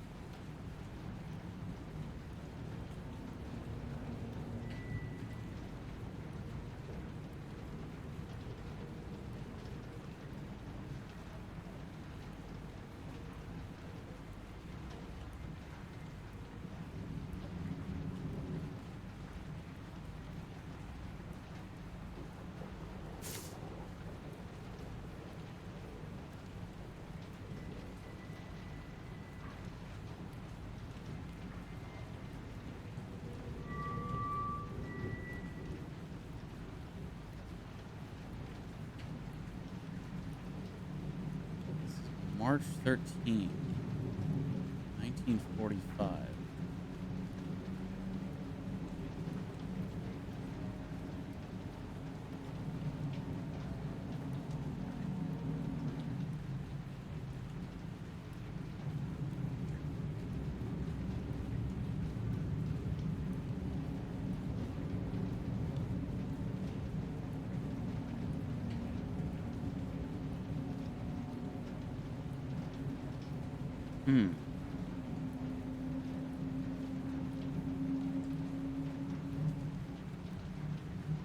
I actually might need this for a previous thing. This right here.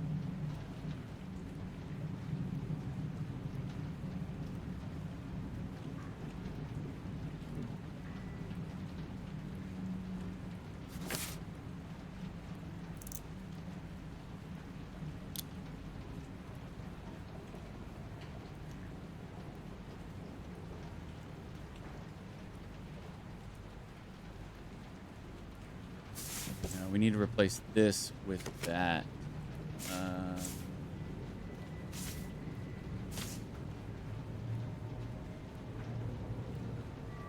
Yeah. I think that's better, actually. Immediate removal, and then we actually see the date that he was removed, which was the same date that the incident happened.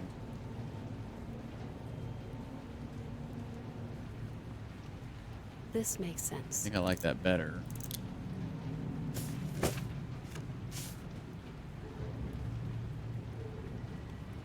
So, who threatened with the Gestapo if the order was refused? So we know we got his transcript here saying Mr. Faltman threatened me with the Gestapo. As far as previous denunciations, do not know.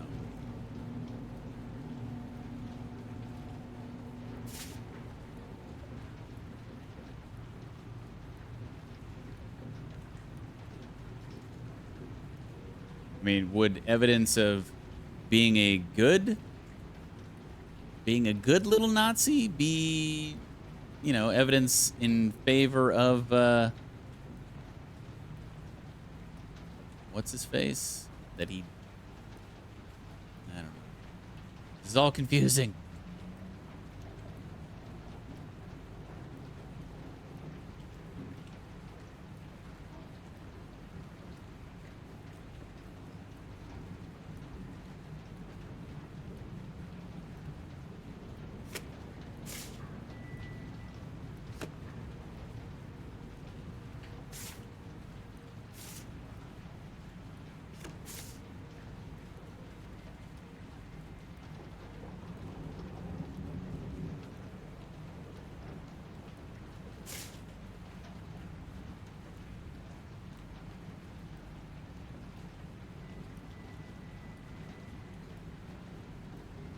Maybe showing that Kibitz was proven to be a good member, then he wouldn't have been the one.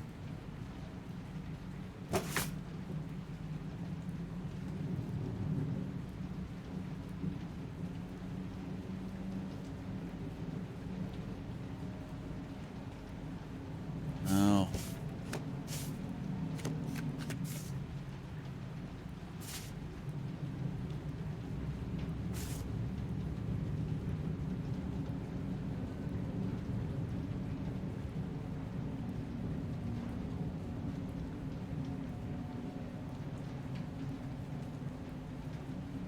And maybe I could also use this. It says previous pronunciation.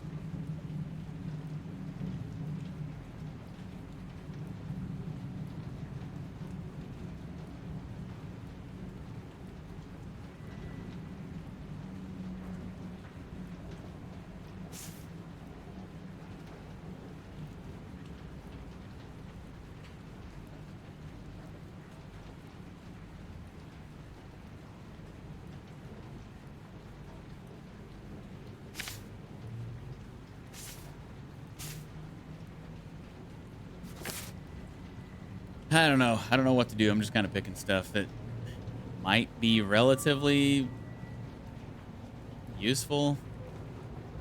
I mean, if I prove that he was a good member and he was definitely a good member, he even got promoted after the day.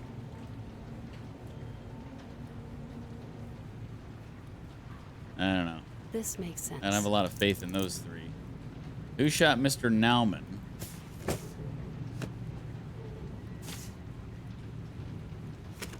Okay, we've got the transcript.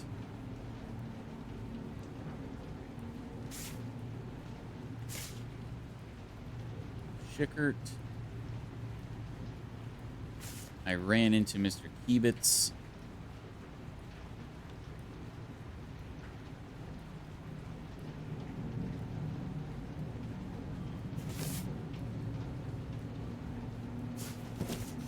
Then we could also say that 7.65.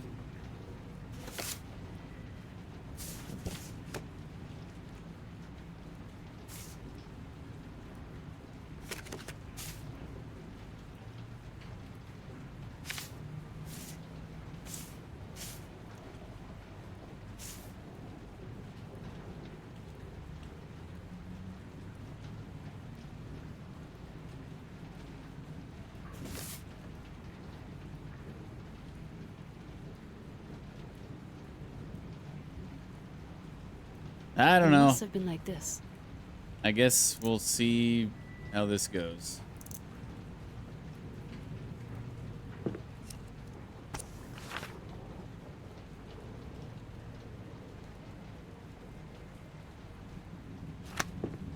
Maybe I should go talk to Peters one more time, see if he wants to talk about anything we're thinking here. Oh, fuck. Jesus, Cuts. I don't have time for our little trial yet, if that's why you're here. Go, sort out your witness first. Eh?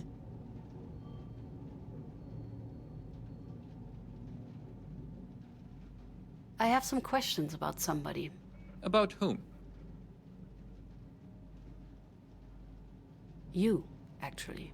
You want to talk about me? Should I feel honored? I thought we had agreed on something. Right. What is it? It's been a while since I've seen you. Luckily. How have you been? You do realize this is the most I've been well enough, Cuts. Well enough. These conversations are just so awkward.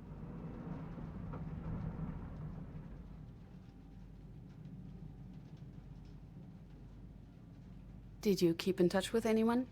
From the university? No. We tried at first, but...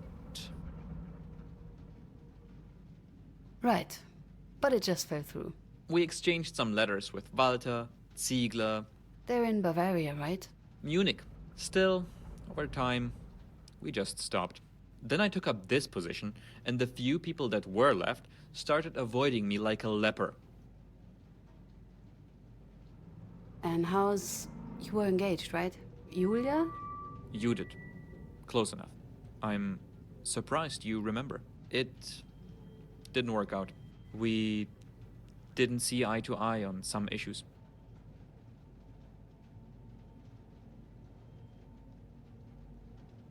Was it about Mr. Bauer? Among other things. Right. What do you do here? Same as you. Get a case, work it, get it to court, win. We all work on separate cases, if that's what you meant. Usually, at least. It's just, there's so many of them. And there's so few of us. And there's nowhere near enough time. One more question.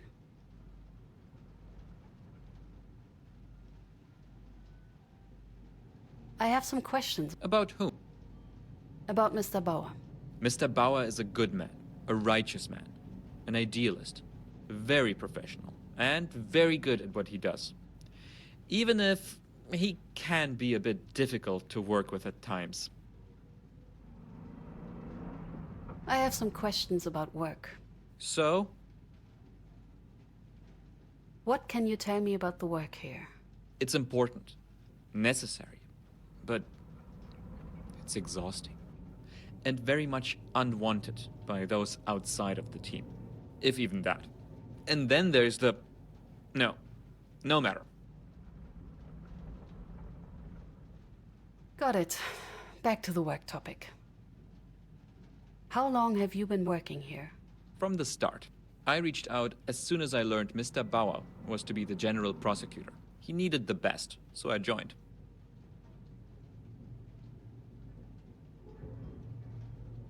I'm just going through all these dialogue options because I didn't before. Were you ever sent any threat letters? What? Threat letters. Letters with threats? Say... No, yes. I mean, I'm not an idiot. And yes, of course I have. Why? Honestly, I'm just curious. Then stop. About these threat letters. You still haven't told me why you're suddenly so interested. I just got one. Did you now? And what's that supposed to mean? You've barely started here. Haven't even gone to court yet. I find it hard to believe anybody would bother targeting you just yet. But it doesn't matter. Not the first time I'd be wrong here. How common are they? Very. Once these bastards have your name, they start sending them en masse. Mostly anonymous, as you could expect from these damned cowards. Paula filters through those, but quite a few still get through her. How many did you get, more or less? 37. Yes, I keep count. Right. Thank you. Thank you. That's all. Well, couldn't I ask him something else? Cuts. Peters. No, I guess not. Right. Thank you. Okay, well, I guess we'll just go ahead and have Paula prepare this stuff.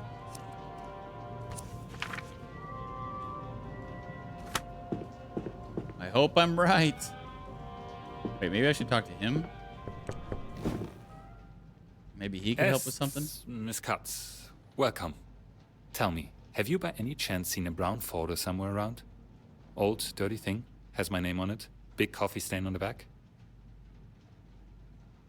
Sorry, I didn't see anything like it. Just keep an eye out for it, if you would. It's embarrassingly important for me. Of course. Thank you. So, anything I can do for you? Round folder with a coffee stain, huh? Were you ever sent any death threats? Taking out the big guns, I see. I'm proud to say that, yes, quite a few.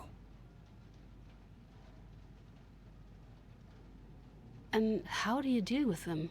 It might sound a little weird, but I collect them. They're my war trophies, in a way.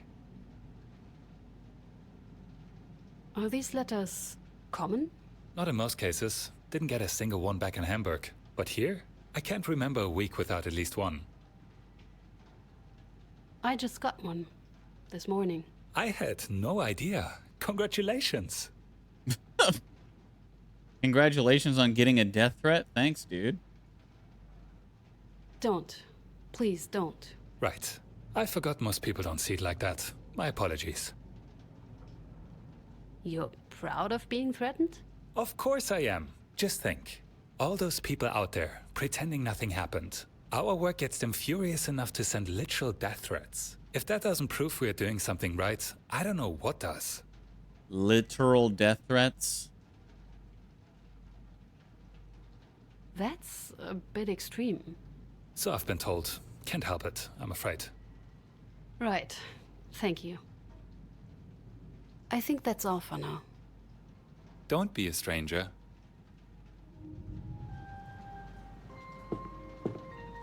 Do you think people in 1956 were saying, yeah, so yada yada yada, literal death threats? That's the third time now that they've said something and I've just been like, really? The door is locked. I don't think they really talked like this in 1956. I wasn't there, but... Miss Katz, are you finished with the case? Remind me, why do we need to get it done today? In short, because we're running out of time. The statute of limitation is about to go out. The last of our cases are from 1945. In 2 years, we won't be able to prosecute most of them. And there are so many of them that with the manpower we have, we need to keep tight deadlines. If a case takes too long to prepare, we must move on to others.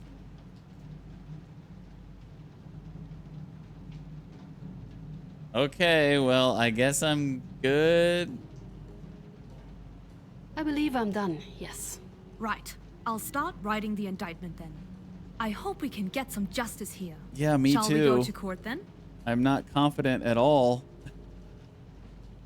Let's go to court. Court preparations. Once your investigation is complete, you will have to go to court to present the case in front of a jury. The court day will automatically begin after you end the final day as usual. It can help to prepare your conclusions and theory on the blueprint in advance, although you do not need to do so. Okay, well, I'm already done with all that stuff. Although my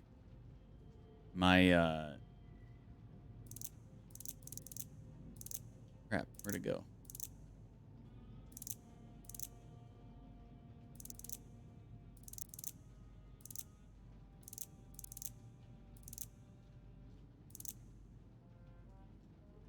Okay, whatever. Yeah, I'm not super confident in my conclusions, but we'll see how it goes.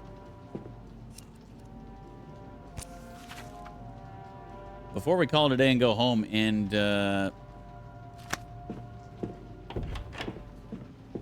start court, I am going to have to relieve myself. So all these conclusions are prepared. I don't know why it's... Sometimes these other tasks don't complete themselves, and it kind of triggers me. But yeah, I'm gonna go to the bathroom real quick, and then we'll go to court. I'll be right back.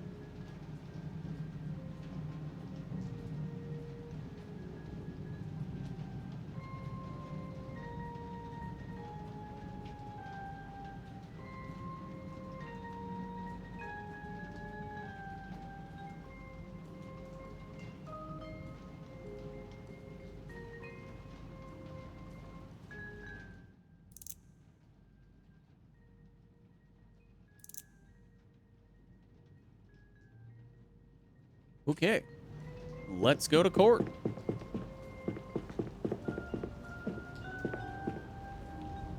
It's time.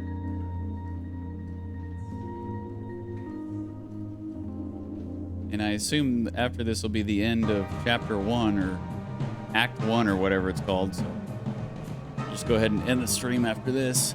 Order. Court is in session. In the case of the German people against members of NSDAP local group Munich, the defendants stand accused of the murder of Hans Naumann. Judge Ernst Braun presiding, with counsel Esther Katz speaking for the prosecution. Counsel Rudolf Scham representing the defendants Kiebitz and Faltmann. And counsel Sigmund Hauptner representing the defendant Schickert. How do you plead? Innocent. It's not guilty. Not guilty then. Not guilty, of course. This whole investigation is a farce. Not guilty, Mr. Chairman. I call on the prosecution. Miss Katz, it's time to present your theory. Thank you, Mr. Chairman.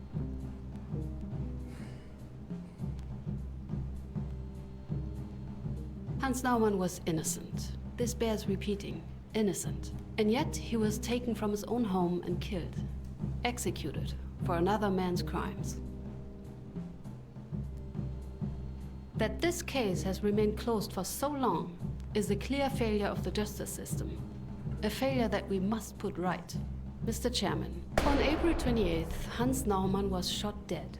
Taken from his house under false pretenses, he was brought to the temporary location of the district office. He was locked in a brewery cellar, a damp storage room adapted into a makeshift cell. That's where, shortly later, he would be killed.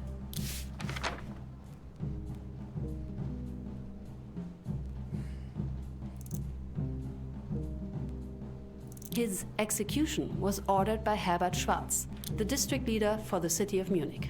As the senior member of the NSDAP involved in the crime, he bears the main responsibility for Mr. Naumann's death. Mr. Schwarz is unfortunately deceased and as such cannot be tried. This does not, however, absolve his subordinates of their culpability. Thank you, Ms. Katz. Does the defense have anything to add? No, Mr. Chairman. We agree with the version presented by the prosecution. See, it was all Schwarz. That's right, we were just following his orders. Silence!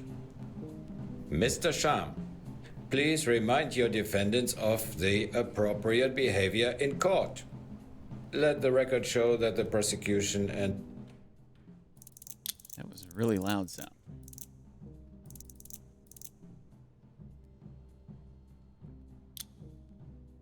defense are in agreement. Let's proceed. Miss Katz? You have proven your claims for this step. Okay, next step. The defendants Faltmann and Schickert went to the prisoner's cell. Objection. As per Mr. Kiebitz's and Mr. Faltmann's testimony, both of them went to the cell, together with Mr. Schickert. Miss Katz, can you present any evidence to support your claims? Certainly.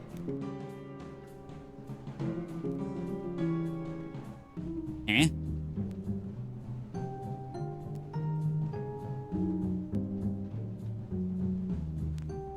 Review and edit your prepared conclusion or create a new one?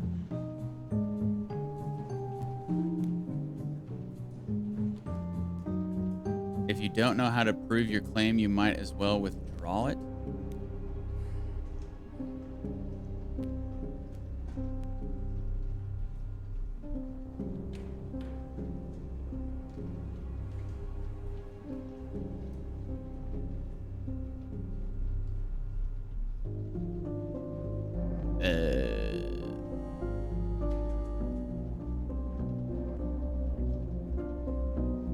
Okay. I guess I'll withdraw it. I don't really know what else to do. Objection sustained. Let the record show that the prosecution's allegations are deemed not proven. Whatever. Please continue, Miss Guts. Isn't my conclusion the evidence to prove my... Whatever. I really don't like how this game is set up. Anyway, we'll just keep moving on. Having seen the victim, Mr. Schickert began to question the order. As we learned from the testimonies, Mr. Norman's age and physical frailty were evident. How could this be the man? How could he be guilty? The defendants had arrested him for tearing down a flag from its flagpole and beating up an officer. A tall flagpole, a young officer. Mr. Schickert concluded the man to be innocent. He refused to shoot. Objection, Mr. Chairman. As both Mr. Kiebitz and Mr. Faltman testified, the one to question the order was Mr. Faltman. He had doubted its validity and attempted to stop the execution. Regretfully, he was unsuccessful. Miss Guts, if you have any proof to back your theory, now would be the time. Gladly, Mr. Chairman. Am I not... I don't understand this. Like, I don't understand... Like, this is my evidence.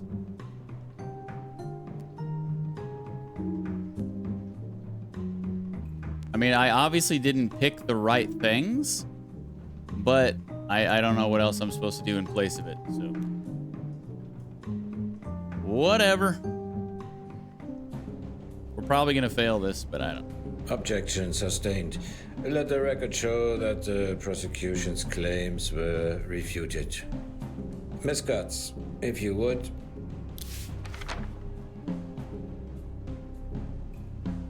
With the doubts voiced, threats were soon to follow.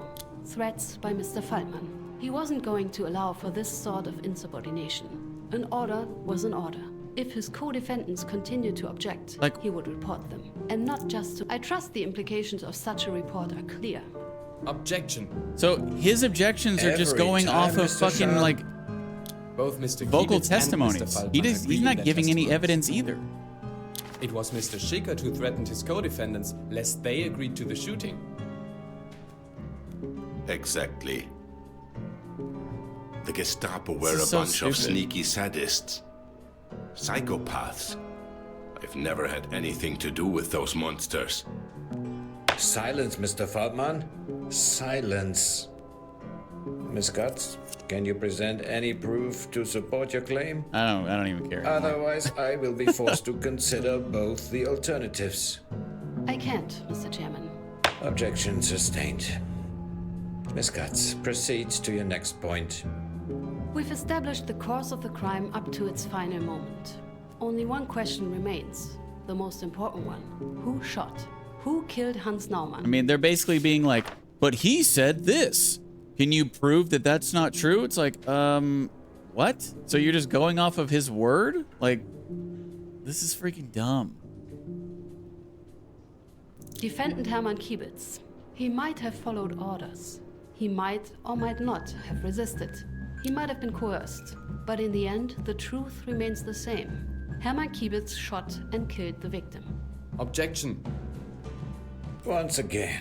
Yes, Mr. Sham. There are two witnesses who agree that Mr. Schickert was the one to shoot the victim.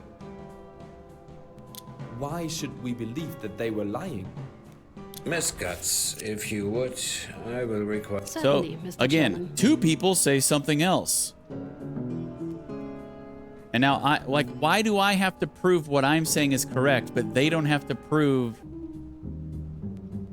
what they're saying is correct? Like, this is just freaking stupid.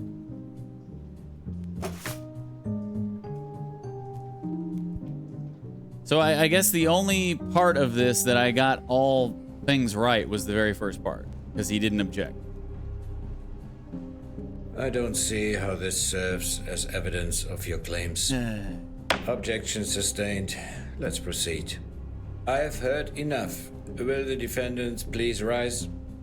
Having considered the testimonies presented today, as well as the prosecution's evidence, this court has reached the following verdict.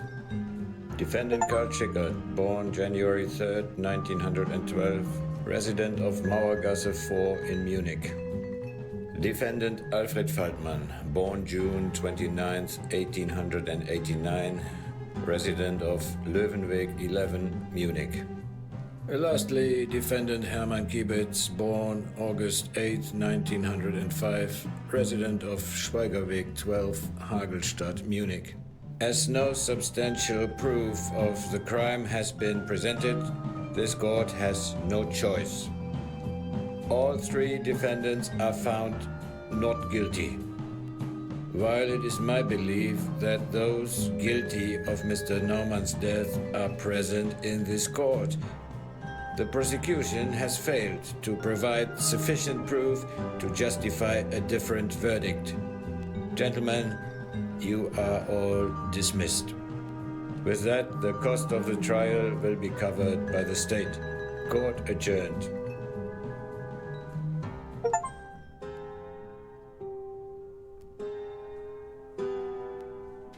Wait, what? I just got a rare achievement for reach an almost perfect verdict. Huh? Was that... Did I bug out the achievement?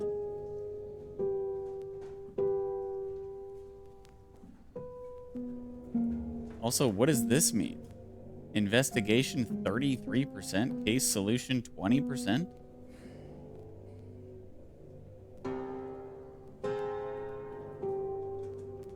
I don't know.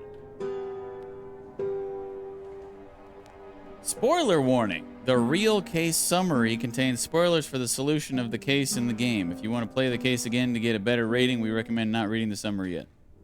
Yeah, I'm probably not going to play this again. Munich, April 28, 1945. Local group leader Alfred Faltmann gathered a total of 6 men to arrest insurgents of the campaign to liberate Bavaria. Failing to find the perpetrators, they arrested Hans Naumann, the father of one of the suspects, instead. Faltmann falsely reported to his superior, district leader Herbert Schwarz, that the arrested man was in fact one of the perpetrators. Schwarz then gave the order to execute the prisoner, believing that he was the wanted insurgent. One of the group members testified in court that they all knew of the victim's innocence.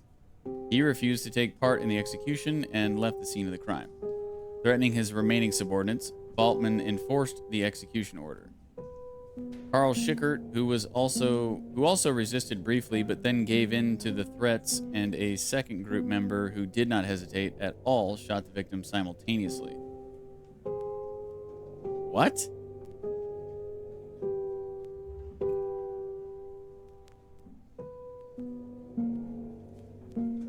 Threatening his remaining subordinates, Faltmann enforced the execution order. Karl Schickert, who also resisted briefly, but then gave in to the threats, and a second group member who did not hesitate at all, shot the victim simultaneously. How would I ever know that in any of the evidence I found?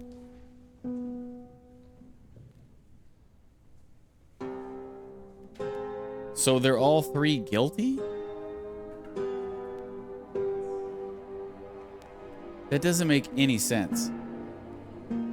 The autopsy report said that he died from a single gunshot wound to the forehead, close range.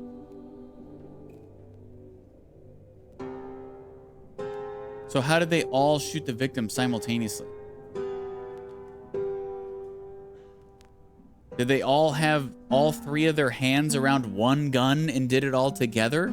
That doesn't make any sense.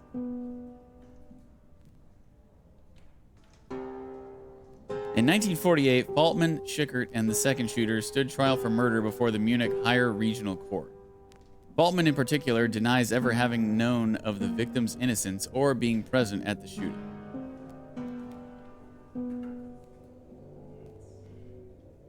Alfred Faltmann was found guilty of knowingly arresting an innocent hostage, lying to his superiors to issue the execution, and being present at and enforcing the shooting.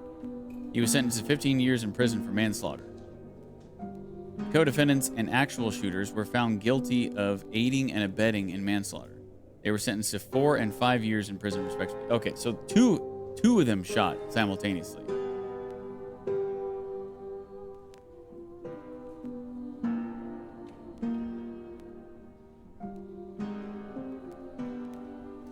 That still doesn't make any sense. It remains doubtful if they ever had to serve their time.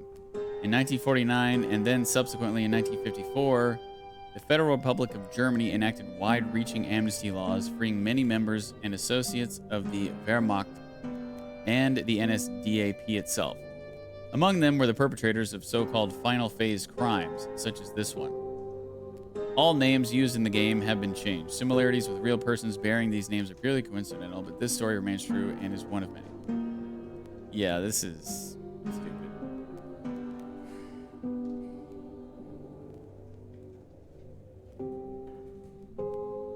Interrogation skills 1 of 3. Your interrogation skills are based on whether you interrupted witnesses in the right moments and came across additional information by presenting the right documents from your case file. So I interrupted witnesses every single time that I was able to do it. So how I only did it 1 out of 3 times makes no sense. I was only given the opportunity to do it once.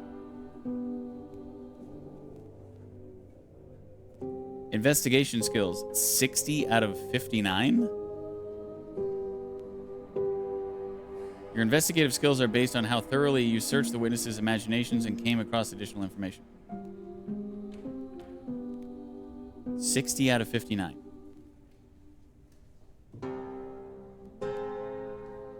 How does that make sense? The Naumann case. It could seem so small. I don't think I'm going to play the second case of this One might game. almost say insignificant. What is another execution? What is the death of yet another old man? With all that happened, does it even truly matter? They must have thought so themselves. Kibitz, Faltmann, Schickert. If they thought of it at all. Faltmann made no attempt to hide his satisfaction. He did it. Once again, he was free. He decided to write down his version of the story in the form of a letter. It painted quite a vibrant, if completely untrue, image of his treatment at the prosecution's hand. The letter, censored, of course, was published on the back pages of certain low-circulation publications. Those catering to people sharing a similar worldview to Faltmann's. With his part in Naumann's death unproven, Schickert got to walk away. To go back home as usual, kiss his wife, tuck in his son, read him a bedtime story, one where everything ends well, as if nothing had happened, as if he was a good man. Can a man like Kibitz truly be called innocent? In the eyes of the law, of course. If we consider just this specific case, then yes, Hermann Kibitz is innocent, for he did nothing. Yet sometimes doing nothing might just be enough. Had he acted, had he done something, Hans Naumann could still be alive, had any of them for that matter. Instead, they chose to follow orders. Just follow orders. Everybody just followed orders. One could expect Mrs. Naumann to be furious with the verdict, but I don't think she had the strength for it anymore. She had spent it all over those 11 years, wasted it, only for justice to fail her once more. For it failed her. We failed her. And as for our miscuts, our work is not easy. More importantly, it is not welcome. We are not welcome. But that's a story for another day. Yeah, I don't think I'm gonna play the second part. Not even tomorrow. Like, I do not like this game. I mean, I don't play a lot of these, investigative games, but, yeah. I mean, I sat here and I did everything as thoroughly as possible, and I'm still just kind of like, even after reading the real solution, I have no idea how you would ever prove it in the court.